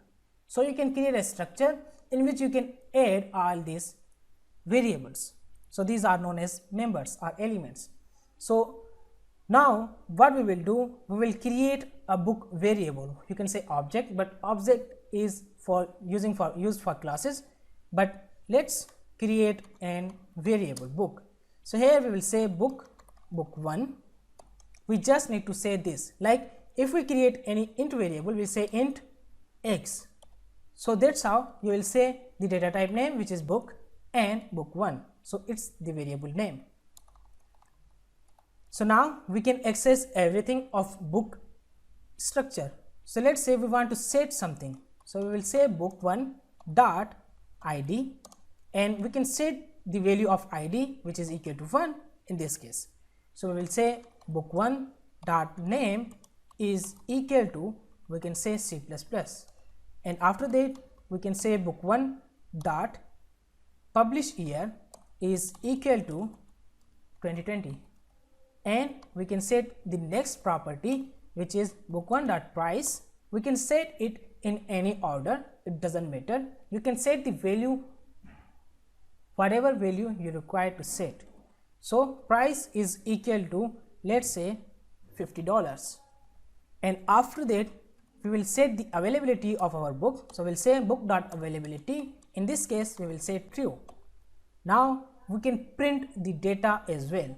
So this thing, so here we are setting. So let me add a comment. So how to set, we can say that setting the value of elements of the book structure. So we are setting the value of elements of the book structure. Now how do we get? So getting the value of elements of the book structure. So here we will get the elements. So now how do we get the element? We will print the data. So we'll say that book id, and here we will call our book1 dot id. So it will print the id. After that we will say book name, and here we will call book1 dot name. After that we will say cout, and here we will say that publish year. So the publish year is in the our book1 dot publish year. So after that we will print the price. So we will say that price is book1 dot price. So we need to say dot price, and after that we will print the availability. So we'll say availability. So we'll say availability, and we will call book1 dot availability. And if we run this program, you will see the data in a good manners. So you see book1, book id is 1 as we set it, book name is C++, publish year is 2020, price is $50, and availability is 1, because in C++ they use 0 for the false and 1 for the true. So if you want to set the availability, like if you want to print that availability is available, so you can say that if, so you can use a if condition. You can say if book1 dot availability. So if the availability is true, it will execute, or this statement will become true and it will execute this statement. So it will say that, we will say here availability, and we don't need to say anything, we will say here available. Okay, and the else part we can say, we will copy this thing, or we can just print that availability, and here we can say not available. So this thing we can use, so this thing we can achieve with the help of if else statements. So you can see that availability is available now. So if I go there and set this false, and if we run this program now, you will see availability is not available. So that's how structures work in C++ programming. So you can create any structure. So let me quickly recap all of whatever we have learned in these tutorials. So first thing, to create a structure you need to use this struct keyword, then you need to name your structure. In this case our structure name is book. After that you need to open your curly braces, and in the curly braces you will define your member variables. So like int id, string name, publish year, double price, and bool availability. After that you will put a semicolon, so it's end the structure. After that we have a main method. In main method we are creating the variable for book. You can say that this is an object, but its object is normally used for classes. You can say variable or object, whatever you want. So here we are saying book and book1. So we are just creating a variable of book class or book structure, as we create a variable int I. So this is same like int I. So just we are replacing the int by book, because book becomes a data type now, and I we are replacing this book1 because we can name anything with the variable. So after that, this thing used to setting, we are setting the value of elements of the book structure. So how do we set? We need to use our book variable book1, and then after the dot we can access any of these variables or elements or member. So here we are accessing id, name, publish year, price, and availability. So you can set whatever you want, but for the book id, because it's an integer, you cannot say it's C++, because you need to set the variable value as its data type. So data type of id is integer, so you can only set integer. So this thing you need to note. After that, if you want to get or retrieve the value of your book structure, how do you get the value? You will say cout. So actually this is just printing the message. Actually you will get the value by this expression. So you will say book1.id. So that's how you will get the value of book1.id, or the id of your whatever name you this value. So that's how you will access book id, book name, publish year, price. And for the availability, we have did a little if condition. So in the if block we are saying book.availability. If the book availability is true, it will execute this statement, otherwise it will execute this statement. So if the availability is true, it will say availability is available, otherwise it will say availability is not available. Welcome back everyone, my name is Abdullah Gori from Alpha Technology, and in this video we will talk about nested structure in C++ programming. So what is a nested structure? A nested structure is a structure which is inside another structure. So whenever we talk about a nested block in general, so we say that a block which is inside another block is known as nested block. So in the same scenario, when we say nested structure, then a structure which is inside another structure will known as nested structure. So first of all we will create a structure. So to create the structure we need to use a struct keyword. So here we'll say struct date. So the first structure will known as date. So here in the date we will store int day, int month in which we store the month, and int year. So this structure will give us three things: int day, month, and year. So we can store our date.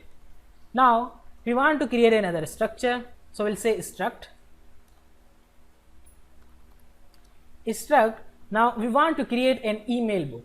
So here we'll say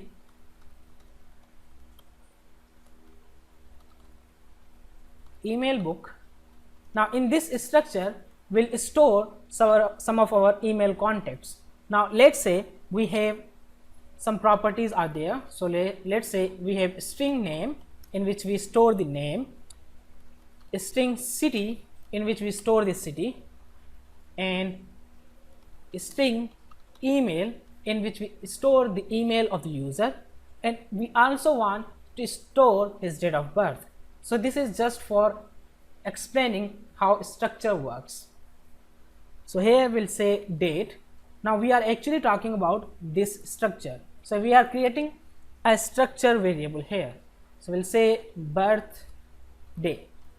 So we are creating a date structure variable here. Now this thing is known as nested structure.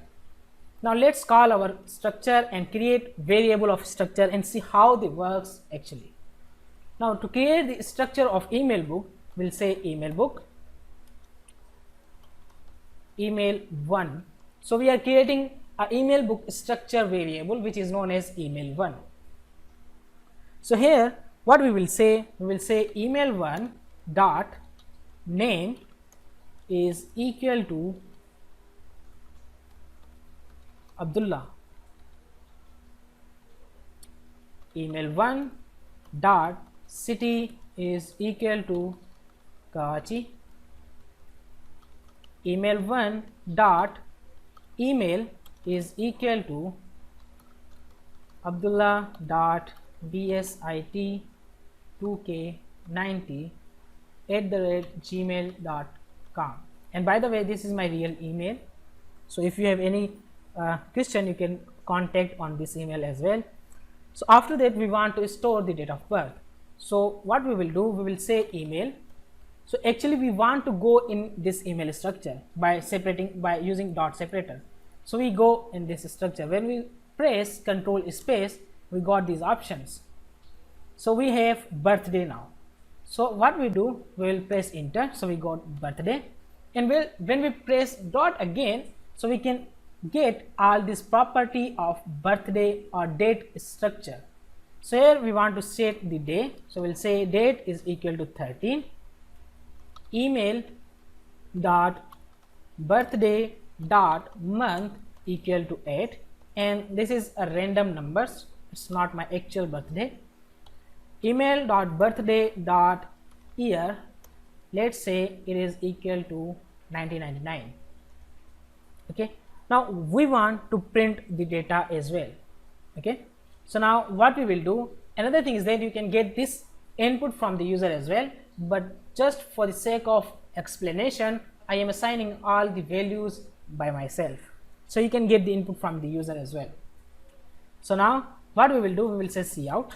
We want to print the name, so we will say that name is equal to, now we call our email one dot name here.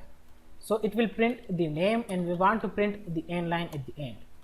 After that, we will say that cout city, and here we will print the city of the user. So we'll say email dot city, and we will say inline. After that, we want to print the email address. So here we'll say email, and we will call our email dot email, and here we will say inline. After that, we want to print the birthday. So how do we print the birthday? So we can make it look great. So we can say birthday. Now here we can say that email dot birthday dot year, or first we will print the day. After that, we can say a dash, and here we can say again email dot birthday dot month. Again we will print a dash, and here we'll say email dot birthday dot day. So that's how we will print the date of birth as well. So this is the whole code. Now what we will do, we will run this program and see how it works. So at the output you can see the name is equal to Abdullah, city is Karachi, email address is equal to abdullah.basit2k90@gmail.com, and birthday is, this is the day, the month, but there we got day, but we need to print here year. So this is our mistake. Now if we run this program, hopefully we get a correct output. So birthday we got 13 August 1999. So that's how we use the nested structure in C++ programming. In this video we will talk about unions in C++. In this video we will see how union works, how they are different from structure. We will see that what is the difference between union and structure, how they are similar to each other, how to use them, and why we are using union and structure. So in this video we will talk about union definition, union implementation, and how union works. So first of all we will talk about what is unions.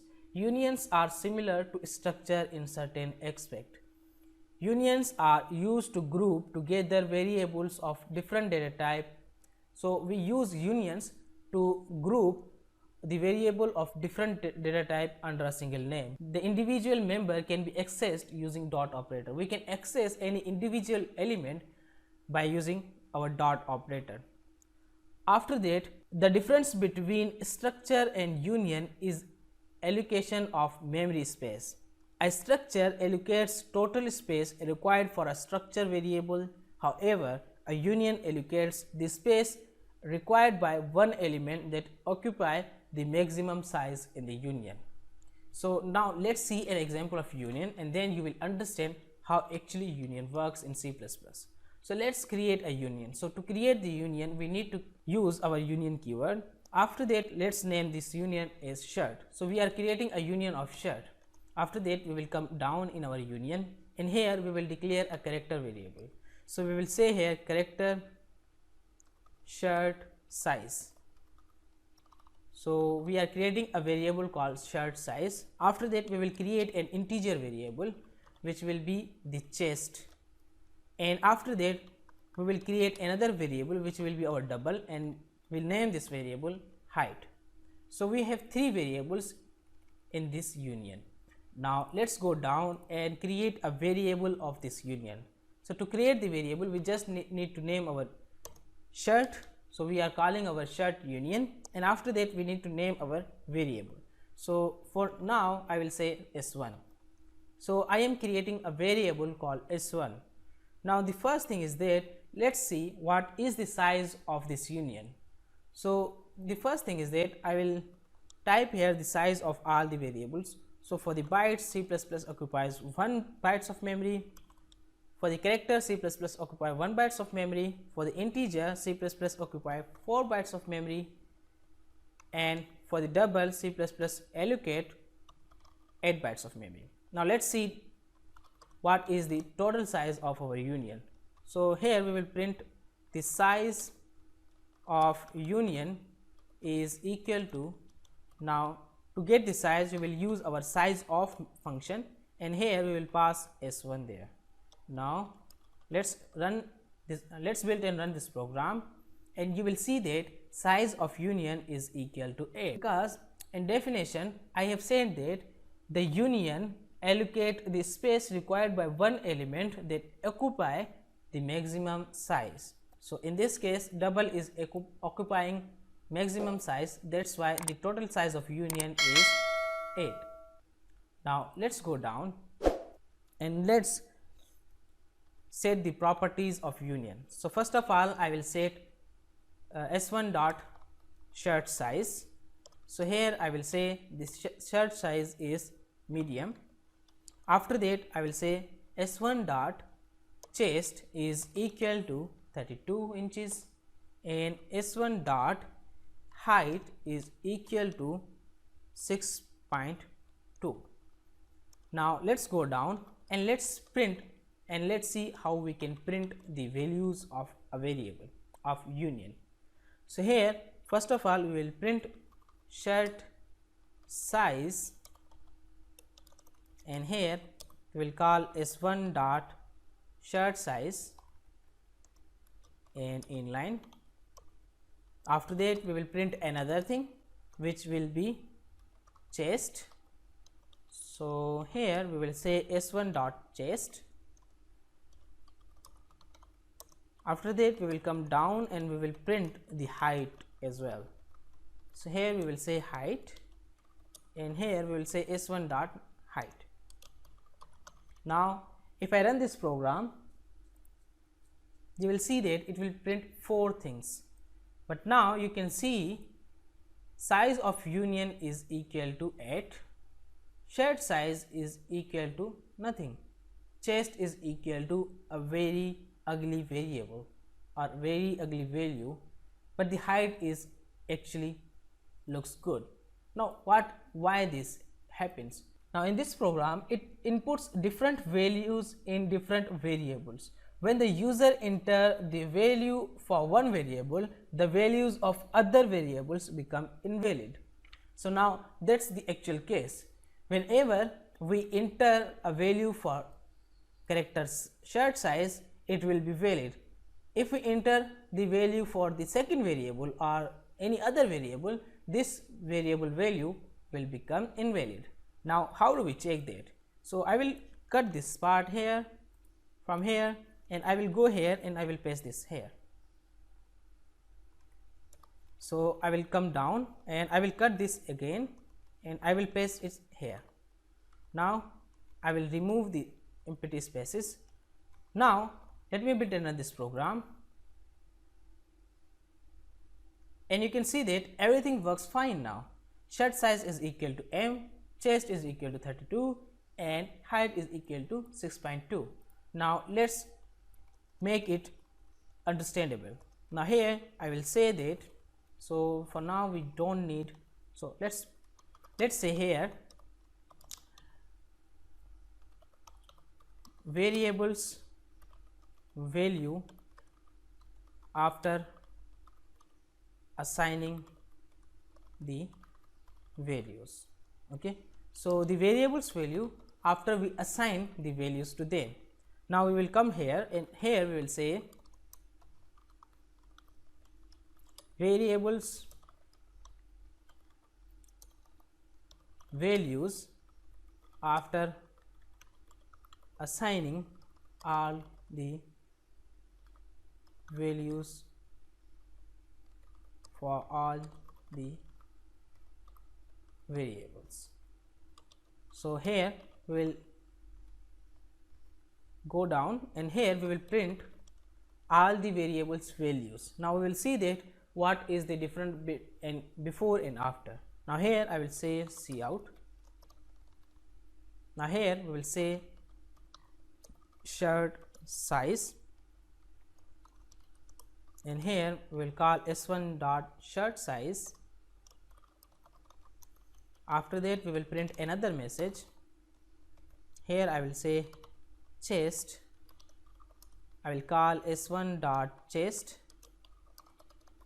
Here I will say cout, and height, and I will call s1 dot height here. Now let me build and run this program. Now see the different size of union is 8 because it is only allocated the memory of this variable like this. So this is our double variable because it's a maximum variable which has the maximum size. So here we are printing size, shirt size is m because for here we only assign the value for the shirt size, that's why it is valid. After that we are calling our s1 dot chest and we are assigning the value, and now this value become valid and this become invalid. So we are printing this value, so it's valid for now. And after that we are calling our height, height will become valid value and these two will become invalid. Now how do we see that? If we go down here you can see shirt size become invalid, so that's why it is printing nothing, and chest is also become invalid, so that's why it is printing an ugly value.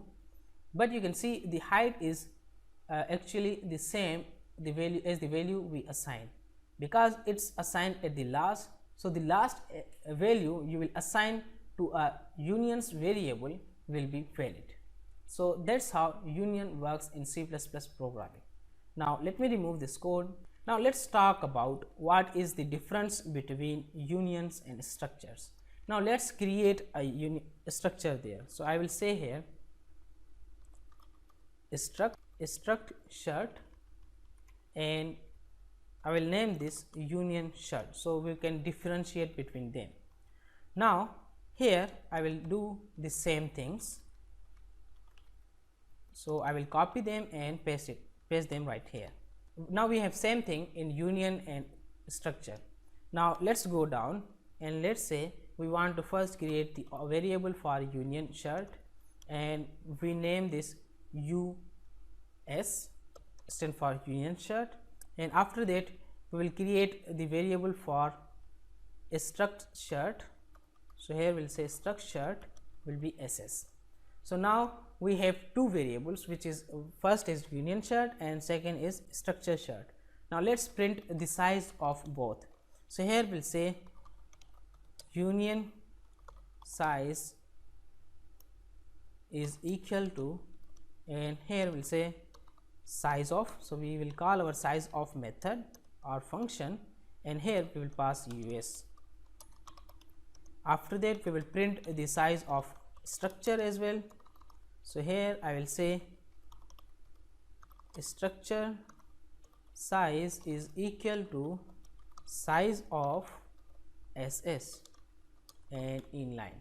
Now let me build and run this program, and you will see that there will be difference between the size. Now you can see that the size of union is only 8 bytes because it's allocated the maximum variable value, but the size of structure is 16 byte because it will allocate the memory for all the variables.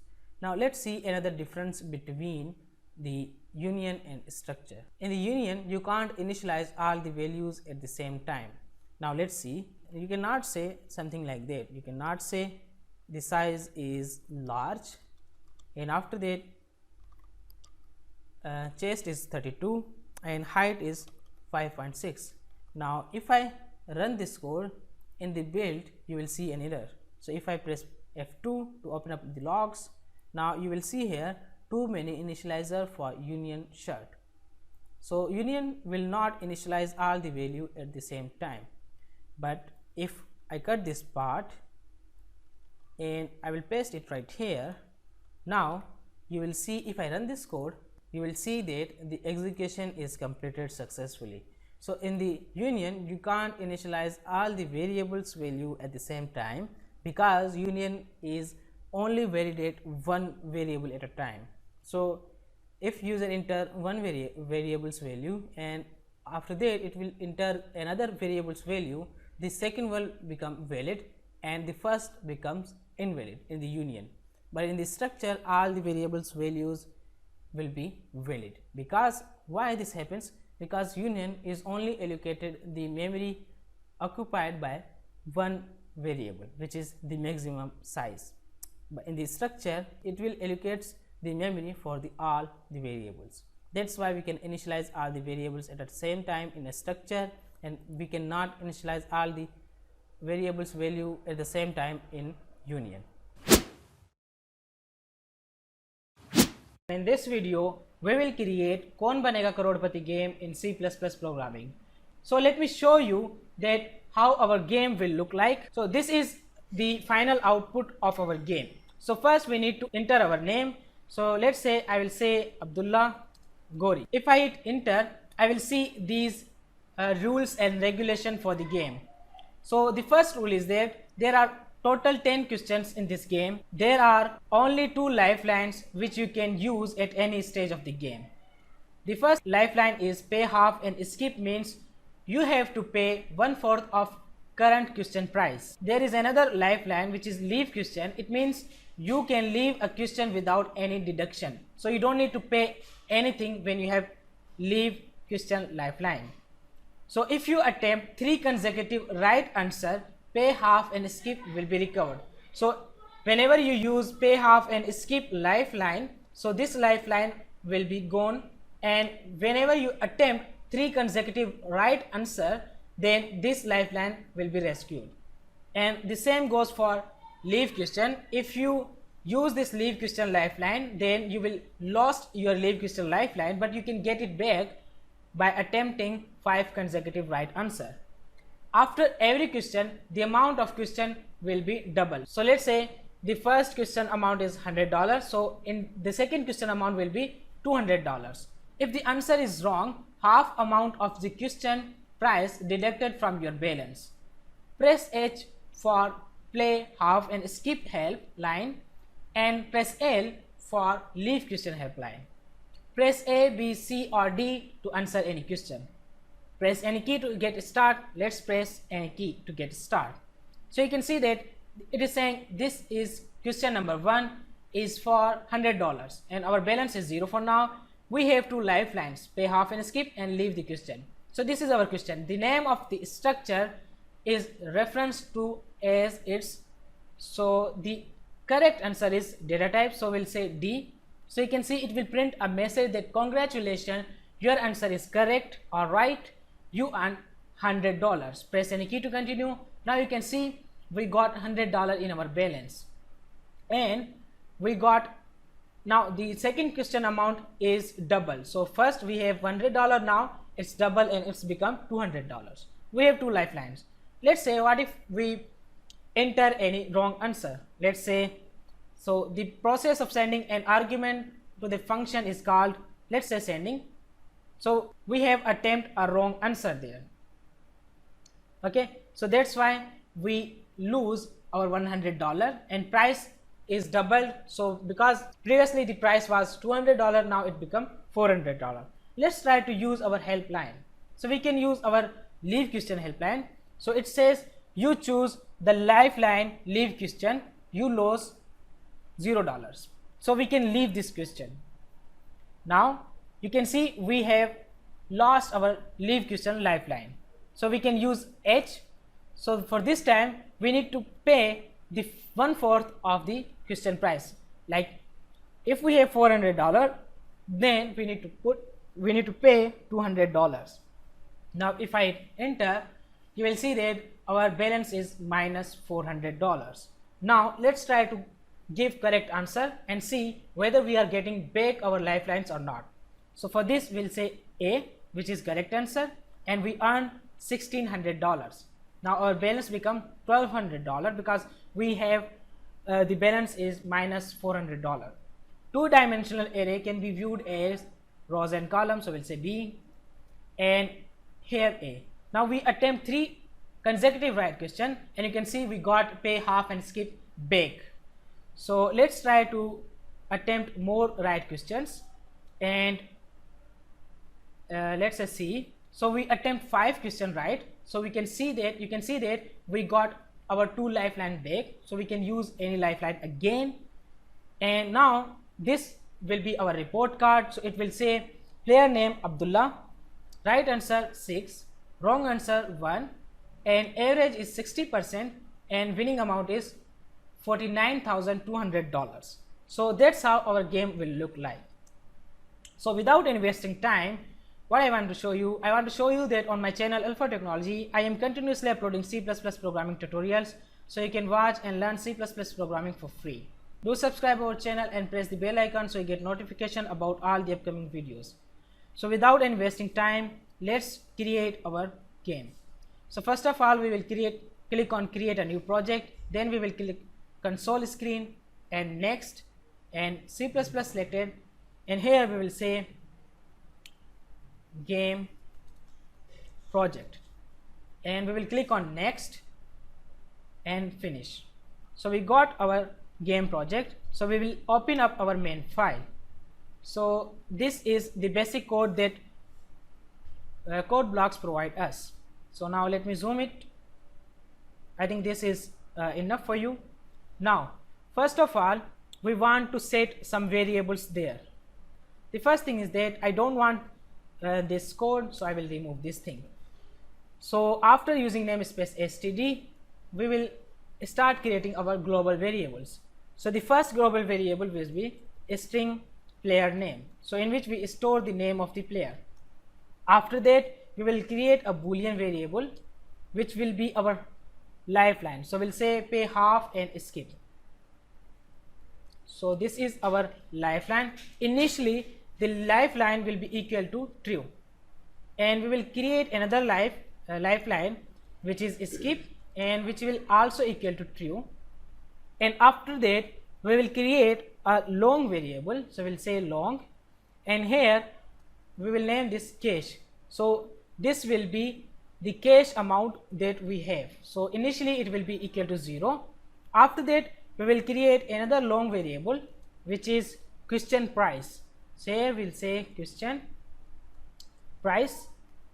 Initially the question price will be $100. After that we need to create another variable in which we store the consecutive question attempt. So here we'll say consecutive is equal to 0. Initially our right consecutive questions will be equal to 0. So we need to create two more variables, int right answer,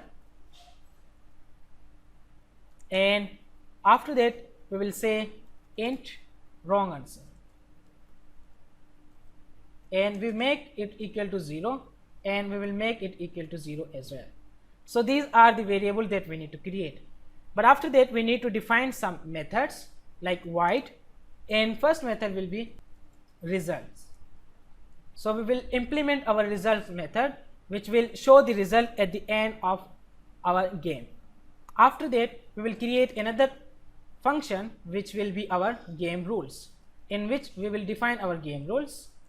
After that we will create another function which is ask random question. So we'll say void ask random question. So this function will ask random question from the user. After that we need to create our last function which is check answer. This function will take two arguments, character answer which user give.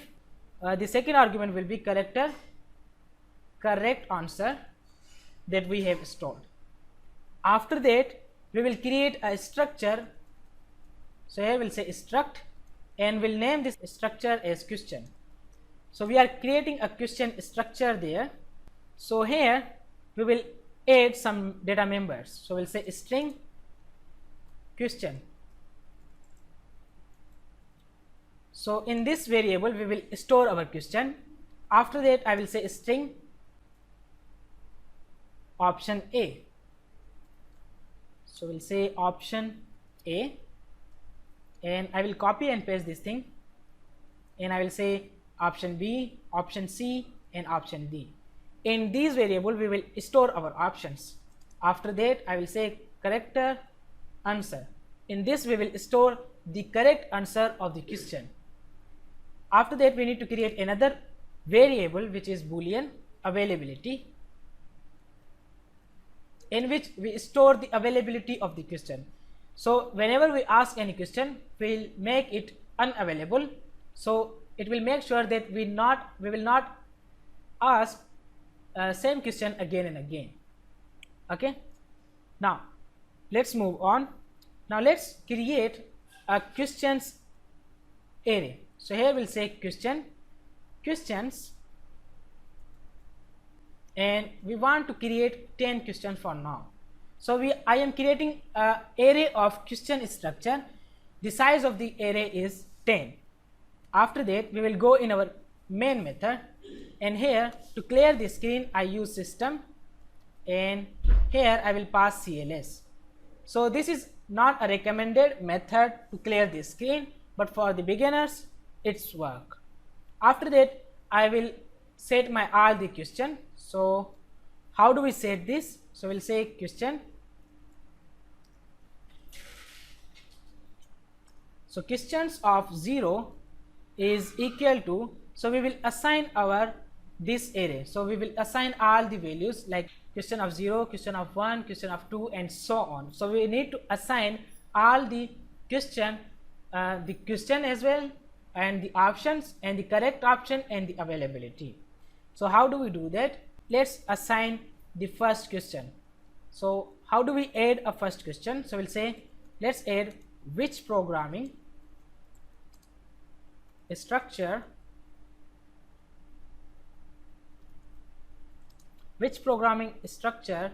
makes a comparison.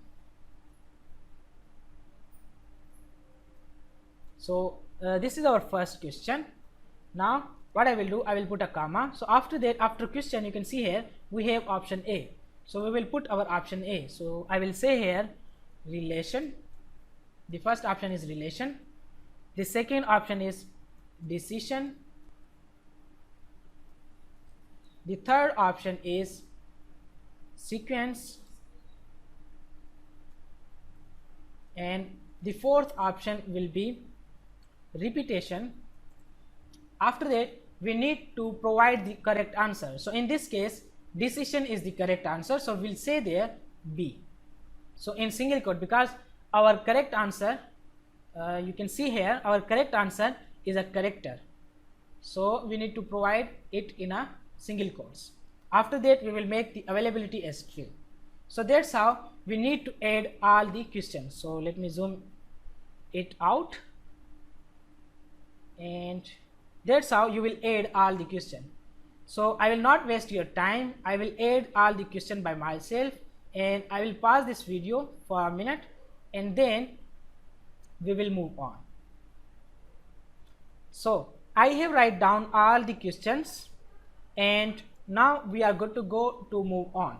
So there are some mistakes because I type it very quickly.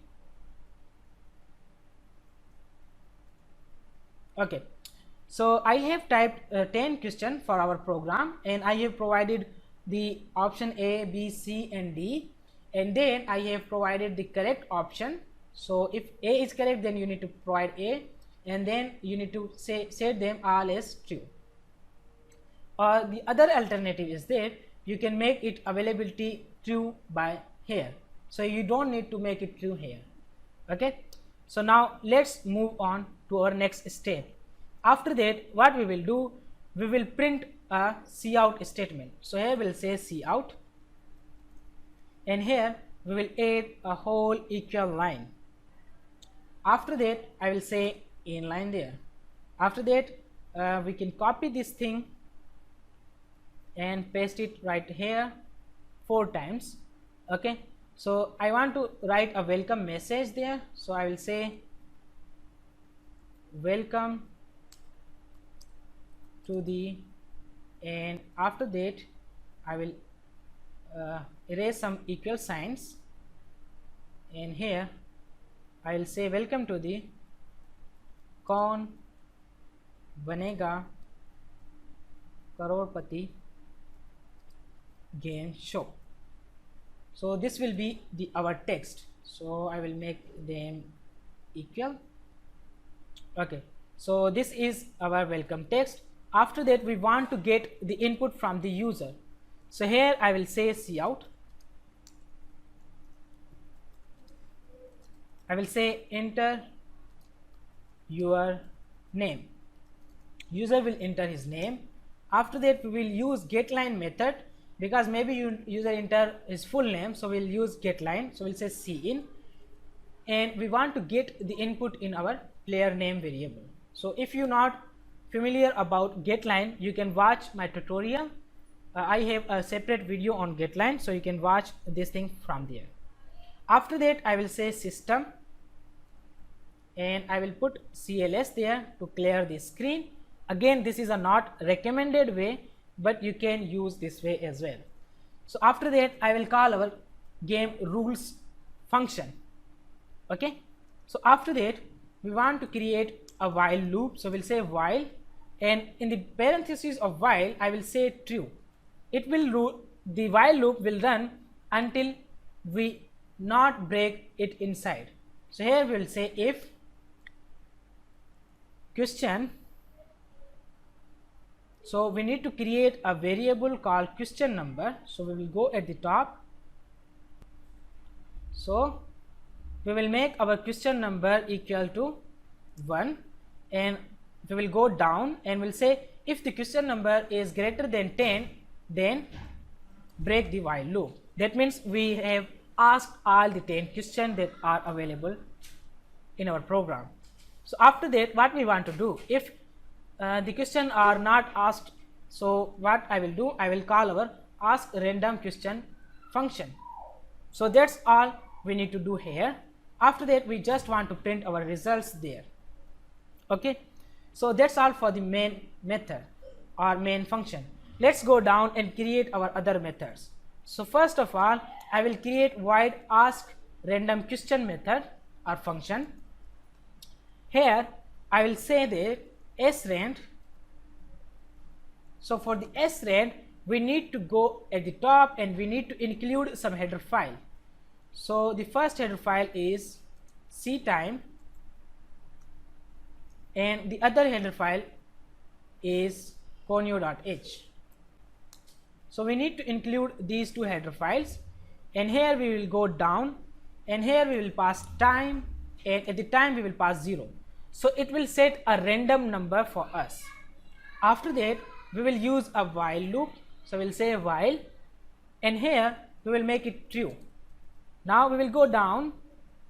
So here we will create the screen using system CLS.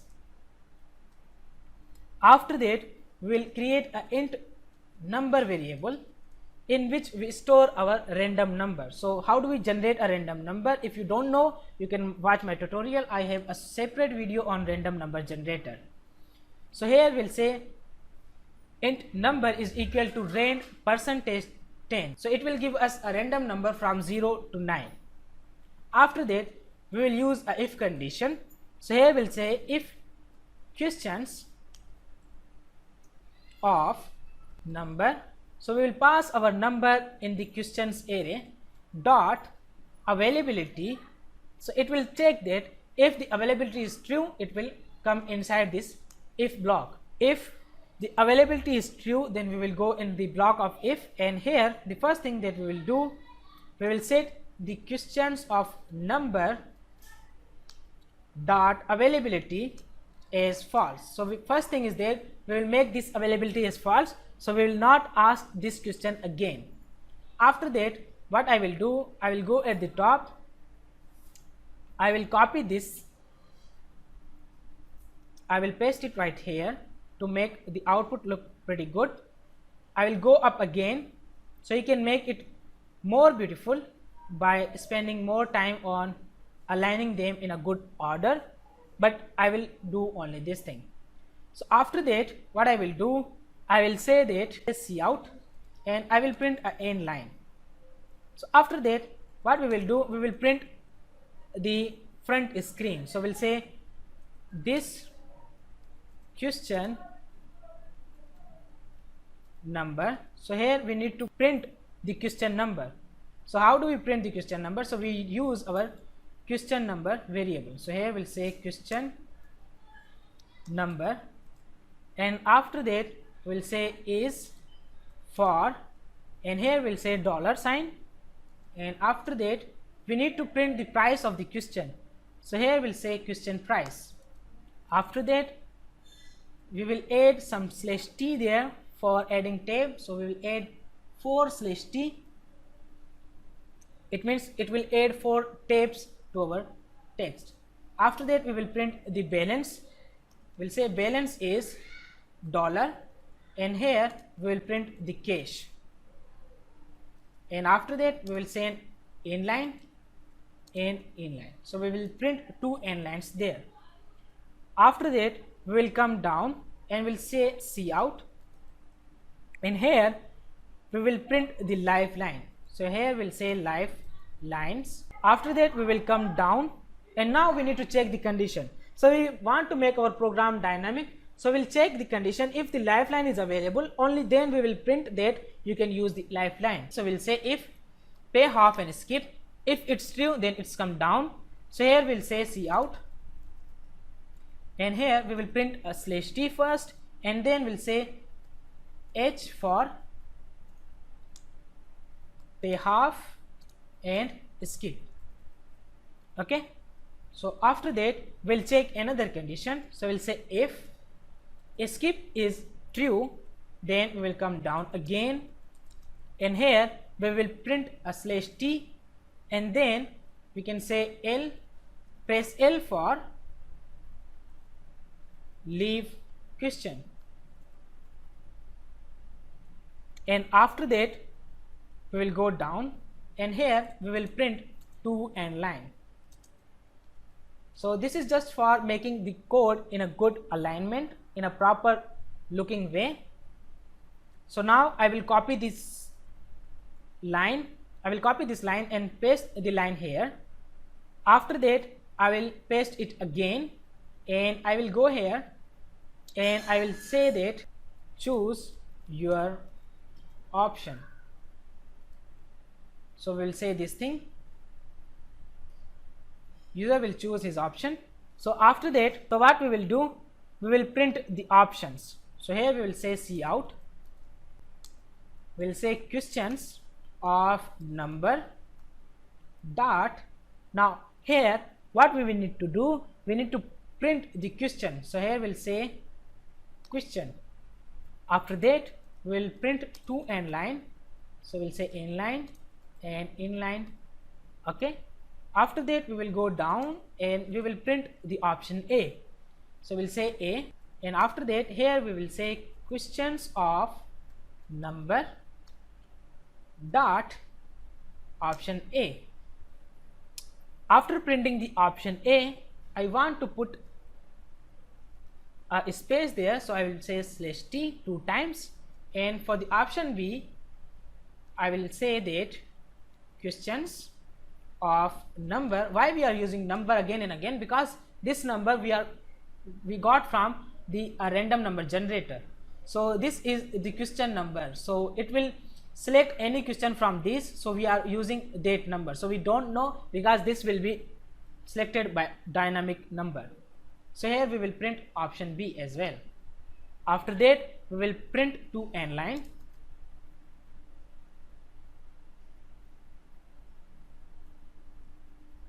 So here we will say option B, one second, option B, and inline. After that we will come down, we will say cout, and for the C I will say that question of number dot option C, and after that I will put /t same as above. So I will put 2/t and then option D. After that we will say questions of number dot option D. Okay, and inline. So that's for the options. Now we will create a character variable. So we'll say character, and here we'll name this answer, and which will be equal to underscore get ch e. So this get ch e will get a character, and it will print the character as well. Okay, and why we are using get ch e? Because if we use cin, then user need to press enter key. So we don't want to user press enter key. We just want whenever user press any key, it will print the appropriate message. Like if the answer is right, it will print right, otherwise it will say your answer is wrong.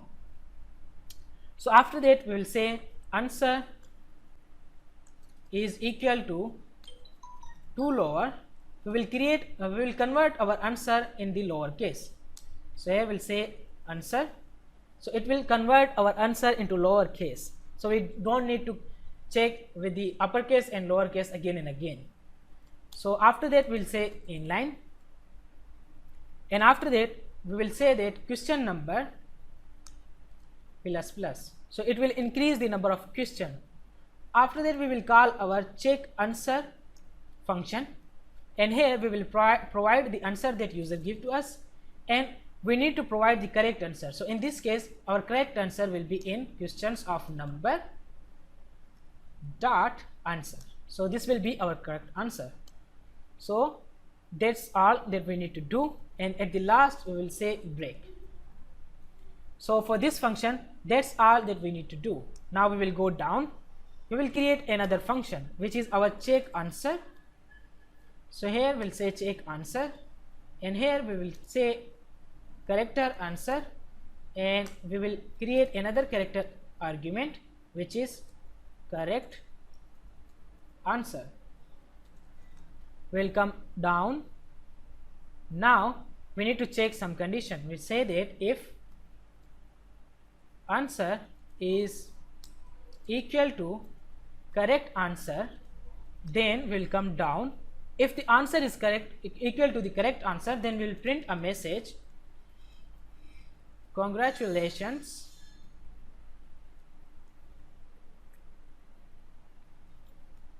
you answer your answer. We'll say congratulations, your answer is right. After that we will print a inline. We will print another message that you earned, so we'll say you earned dollar, and here we will print the question price and inline. After that what we will say? We will say see out. Here we'll say press any key to continue and inline.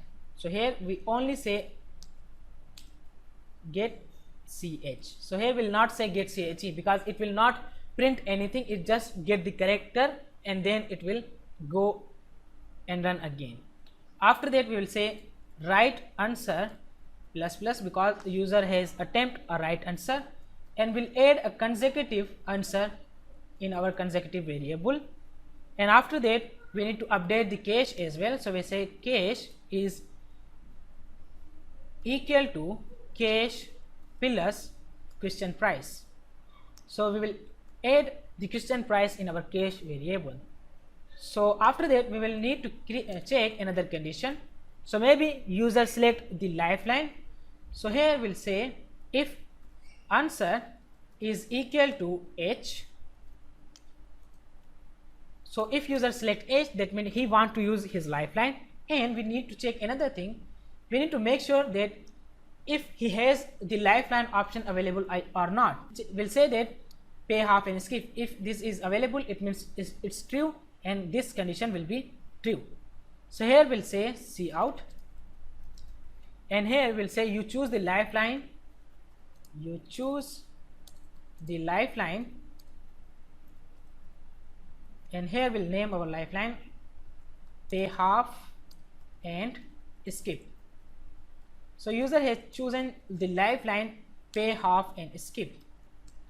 After printing that, we say that see out you lose dollar, because if he select pay half and skip lifeline, he will use question price divided by 4. So he will use the 1/4 of the question price. So that's how we will calculate the 1/4 of the question price. After that we will say this thing again. So we will copy this thing and we will print this thing here. So that's all for the pay half and skip lifeline. And at the end what we need to do, we need to make this pay half and skip lifeline is false. So the first thing is that we need to update the cache. So here we'll say cache is equal to cache minus, and here we will calculate the 1/4. So here we'll say question price divided by 4. After that we will say pay half and skip is equal to false. So we will make this false. We'll come down and we'll check the lifeline for leave question. So here we'll say if the answer is equal to L, it means user want to use his leave question lifeline, but we want to make sure that is he available, is he has the leave question lifeline. So we'll check if he has skip lifeline, then he can use this. And here we will print a message that see out you choose the lifeline leave question. Okay, and then we will print an inline there. After that we will say cout, you lose $0. So because for the leave question we don't have any deduction, so that's why we will not say anything. We'll say you lose $0. And here we will print the same thing, press any key to continue. After that we will update our cache. So we don't need to update our cache actually, we just need to say skip is equal to false because he has used this lifeline. After that we will go in the else part. So here we will say else. Now what we will say cout. Else means user has attempted a wrong answer. So for this thing we will say sorry, your answer is wrong. So here we will say your answer is wrong, and after that we will say that cout, you lose $, and here we'll say question price divided by 2. So he will lose the half of the question price. After that we will press the same, press any key to continue.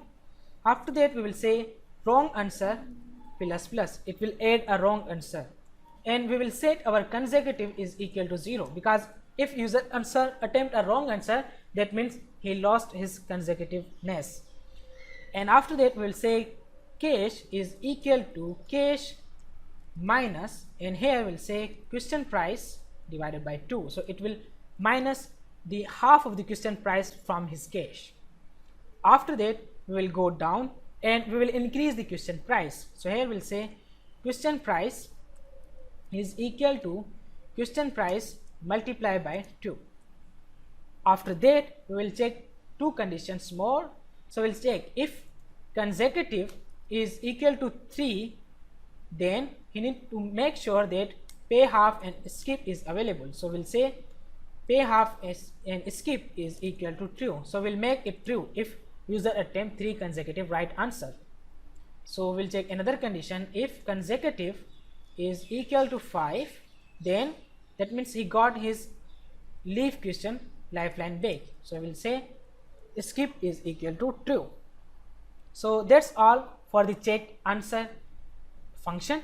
Now we will go down, and here we will create our result function. So here we will say void results, and here we will print the result. So here first we will say double percentage to calculate the percentage, and here we will say percentage is equal to right answer multiply by 10. Okay. After that we will say system CLS to clear this screen. Again, this is not a recommended way. After that I will go at the top, I will copy this line because I want to paste this thing here, and after that I will paste it again. So I need 3. So here I will go at the middle and I will say results. After that I will go down, I will say cout, and here I will print the player name. So I will say player name, so whatever the player name, but I will print 3/t. After that I will say player name and inline and inline. So I will put 2 inline there. After that I will say that right answers, and here I will say /t and /t, and here I will call our right answer variable, and I will put 2 inline there. After that we will print the wrong answer. So here we will say wrong answers, and here we need to put 3/t to make it in proper order, and here we will call wrong answer variable, and inline. After that we want to print the average, so we'll say cout average, and here we will put 3/t again. After that we will say percentage, and here we will put a percentage sign. After that we will say inline and inline. Okay, now we will go down. Now we need to check a if condition, so we'll say if cache is greater than or equal to 0, then it will say cout, and here it will say winning amount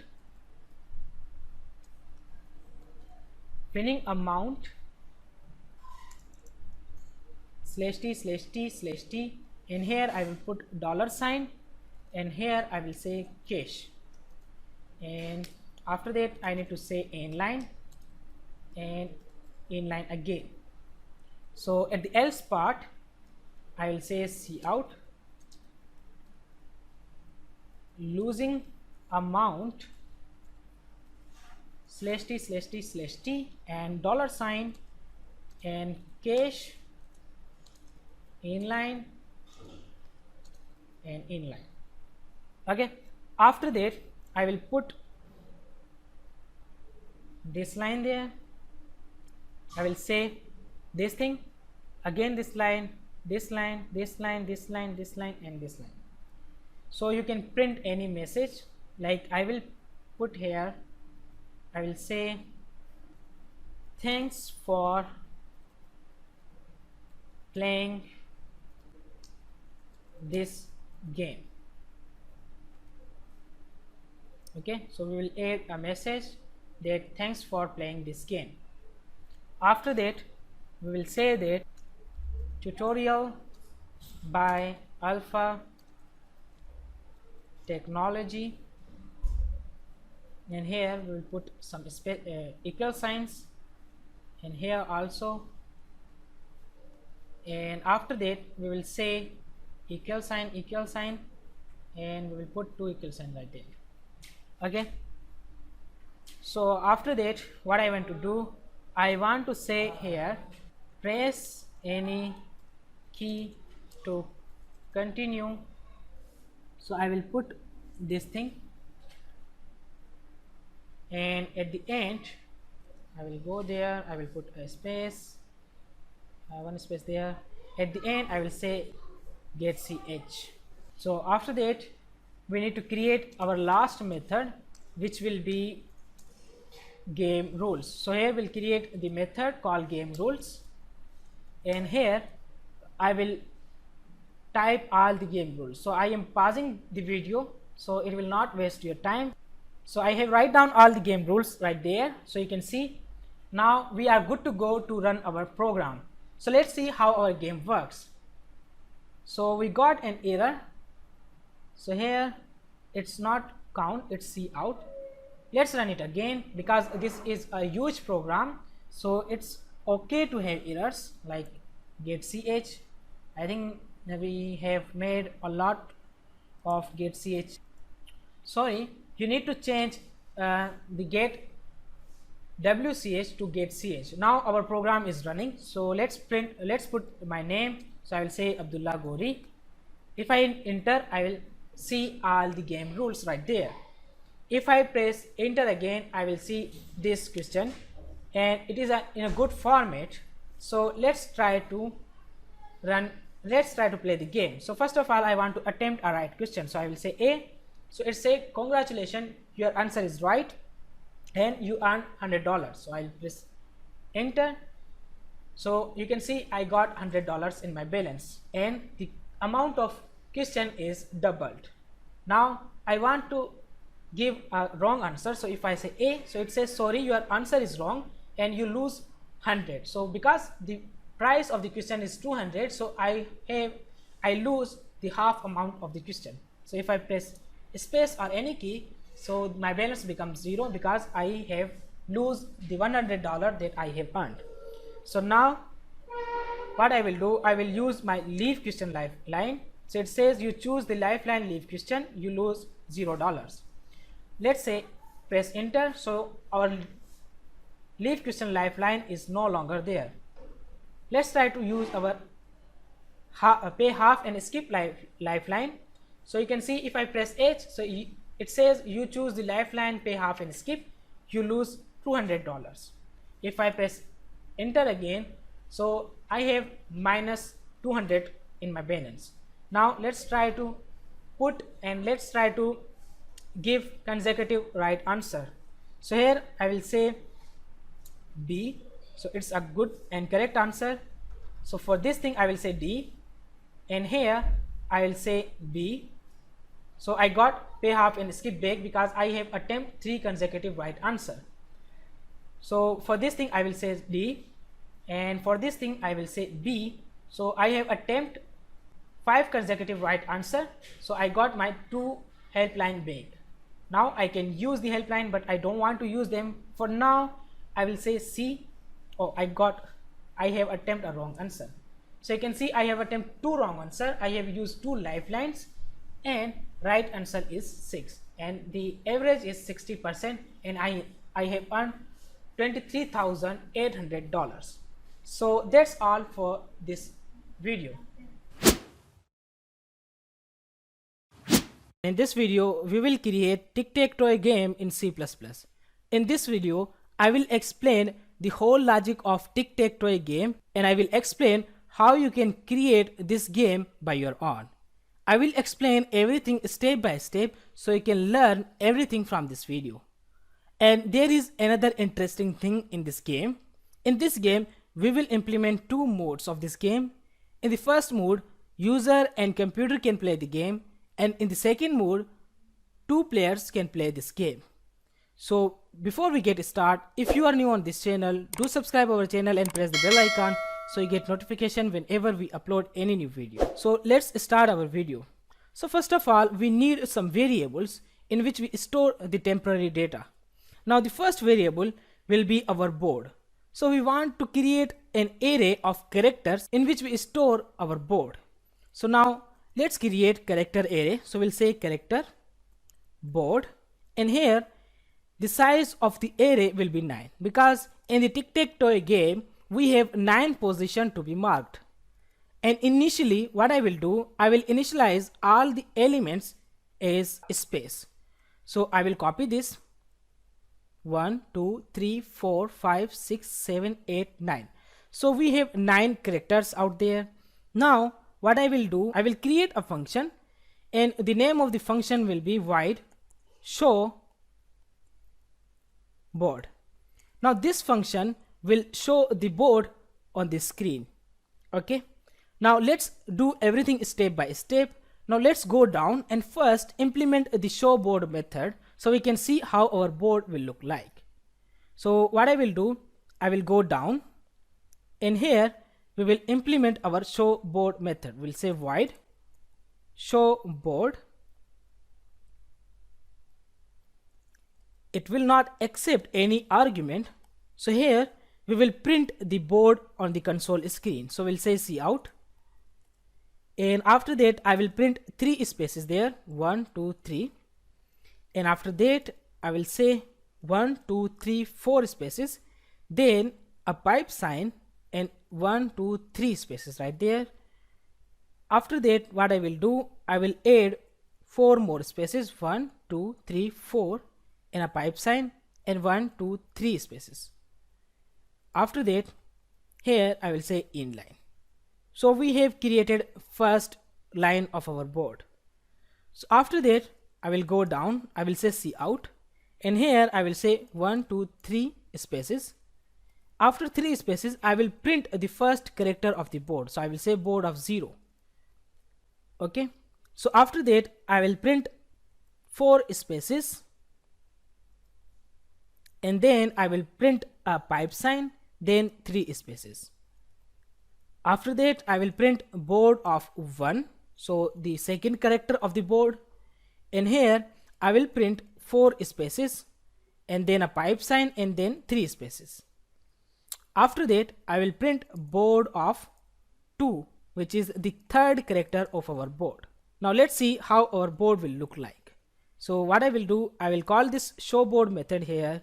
I will run this code and you can see this is the output, but it's not look great. So what we need to do here, we need to erase one space and we need to erase the one space from here as well. I will save this code. I will run this code. Now everything looks fine there.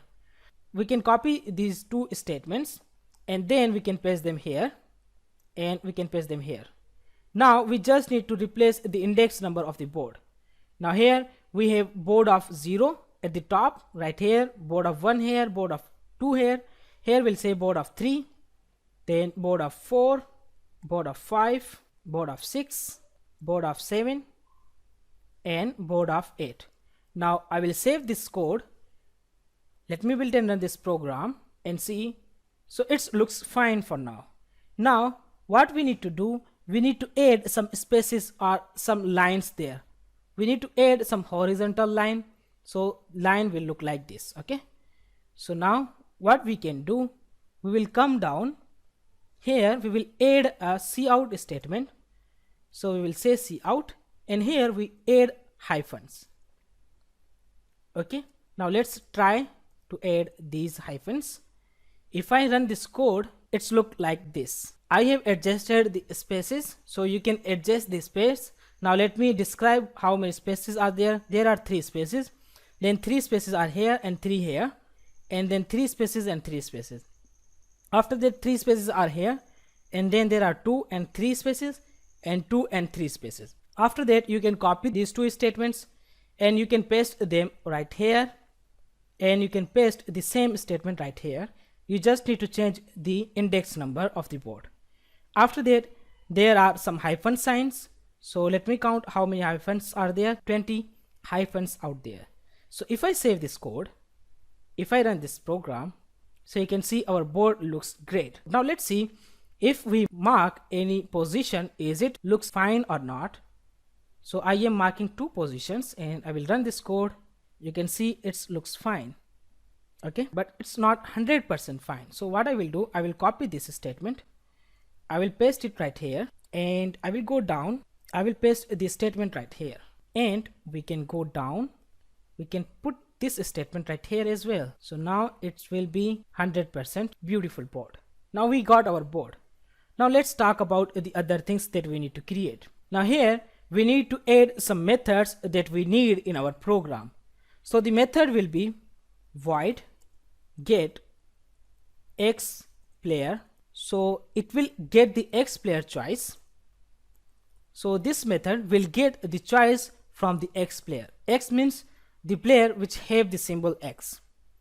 After that we will do the same thing for the O player. So I will copy and paste this and I will say O. So we have 2 methods right there, 2 functions right there. After that we need another thing, that our program will have 2 modes. In the first mode they have computer and player, and in the second mode there are 2 players. So let's get the choice for the computer as well. So we'll say get computer choice. So here we will get the computer choice.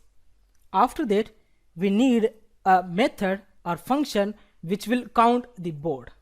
So here we'll create int count board function, and it will accept a character which will be the symbol that it will count in the board. Okay. After that we have check winner function. So we need to define the check winner. So we'll say void check winner. This function will check the winner, and another thing is that this function will be character because it will return the character. If x win, it will return x. If O win, it will return O. Now after that we have 2 game modes. The first is void computer vs player, in which computer and player will play the game, and we have another method which is player versus player. So if I say methods, you can assume that I am saying function because I also make the tutorials for the object-oriented programming. So that's why it's become my habit to call functions as methods. Now what I will do, let's just go down and first get the choice from the computer. So here I will implement the method. I will say void get computer choice. Now this function will get the computer choice. Now the computer choice will be random. Now we will generate a random number between 0 to 9, and whatever number computer generate, it will be marked the position. So if you don't know about how to generate random numbers, you can watch my video random number generator on my channel, so you can get the idea how we generate the random numbers. Now for that, what I will do, I will go at the top because we need some header files to declare there. So we will include a header file which is ctime and another header file which is random. I will go down in the get computer choice function. Here we will say srand. Srand means it will set the random, and I will pass their time, and then in the time I will pass 0. So it will make sure that every time we get the 100% random number. After that I will say int choice. So let's get the computer choice right there. Now we will use a do while loop to make sure that computer gets a random choice which is available. Like in our board, maybe first position is marked and computer also choose the first position. So we'll say there this position is not available. You need to take another position. Okay. So for that, what we will use a do while loop which will validate the choice of the computer. So here we will say do. In the block of do, we will say choice is equal to rand. It's a function which will return rand. %10, it means it will return a random number between 0 to 9. Okay. After that, here we'll say while. Now here we'll put our condition. I will say while board of choice. So whatever index number returned by computer, if the index number or if the position is not equal to an empty space, then the loop will run. Okay. If the position will equal to an empty space, the loop will stop and it will get the choice. After that we will say board of choice is equal to O, because computer character will always O. Okay.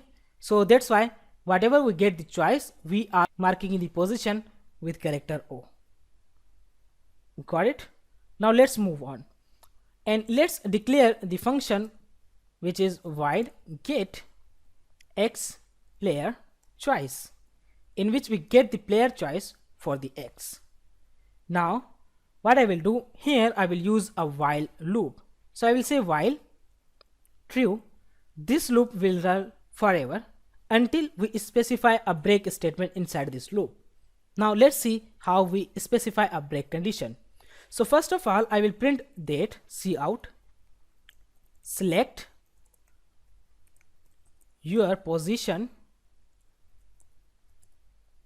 and here I will specify 1 to 9.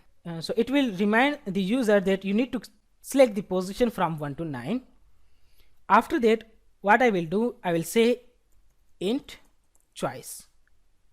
So I am declaring a variable called choice in which we store the choice for the user. I will get the choice of the user in our choice variable. Then I will say choice minus minus. Why I say choice minus minus?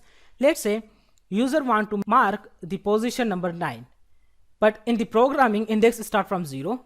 So if we mark position number 9, it means user actually wants to mark the position number 8 in the programming. So that's why I minus minus it, so it decreased by 1. Okay. Now here we will check a condition. So the condition will be if choice is less than 0, if the choice is less than 0 or choice is greater than 8, then it means user have chosen an invalid choice. So we will print a message there. So we'll say please select your choice, please select your choice from, and here I will say 1 to 9. Now user will select choice from 1 to 9. After that we need to check another condition. So we'll say else if, and here we'll check if board of choice is not equal to empty space. So we will check the same thing that we have checked for the computer choice. So here we are checking if the choice that user select, it's not empty.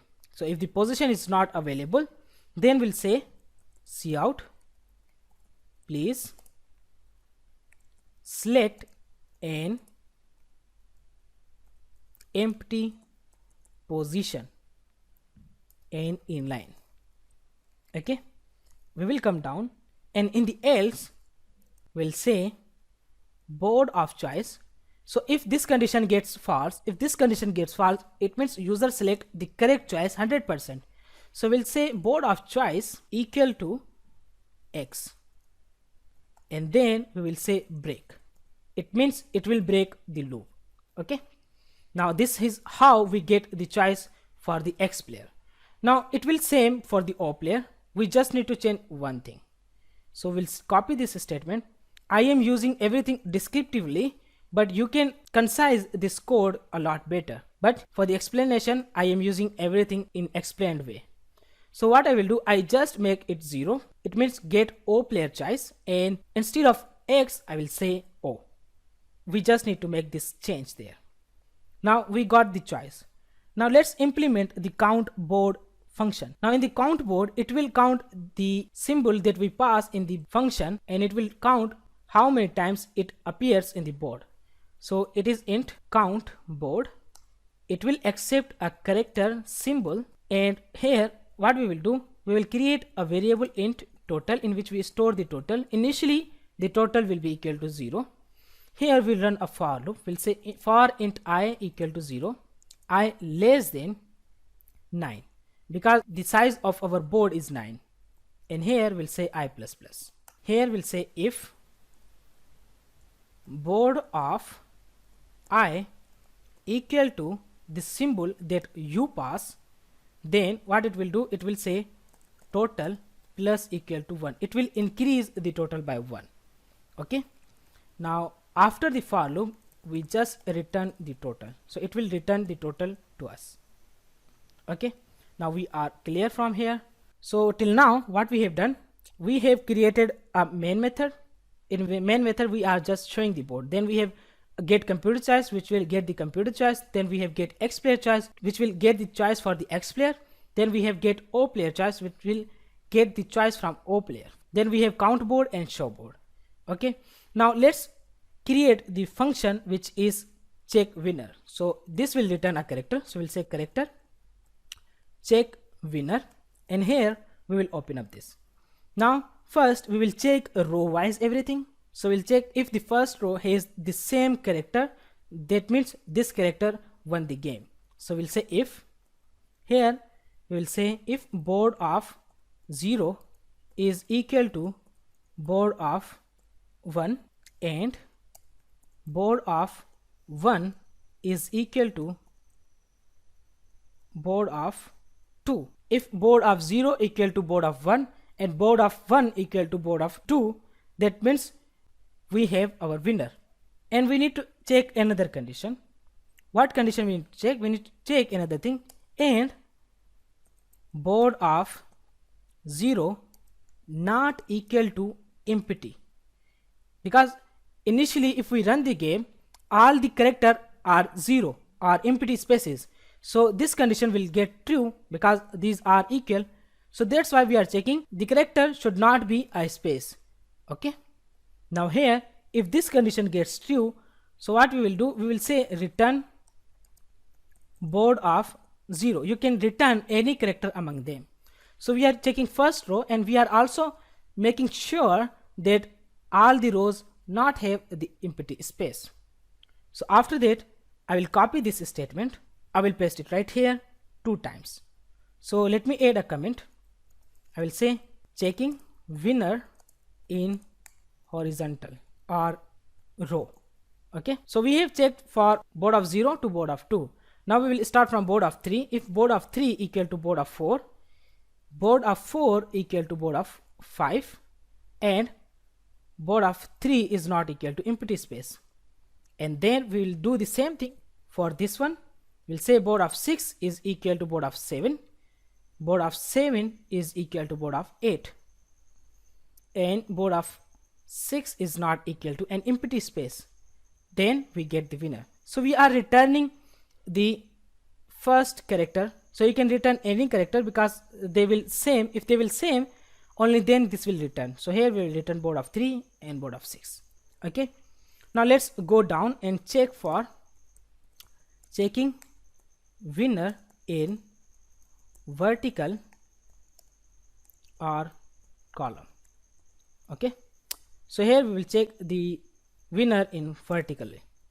Now to check the vertically, so we say that if board of 0 is equal to board of 3 and board of 3 is equal to board of 6 and board of 0 is not equal to an empty space, then return board of 0. So what I will do, I will copy this statement, paste it right here, paste it right here.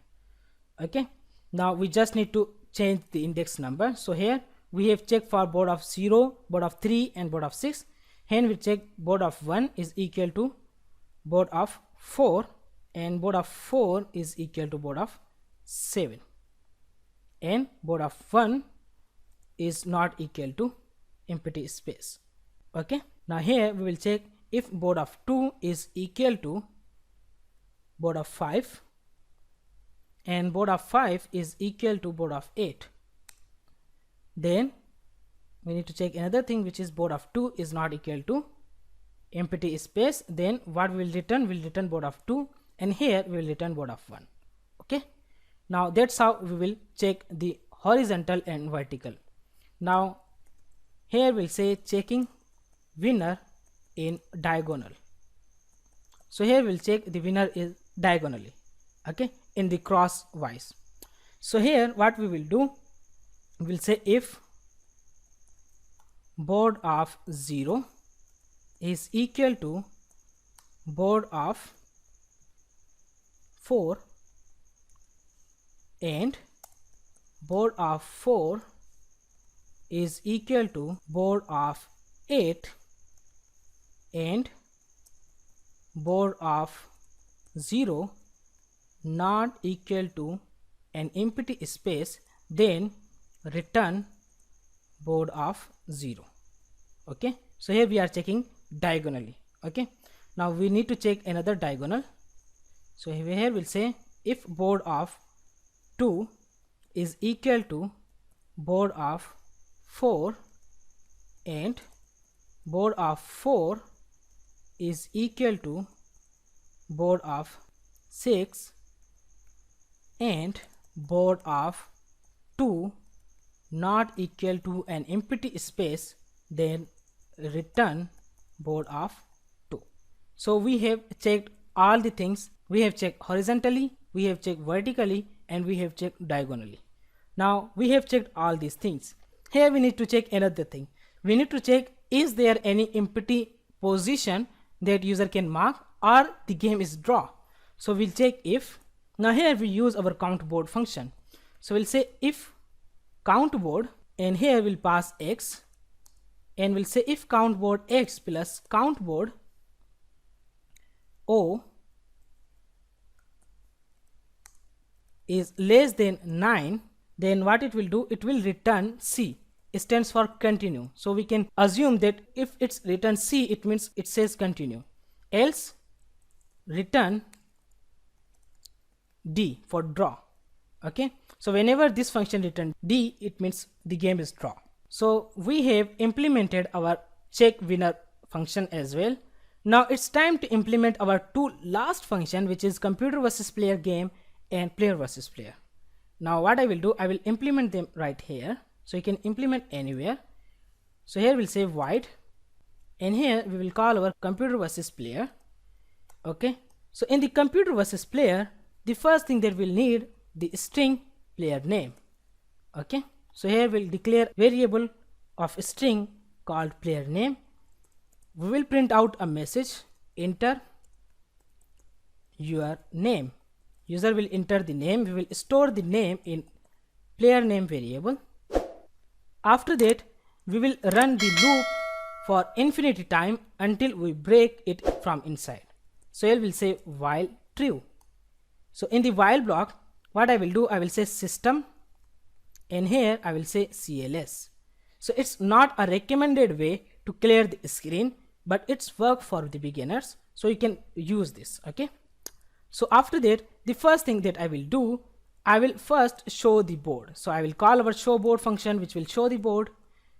After that, what I will do, I will check the condition. I will say if count board of X is equal to count board of O, then it's the turn of the player, because player will always be X. How this condition will work? Now see, if there is no position marked, it means they will be equal. It means X will be mark the first position. Okay, if X marks and then if O also marks, now these all X and O will be equal, then it's turn of X. So that's why whenever they equal, the turn will be assume that the turn is for X. Okay, so now because it's a player choice, so we will print C out, and here we will print that player name, and here we'll say player name's turn, so player can understand that it's my turn, and inline. After that, we will use our get X player function, which will get X player choice function, which will get the choice for the X player. I will come down, and in the else, I will say else get computer choice. So if it's not a player choice, it will get the choice for the computer.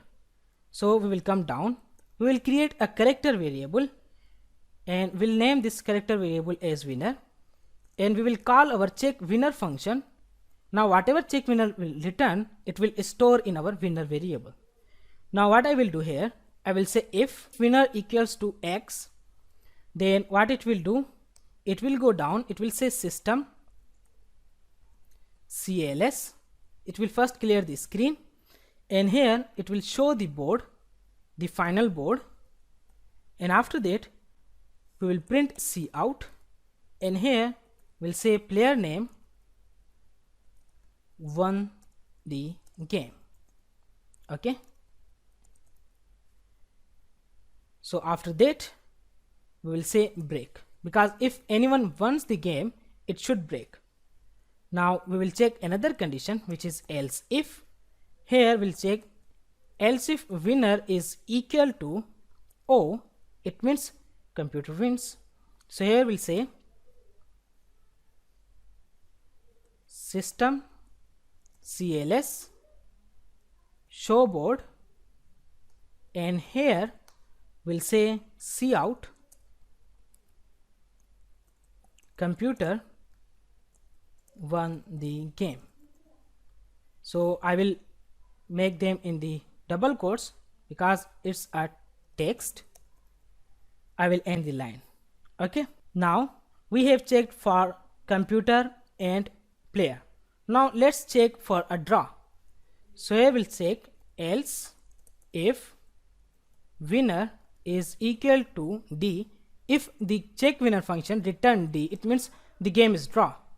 So here we'll say C out game is draw. Okay, and here we will print the inline and break. Okay, another thing is that we need to break this right here as well, because whenever anyone wins, it will break. So that's all for this. Now let's play the game and let's see is it working or not. So what I will do, I will call the computer versus player function right there.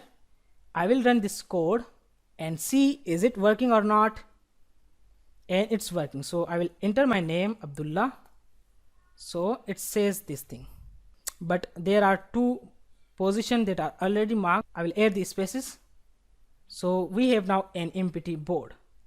Okay, I will say my name is Abdullah. Here it will show the empty board. So first of all, I will mark this first position, and it says please select an empty position. So we have done a mistake. What we have did, we didn't close the square bracket right here, so that was our mistake, and the same mistake will be right here as well. So we need to solve this. Now I will run this code again, and hopefully this will work fine. Now I will say Abdullah, and I will mark the first place. Okay, you can see I will mark this place and computer marks this place. So this time I will mark the place number 9, computer marks this place. Now this time I will mark the place number 5. Now it says Abdullah won the game because I have consecutive X in my diagonal. Okay, so it's working fine. Now let's go down and implement the function which is player versus player game. So 2 players can also play this game.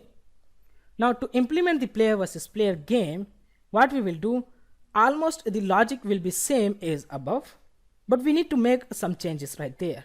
First I will say void player versus player, and here the first thing that we will do, we will create string variables. So here we'll say X player name, because now we will have 2 players name and O player name. So we have X player name and O player name. After that, what I will do, I will print a message cout enter X player name. Whoever enter the first name, the sign of the player will be X. Okay, then we will store the name in our X player name variable. After that, we will print another cout message enter O player name, and I will store it in O player name variable. Now we have got our names out there. Now we will do the same thing. We will run a while loop, and here I will say while true, because we want to break it from the inside.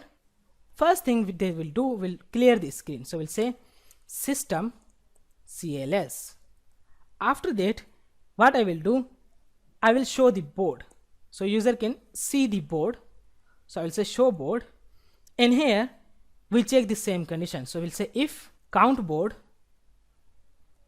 of X, if count board of X is equal to count board of O, then what it will do, it will get the choice for the X. So here what I will do, I will say get the choice for X. So first of all, I will print cout. We will print the name of the X player, and here we'll say X player's turn, so user can understand which turns is it.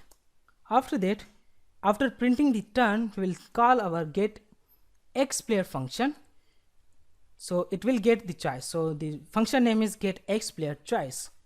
Okay, now we will go down in the else part.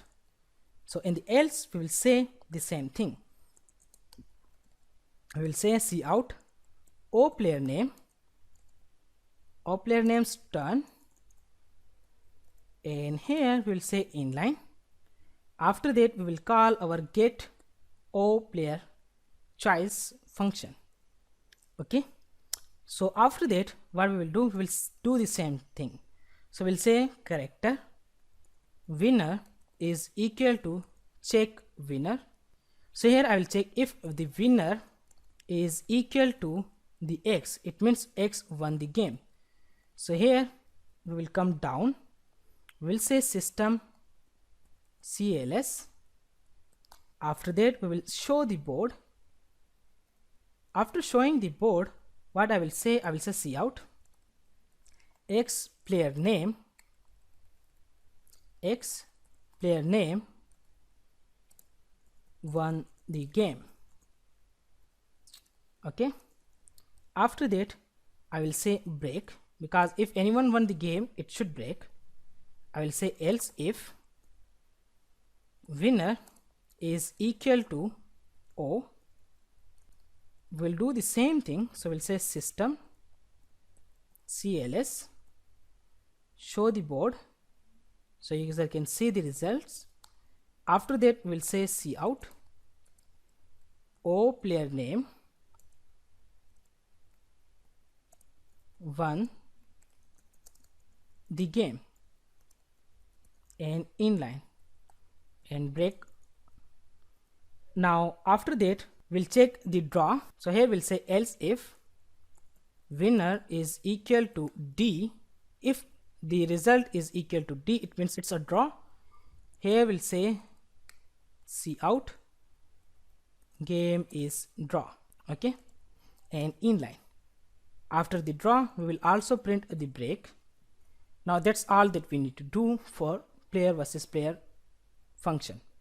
Now we will go in the main function. Now in the main function we just need to add a simple switch condition. So our main function can check that whether user want to play the player versus player mode or computer versus player mode. Okay, so now for that I will declare a variable. I will say int mode, in which we get the mode.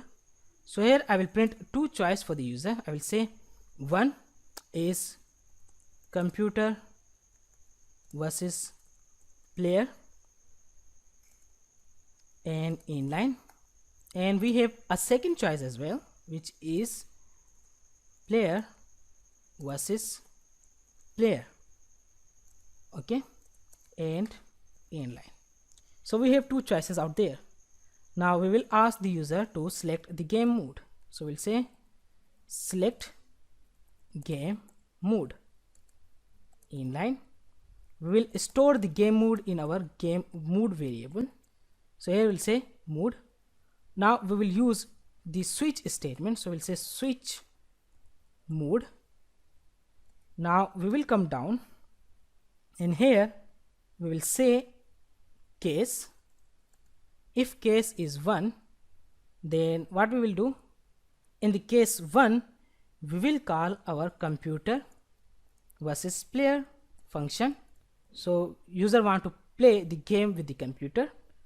After that I will say break, and in the case 2 we will call player versus player function, because two players want to play the game, break. After that in the default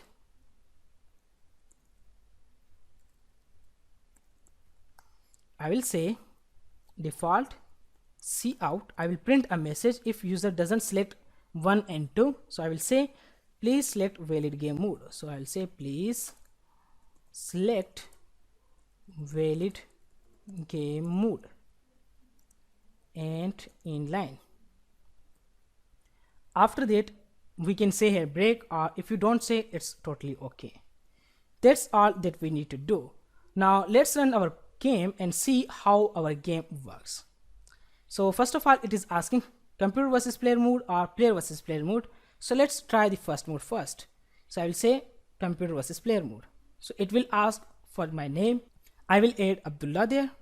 So we have launched our game. So now here I will mark a position, so 1, and then I will mark 2, and let's try to mark the same position that already marked.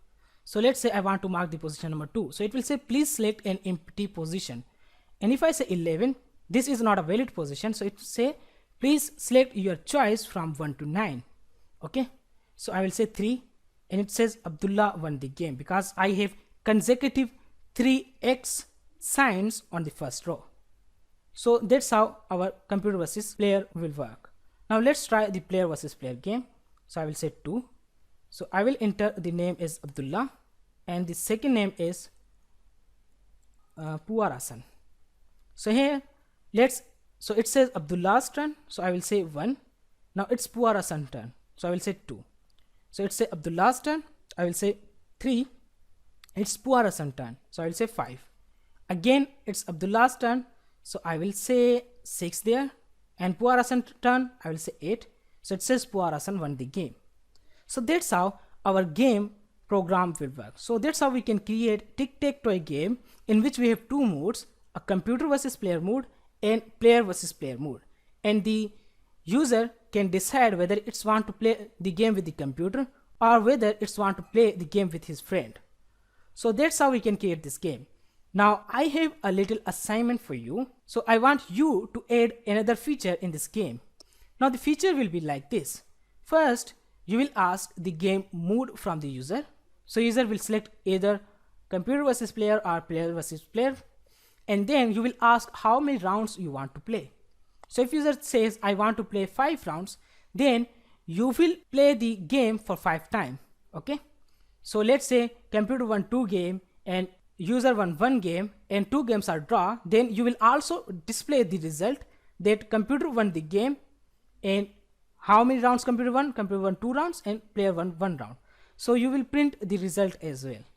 Okay, so now you can do this thing with the help of a variable. So you can store rounds in your round variable, then you can run a while loop or for loop which will run rounds time, and then you can create variables like computer score and player score in which you store the score of computer and player. That's how you can do this assignment. I highly recommend you to, after doing this assignment, comment down your answer below in the comment section below, so I can see your answer and I can see how much interest do you have in C++ programming.